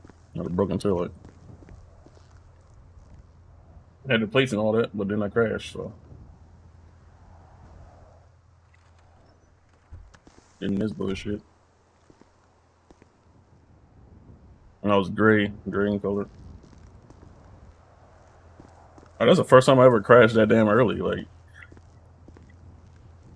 if I crash, like I barely crash, but if I do, it's like hours, probably like 4 or 5 hours, and I just crashed like 5 minutes in.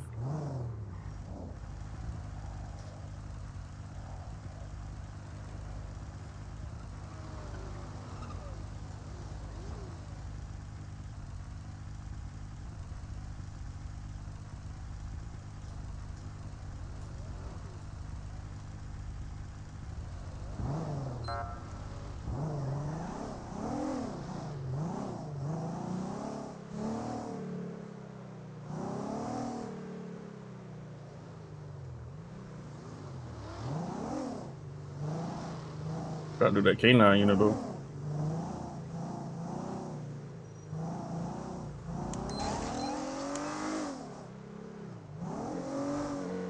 The fuck?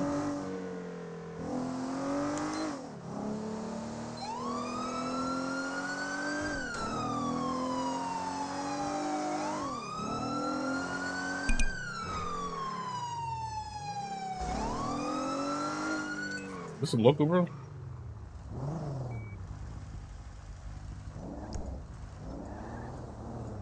I ain't looking. I thought it was a local for a second.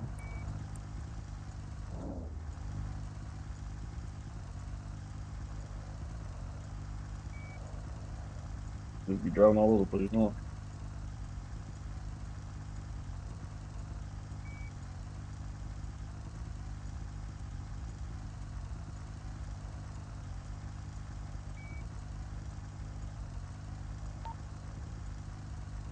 Pulling at 2-6, I'm at 1011. It's gonna be eastbound Capitol Boulevard. It's gonna be a black and color SUV, license plate 88 Yankee Victor Hotel 923. Get an additional. It's gonna be East Capitol Boulevard.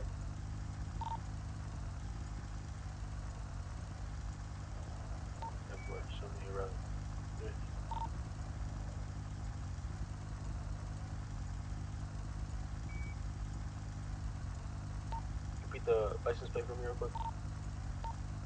88 Yankee Victor Hotel 923.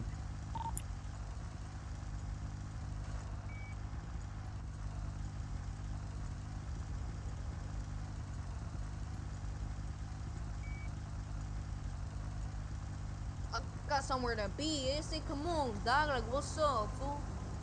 Let me about. You got something else?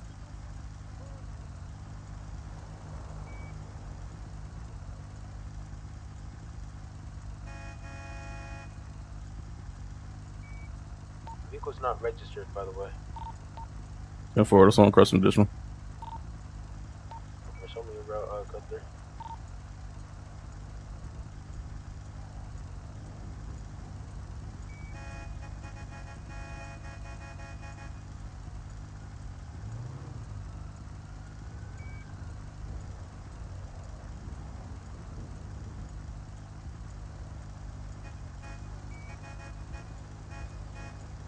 You want to proceed with the code 5 stop, or you want to question him? I'll be waiting in my vehicle. Go ahead and do that. Show me an approach. I want to see what's going on.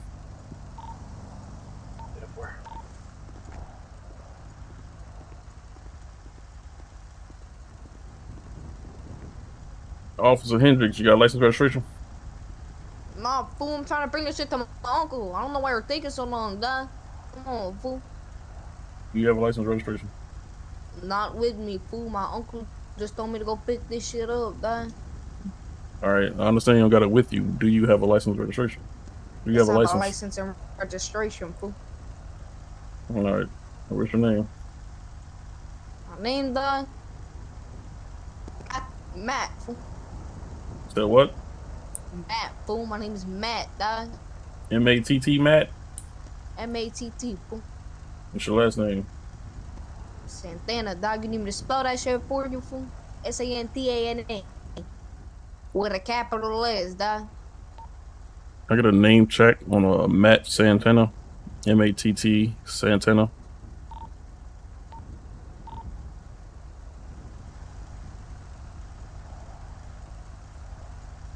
You know why I pulled you over? Because I was speeding, dog. Yep. Nels was driving along the wrong side of the road. Hey, see, I got a question, fool. So Why the fuck your chin so strong, dog? What you fucking rubber, fool? you say that again? Any record, no charges. Just the vehicle doesn't show back up his name. You got a license? You got a license?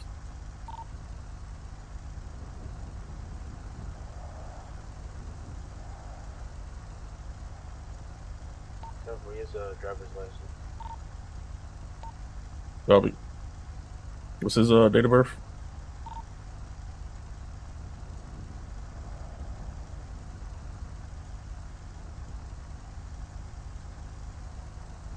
I mean, shit, his shit is unrealistic. Come again?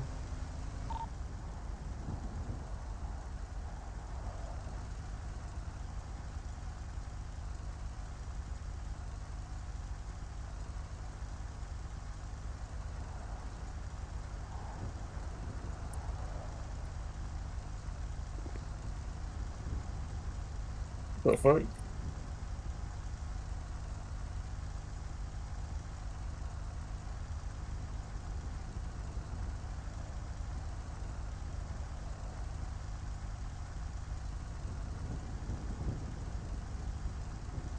He was born in 2023? What, fool? The record show you was born in 2023. You know what year it is? Yeah, what the fuck, dog? What the fuck? Born in 2001, dog. I don't know what the fuck your partner was saying back there, fool, but what the fuck is it? 2023, fool.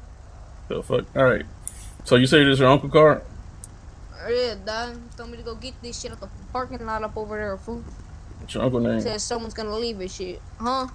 Your uncle name? Davis, fool. Davis, Uncle Davis.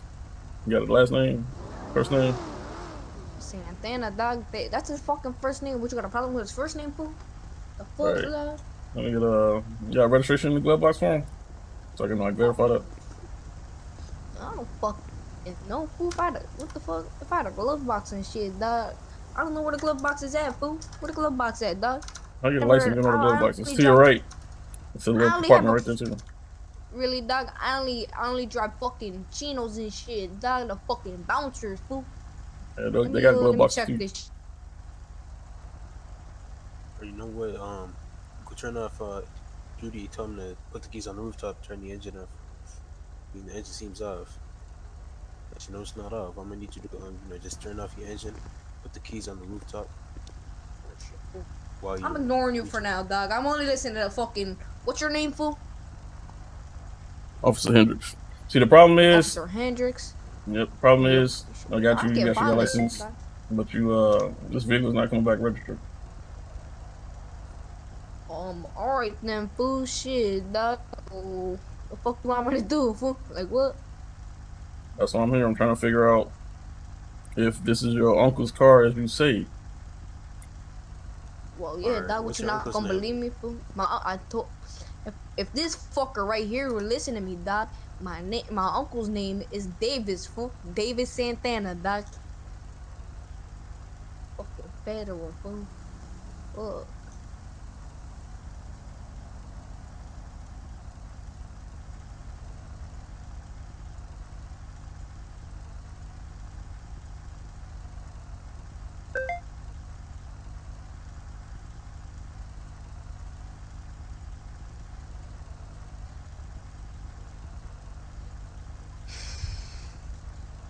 Come on, fool. Alright, yeah, there's no one in the, no one that lives in the city registered back. So you thought, dog, you thought I was gonna fucking drive off, fool. All right, get out the car. Come on, get out the car. Nah, fool. This ain't no game. Fuck. Get out the car. Come on. You want what? You gonna fucking arrest me, dog? Like, nah. Turn the keys off and get out the vehicle. Are you arresting me, fool? Or are you gonna make me fucking walk like I'm a bitch or something, fool? Get out of the car. Just let me know, dog. Let me know. Fool. Get out of the vehicle right now. Oh, look at 16. Can we get some additional units in route to R20? Yeah, face the hood. Come on, face the hood. Face the hood for what, dog? Like, what the fuck did I do, is it? It's a fucking police harassment and shit, dog. Police harassment. Fuck. I was trying to be all calm and cordial with you. But you want to play games and try to peel off and act like you pulling off. You don't do that. All right. Who the fuck are you, dog? My fucking father, fool? Like, what?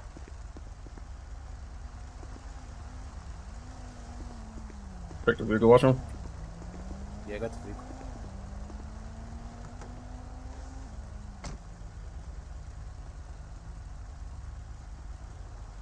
Alright, he's got a water bottle. Water. Hey, where's he going?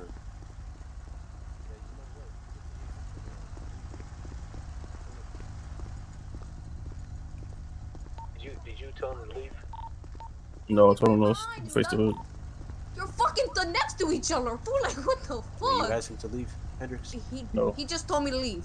He I ain't just tell told you. me to leave, fool. I told you You're to leave. a fucking Really? liar, dog. He says You're a fucking liar, fool. Whose fucking side are you gonna take, is he? Like, what the fuck? He told me to leave and shit. Is that car stolen? Let's be real with me. Is the car stolen, fool? Yeah, I the car don't stolen. fucking know, dog. My fucking uncle told me to go get this shit, fool. So I went to go get You this said shit, if it's dog. uncle, if you say it's your uncle's, how you not know if it's stolen or not? If you said it's your uncle. I don't fucking know, fool. He told me to go get it. I never said it was my uncle's. He gonna You beat said me it with was a fucking relative to your extension uncle. cord, dog. Call fucking Yeah, Child yeah. Protective Services, fool. 'Cause I'm not doing this shit. It's Child let me Protective in, Service. You shorty. said you sure you're 21? What happened, fool? I said you said Child Protective Service. You said you was 21. What? I don't even know what the fuck you're talking about, fool. I never said none of that shit. Yes, you did. When I said you was born in 2023, you said no. You was born in 2001. You're 21. It's all on my body cam. As you see the green light, it's recording. Let me see that shit, dog. I can't fucking see past your long ass fucking jaw, fool. It's green, bro. I don't know what you're talking about. It's literally right there. It's green. Shut the fuck up, you bug-eyed bitch. Anyway, fool. Look, dog. I don't see no problem why I can't fucking leave, fool. If you not fucking let me on that shit. If you're not gonna let me, what the fuck? If you're not gonna let me leave and shit, dog, like what the fuck, fool? Just let me leave, fool. Just just fucking go take the Let me car. tell you Fool. what I'll happened. go home. Look, I'll go home and get Tell you beat by what. my fucking uncle, fool, with extension cords, dog. Cause you fools wanna be dickheads and take the fucking car, dog. All I need to do is bring it to him, is it? Like what the fuck?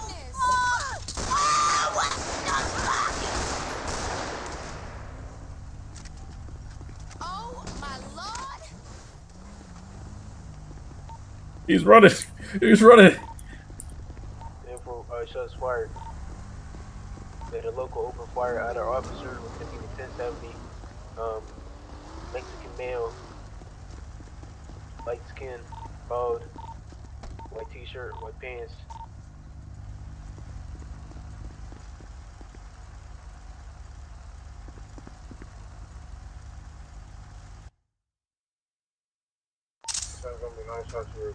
Before I advise on it, it's gonna be under the tunnel right here. Bridge up here.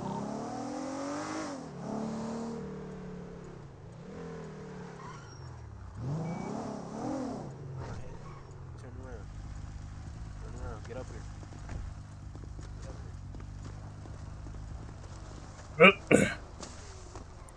Turn around.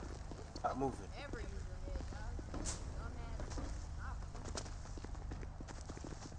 Climb this shit. Climb the fence. Push yourself up. I can't fool. I'm fucking shaking. I just got shot at, dog. Like what the fuck? Yo, dog, what the fuck is that for you, dog? See your hands. Let me see your hands. Let me see your fucking hands. You can see my fucking hands, fool. Are you fucking dumb? Move toward that fence. Like, are you fucking stupid, dog? Like, you must be one dumb motherfucker, is it? You're one dumb Let him bitch. go Fool. for ghost. Why the fuck are you detaining me or arresting me? It's up to the arresting officer. What? Fool, I just got shot at, dog, and you're talking about me fucking resisting and shit, fool? You're a fucking dumbass, dog. Like, I'm walking away. We understand you ran from the shots fired. All right. Hey, shut the fuck up, bitch. You're all a bunch of dumbass. See, now you're resisting. Oh, fool. Resist again, they gonna tase you. I'm shaking up and shit, dog. Like, what the fuck, fool? Just guys chill, doing at chill, 1070? fool. Like, I'm complying and shit right now, fool. Like, do you not to see what happened, dog? You just killed the fucker in front of my eyes, fool. I'm fucking shaking. I've never seen that shit before, dog. All right. First of all, you got anything poke, harm, or sick me type of way? No, fool. I got a fucking burger, dog. Yeah, I keep burgers on me, fool. You see how fat my face is and shit, is it? And I got a phone and shit, dog. All right. I'm checking for any narcotics and weapons. All right. You could take everything up off me, fool. You just need to explain to me why that fucker was shooting and shit, dog, and why you just killed him, is it? Can't explain the actions of a local, all right? I don't give a fuck, fool. Like, what the fuck? I'm gonna go ahead and y'all alright with this? Y'all good? Are you fucking kidding me right now, fool? Another one, dog? Like, what the fuck? Yeah, alright, fool. You're a fucking pussy bitch, dog. Like, oh, fuck, no.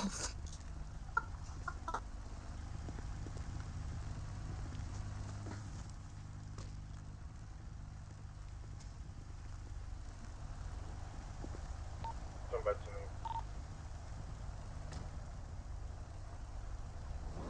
Alright, buddy. Listen. What Number up? one, that man over there that opened fire, he was put down, and Yeah. medical assistant claims Yeah. he's not gonna be, he got a bullet wound right to his head. He's not What gonna the be. fuck, dog? Yeah, you fuckers are fucking inhumane, fool. Like some crazy fuckers, I dog. mean, Like, did you want to die? I was out there, fool. That's why I ran and hit, dog. The fuck? I think I was Exactly running why I from you? deployed my Fuck firearm no. right on If it. anything, I'm running from this fucker's face, fool. You're ugly as shit. All right. How old are you? Alright, Alright, just dog. I'm done roasting you all, fool. Just let me fucking go, dog. I'm fucking shooken up and shit. How old fool. are Like, you? I walk. No, Old enough, fool. Nah, I'm What's- 15, dog. What's your first and last name? My first and last name, You're dog. 15. You look at least 30. Hold up. Look, how old He are told you? me he was 21. I mean, what's your name? What's your first and last name? Matthew, fool. Matt Santana, dog. Matt Santana? Yeah. Bro, I can't lie to you. That dude, you keep saying Matt Santana. Hey, look how you got this here. So you tell me Alright, Matt fool, my Santana name's- is not alive? Because he's born 2023. I told him. I told him. I don't know what Yeah, you keep fool. saying. My Listen, name is listen, Edmundo, listen. fool. My name is Edmundo Rolanda, fool. I'm kidding, dog. Shit, they say. How do you spell that shit, bro? You don't know how to spell Edmundo, fool. No, I don't. Edmundo, fool. Rolanda. Rolanda. Fucking shit, There's dog. two of them, bro. How the fuck is there two Edmundo Rolandas, fool? Like, which is which, dog? Just pick one, fool. There's no way there's two Edmundos. When's your birthday? January 24th, fool. 2007. There is no 2007. Then what are they, fool? It's 2006. Oh shit, you right, dog. Yeah, Nah, I that's know my I'm brother's right. birthday, fool. Now so what day's your birthday? What day's my birthday, fool? January 24th, dog. And what's the month? What's the month, fool? Are you fucking dumb? What's the month, bro? Stop playing smart with us, bro. We don't have to listen to this. January. What the fuck, dog? Yeah, you're one dumb fool, dog. One dumb fucker, is. I think he's telling the truth here. I mean, What, now he fool? is. 16. Well, yeah, What? 15. He's 15 turned to 16 or some shit like that. All right. So that's failure to identify. You can't get a license at Okay. 16. Did he have a license? Hell no. When I was Fuck no, 15, fool. I What ain't the have no fuck, license. dog? All right. Yeah, cause you so, can't drive, you fucking pupil-eyed bitch. You got cataracts, dog. And you Point. got All right. license. Point I'm getting at. Oh fuck. Is that car Oh, stolen? fuck. I'm trying to give you a chance to tell the truth. Look at you. Look me in the face right now, dog. Look at you looking at me, fool. Yeah, I'm looking. Look, dog.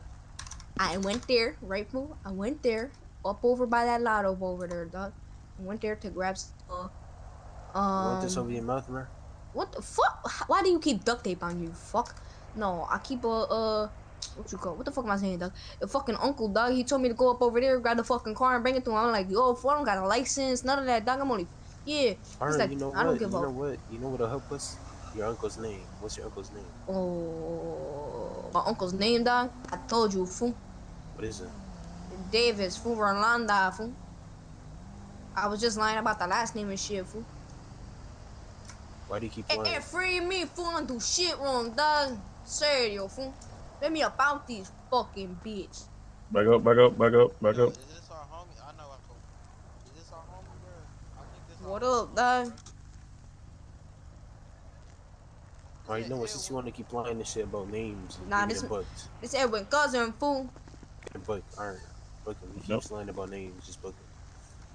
Just book. No, chill. Book him. You got it, dog. I said that's my cousin, fool. What the fuck? Not him. Right, come on. That David Rolanda, bro. That ain't nobody in the system or in the city that lives here. Come on. So yeah, you getting booked. Come on. You don't have I'm enough. getting booked, dog. Yeah, this some bullshit, is it?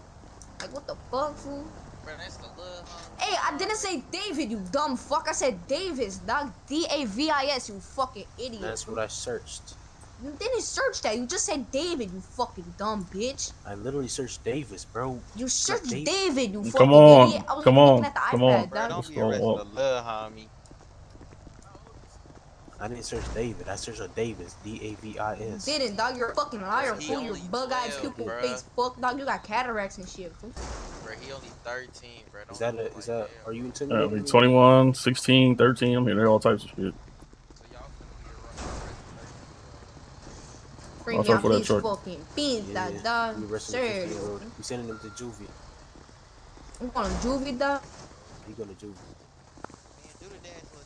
Hey, fool, you know Alright. you know the motherfucking, that shit. It's called like the brand, dog. It's called like Puma or some shit. Palma, some shit like that. All right, so listen. You could be truthful. No. You could be truthful with us. Tell us that vehicle was it your vehicle, stolen vehicle, your uncle's vehicle? Because I know damn well it's not your vehicle or your uncle. Damn right it's not my fucking vehicle, dog. Like, what the fuck, fool? Hey, be look, honest. though, fool. Answer this question, I'll answer yours, dog. You know the fucking brand, Palma, dog. Listen. Palma, fool. You're not here. You're not asking questions. We don't want to answer. What's gonna happen if I tell you if the car's stolen or not, dog? Like, I know I'm booking for Grand Theft Auto. okay. No, not, You wanna know if it's stolen or not, dog? No. Chill, fool. Like, chill out, dog. You're fucking doing too much, fool. All because a fucker shot at me and I ran, dog. This shit would've all been fucking, yeah, fool. But do you know the brand Palma, dog? I know what a Palma is, bro. A Palma, fool, the fucking cheetah and shit, dog. I know what You know Palma that shit, is. Palma? Palma, fool. Yo, I you don't right know here, what Palma dog. Strong is. jaw. You know Palma, fool? Nope. You don't know no Palma, dog. The one, the fucking, the BMW, they got the shoes and shit, Palma. Alright, buddy. Go face that wall. You go searching for something? I already searched for him. He's Search me, dog. It's Palma, fool. You don't know that shit? No, you don't know nothing named Palma. You transfer him to the station for me. I'm gonna get some food real quick before I fucking pass out. Hey, man. Some shit like Actually, that. I got you right here. Give me food? Yeah. Right here. I got you a lot of shit. Appreciate it.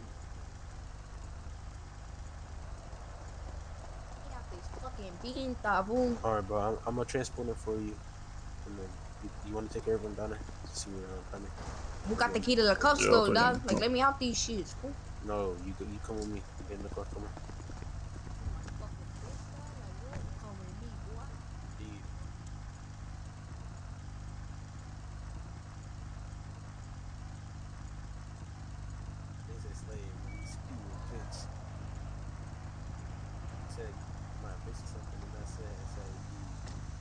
I ain't your essay, nigga.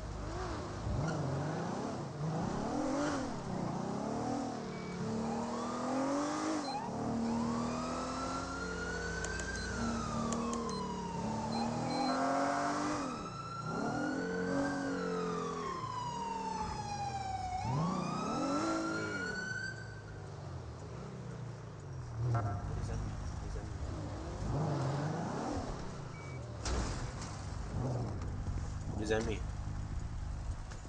Alright, that's another intimidation threat because I don't.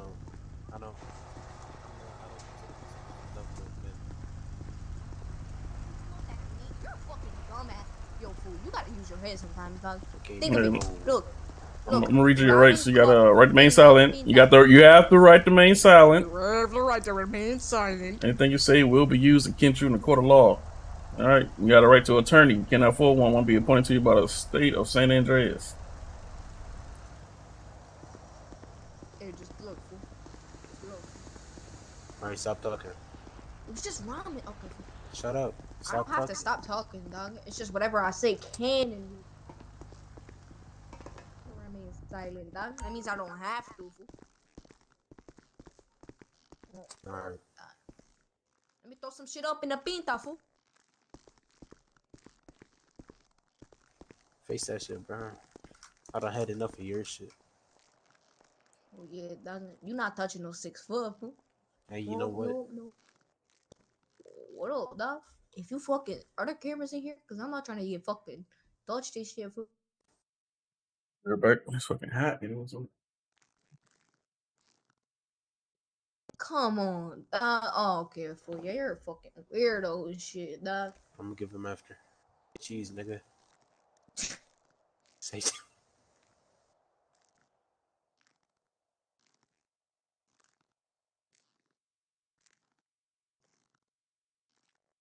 Let me smile, fool. Hold on.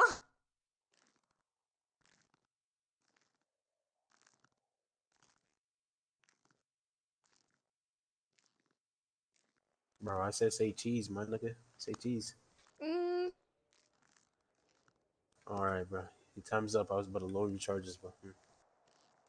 Fucking smiling, dog. Like, what the fuck? I told you to say cheese, and you don't want to say cheese. It'll lower your charges, bro.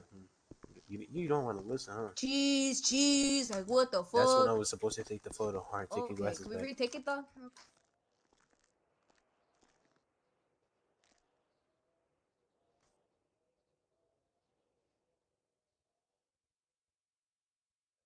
No, we're not retaking it. Oh, Hendrix, you got him or... Let me in here, fool. Me up in this bitch. Yes, ain't anybody up in here? Yeah.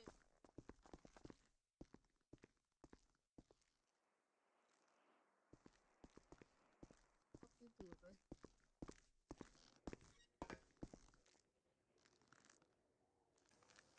Nigga think he charged. Send around so I can cuff you.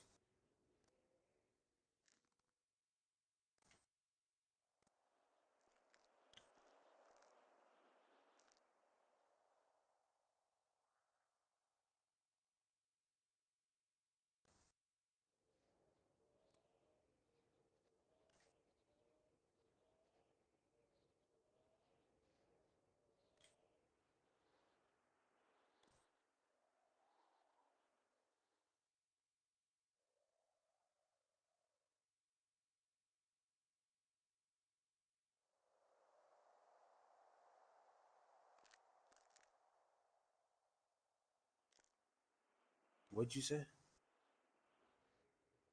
You want to be smart? What the fuck did I even do, dog? I'm not even talking. Hey, Hendrix.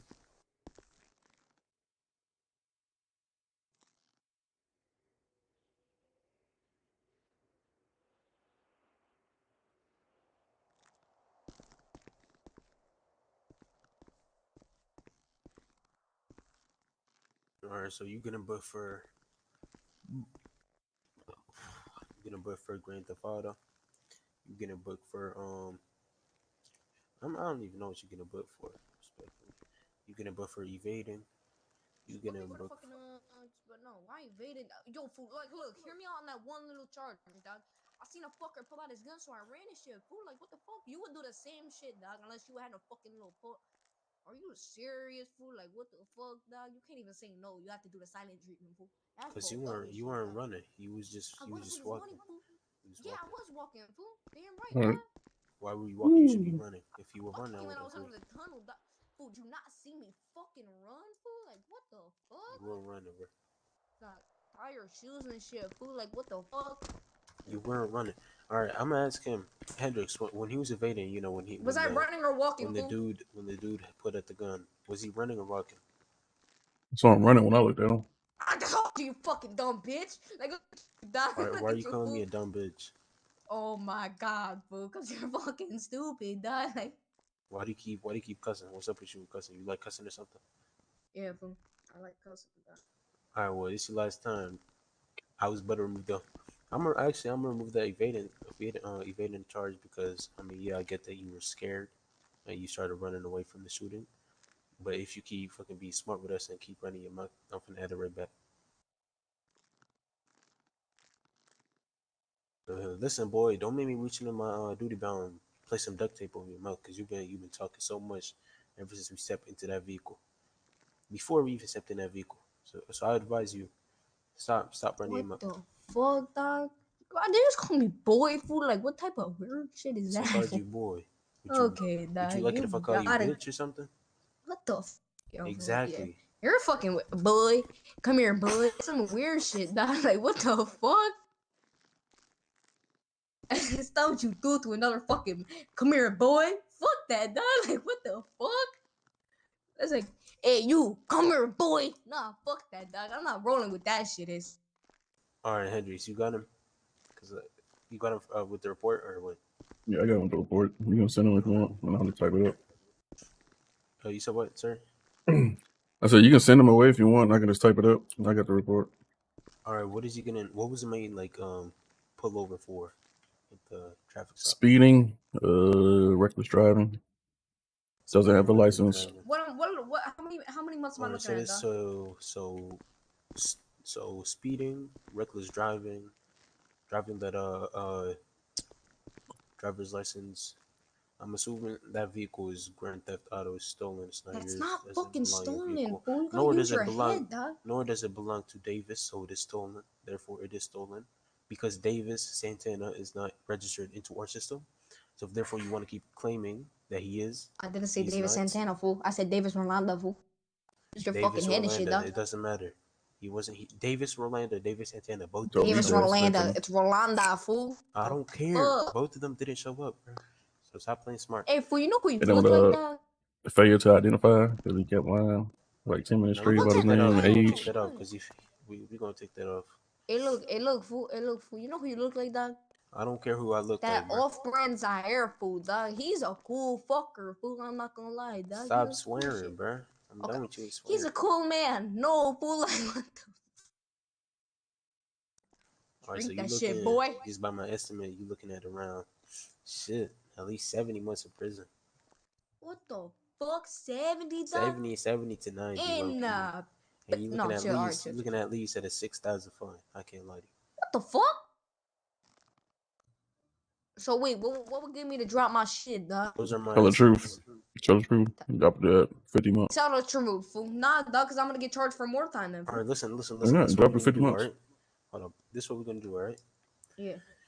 I'm gonna list at least like 5-6 questions, and you can answer them. All right, without swearing, Alright, without over talking. All right. All right, dog. Was that vehicle yours? No. I can't do this shit. Was that vehicle registered to your uncle, Davis Rolanda? I do not know. How old are you? About to be 16, fool. Why are you driving without a license?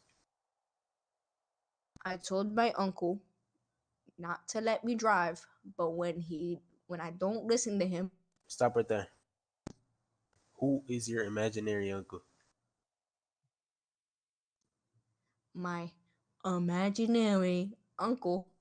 And what's his name? First name, last name. And I'm about to search him up right here, right now. All right, and fool. if there's no All right, name that fool. shows up, You know what, dog? I get him lied, booked. fool. I lied, fool. And why I are lied, you fool. lying? Why do you keep lying? My uncle, he's not my uncle, dog. He's my dad, fool. What's his And he name? just wants it. Listen. Let me explain this one thing, fool. When he, like, feel me, dog?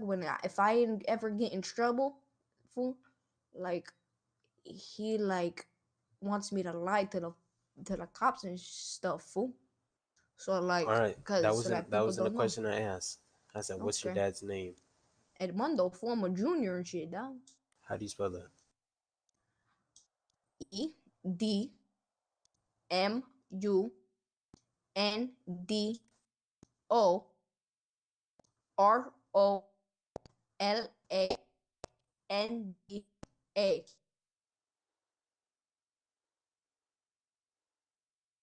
Edmundo Rolanda.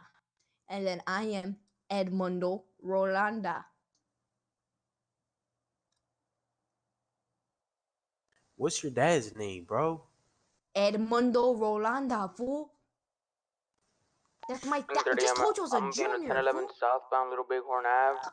So you're Yo, the dad of yourself? Is that what you're saying? Yo, bro, I am. You giving Southbound me Roy secondhand Losey. I'm a confusion, bro. junior, fool. If I'm a junior, look at dog. Who If I'm is a your dad? junior, Edmundo Rolanda, fool. If I'm How do a you spell that? junior, Continuing southbound Roy Losey. I just told you, fool. Listen. Edmundo Rolanda is spelled Northbound Roy Alright, listen, Losey. let's stop talking. There's only two of the same names which identified yours which you were on board January 24th, We're gonna be northbound 2006. Carson. And then the other one is born January 9th, 2006. Or January 24th. Grace Sultan, Grace Bro, Sultan.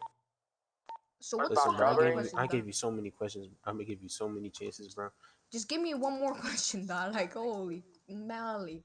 You're off of fucking Mali, fool.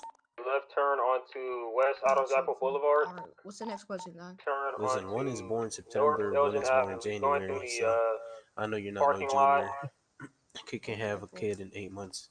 Alright, look. So listen, I'm booking you. I don't care. I'm booking you with those charges. No. Last question. I'm done. Last question. Another right. Hey, you barking too. That's what we're doing. Book this nigga. I done had enough of him, bro. Asking the clothing store.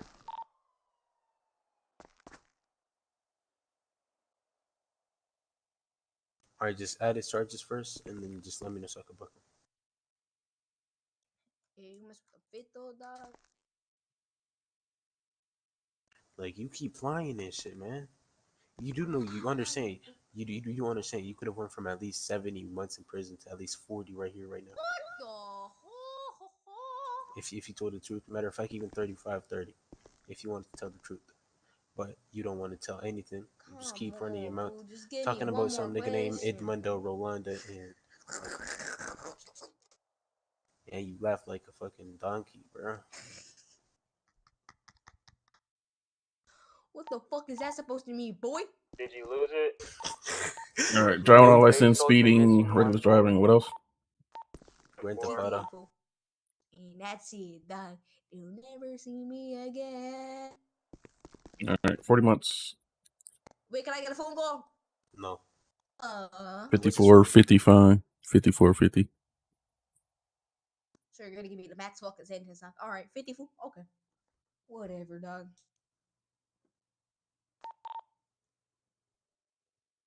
Did you get the license plate? Hey, look, I'm freestyling in here. It's stolen. Hey, I do not fear. Hey, no. I pulled him over like I'm sending him for 45 6 minutes months, ago, and alright? then they've been in like 1080s. Because he kept lying, failing to identify himself. That's not a Same charge, car. dog. That's not illegal to lie, fool. It was missing a door, right? Yes, it is. It's Which door felony. is that? You can't a felony for lying, Pretty sure fool. That's it's not a passenger thing, dog. rear. Failure to identify as it is a crime. Right here.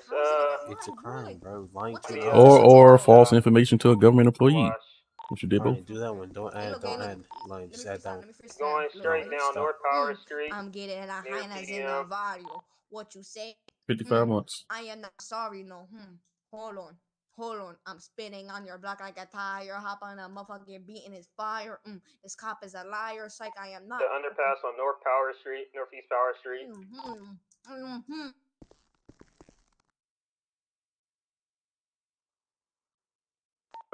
Onto West Integrity Way. A right onto North If you Alton remove Street. that and start talking again, it's not doing well.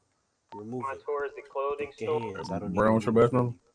A right onto 416. East Occupation Avenue.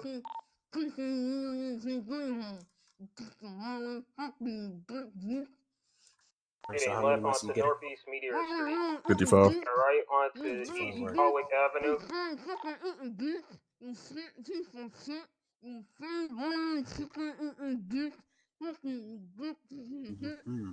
Going straight Bro, onto stop calling me Southeast that. Los Santos Freeway. Going onto the freeway now. Passengers getting out. 3 Lincoln 05, I'll chase the passenger. Holy shit, fool! Like what the fuck? Dog got me in there. I can't breathe. Driver's She's trying to still tell you to get him inside. off and shit. Fuck. Bye bye. Ew, bro. You good, huh, Hendrix? Yeah, I'm just typing up the report. Or you need me for anything? Nope, thank you. Alright. Sorry for making it hard, bro. He just, he's Yeah, no problem. Northbound Los Santos Freeway.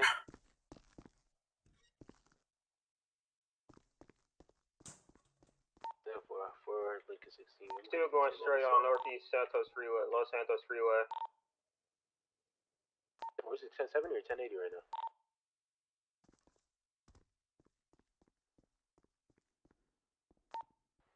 Off the freeway.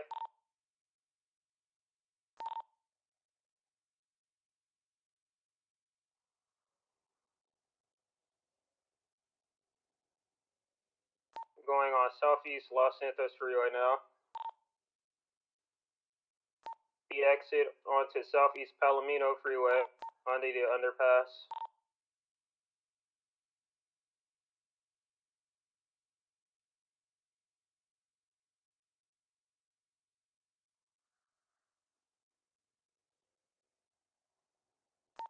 Northbound Sonora Way.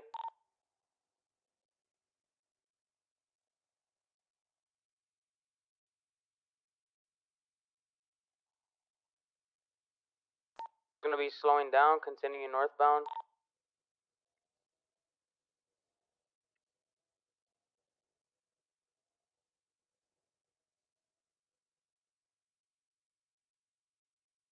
Goes off-roading the train track.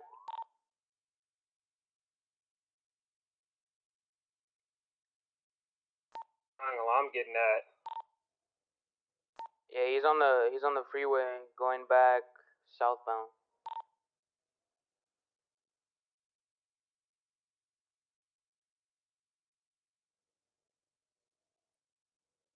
He's by Bolingbroke Prison now.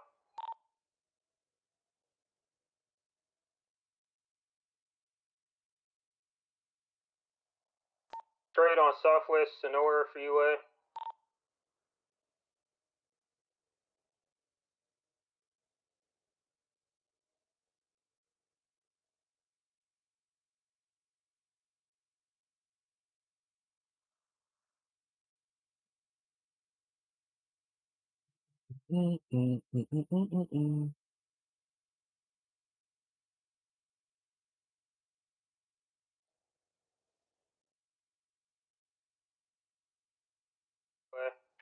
At about 80 miles per hour.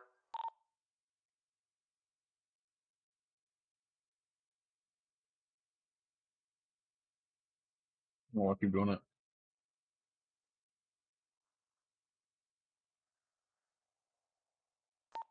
For Lincoln 16, show me 23 on scene.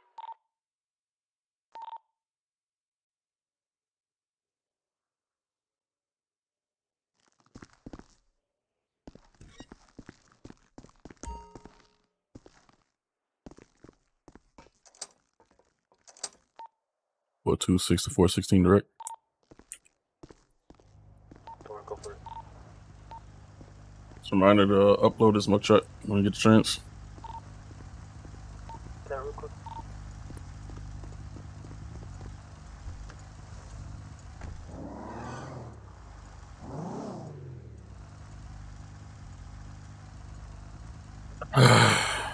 Still going straight on Southwest Palomino Creek.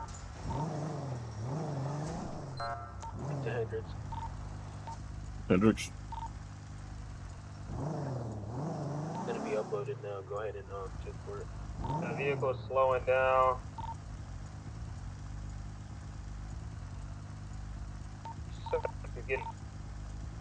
No.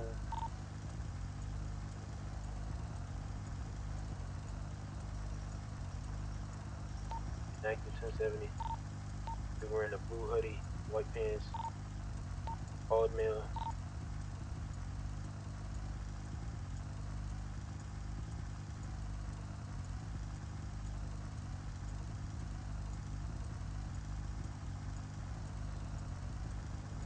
Being baked.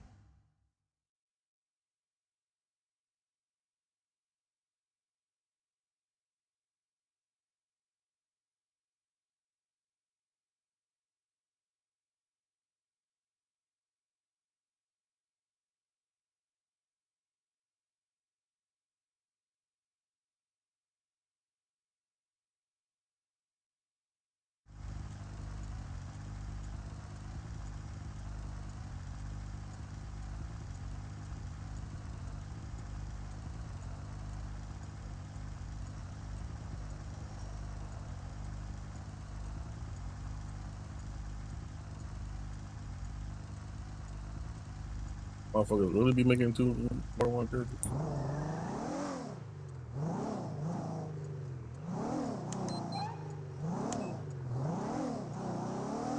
Same name.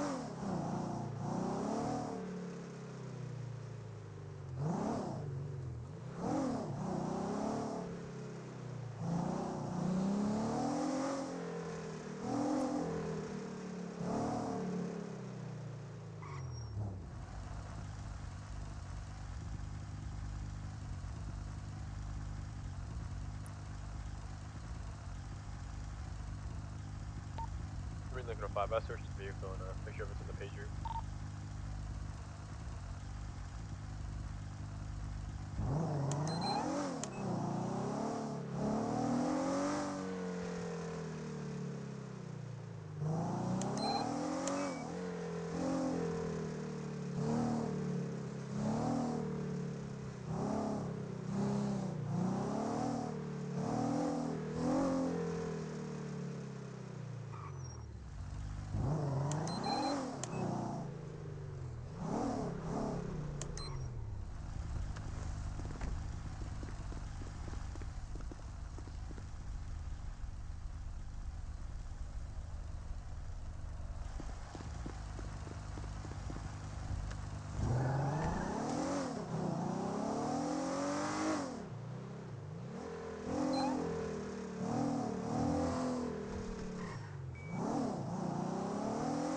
Crash over here. See my crossfire.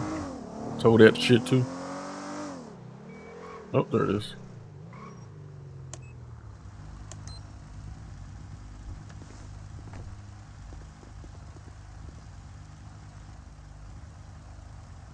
Lincoln 16, vehicle's going to be clear from the inside as well as the trunk.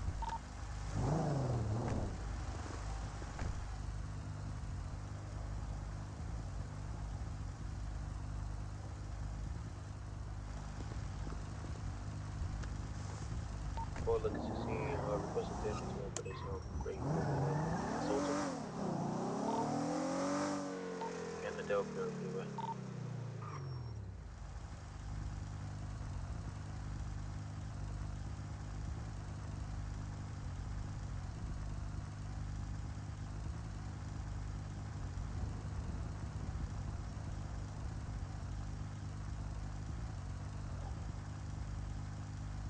So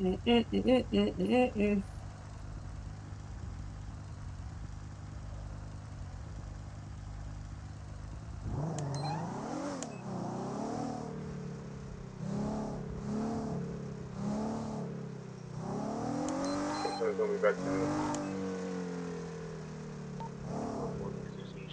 Traffic. The primary officer of that 1080 Kennedy vehicle is not registered to anyone.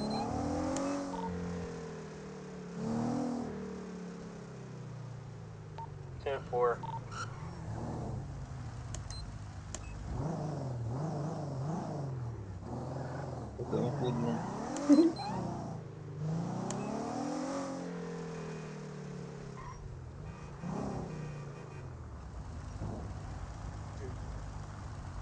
Yeah, officer. Yep. See the black car right there? They back there playing bumper cars, hitting each other. Look at them. You see them? Right there in the behind. They hit each other off the road and shit. You better go stop that. That black Ford and that blue Primo. Yeah, I'll look at it. They gonna kill each other. You see right? Look right. Look. You see? Let me Yep. see it.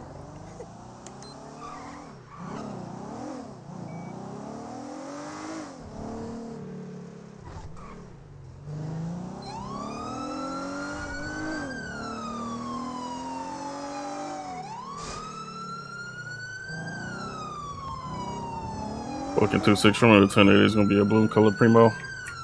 Heading northbound Paul Street. Driving on the sidewalk.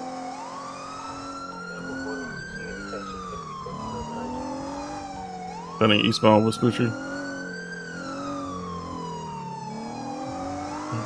Continue driving along the sidewalk. Making a right turn, heading southbound Strawberry. Right turn. Heading westbound Adams.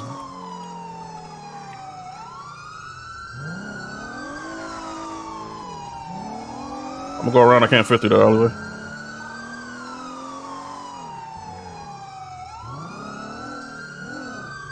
Heading southbound Strawberry.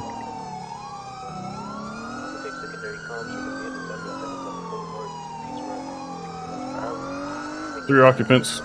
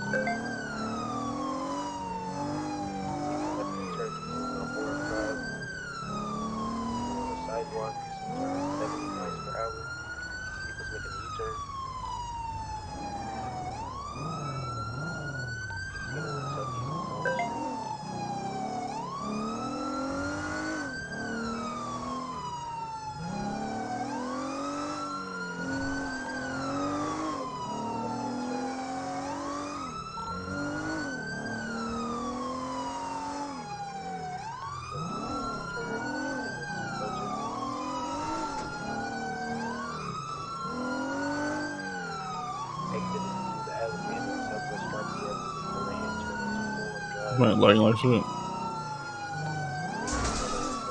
Oops.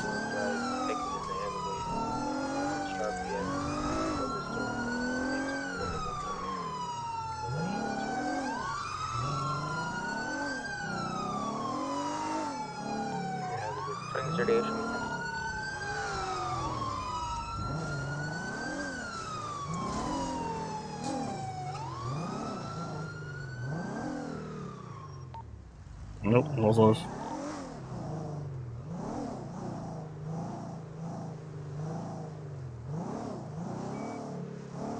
I thought he's gonna like take over permanently. It'd be a 4-door, new 8-color suits on.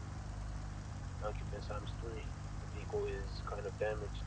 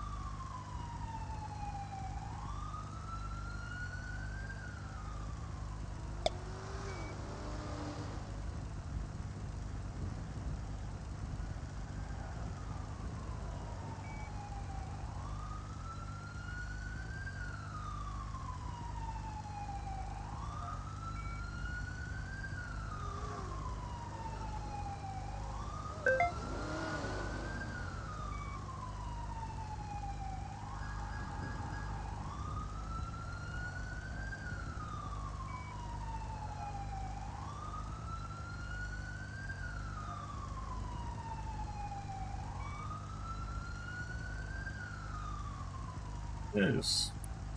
Primo. I believe he was fleeing from where the vehicle was last seen. We're going to be heading West Innocence Boulevard. One's heading into the alleyway. I'm going to need some additionals. We're going to be West Innocence Boulevard. Alright.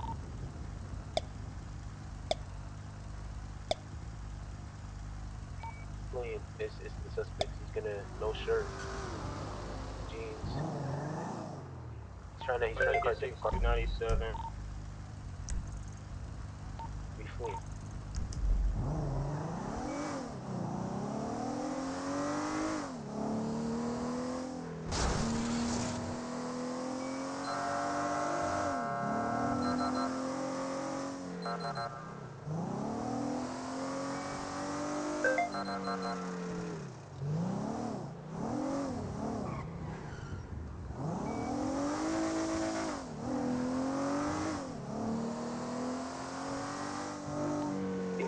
I'm in a 1080 with a black ACCA.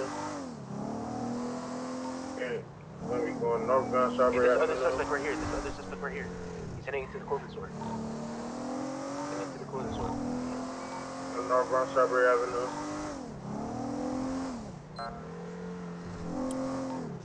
Left.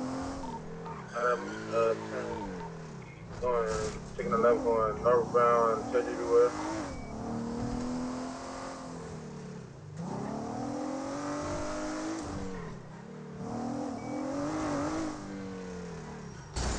Damn. I don't know why I couldn't break. The fuck? Taking our right. Westbound Mosquito Ride, taking another left going to a construction site. Taking a left. Why you turn the corner so quick? Construction Why you site, turn the corner so going fast? northbound Park Street. I didn't turn the fucking corner. I was literally on the right side of the road. You were on the wrong side of the No, road. no. So come on, let's look at the side of the road. Northbound Park Street. You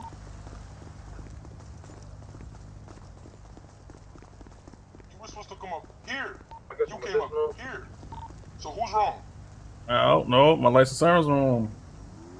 Sir, you can't go on the wrong side of the road because your sirens are on. I was on the wrong side of the road. Going westbound Spanish Avenue. I was going up the hill. Here. Yeah, you supposed to stop and then turn, not just driving in and turn into it. It's on. I won't press charges. Just go to wherever you were going to, okay? Yeah, I got a break in Berkeley to respond to.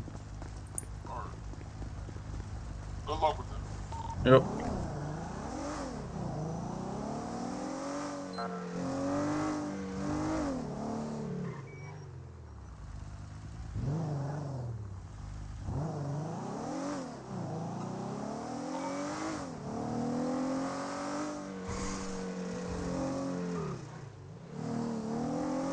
These brakes are shit for some fucking reason. Check it out.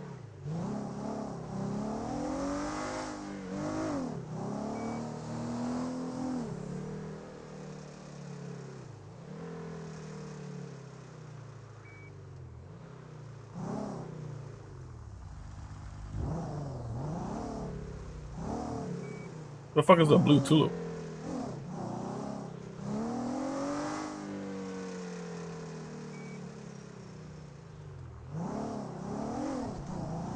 How you rush across the house?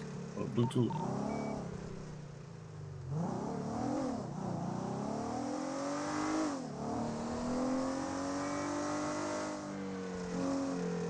I sat on the vehicle.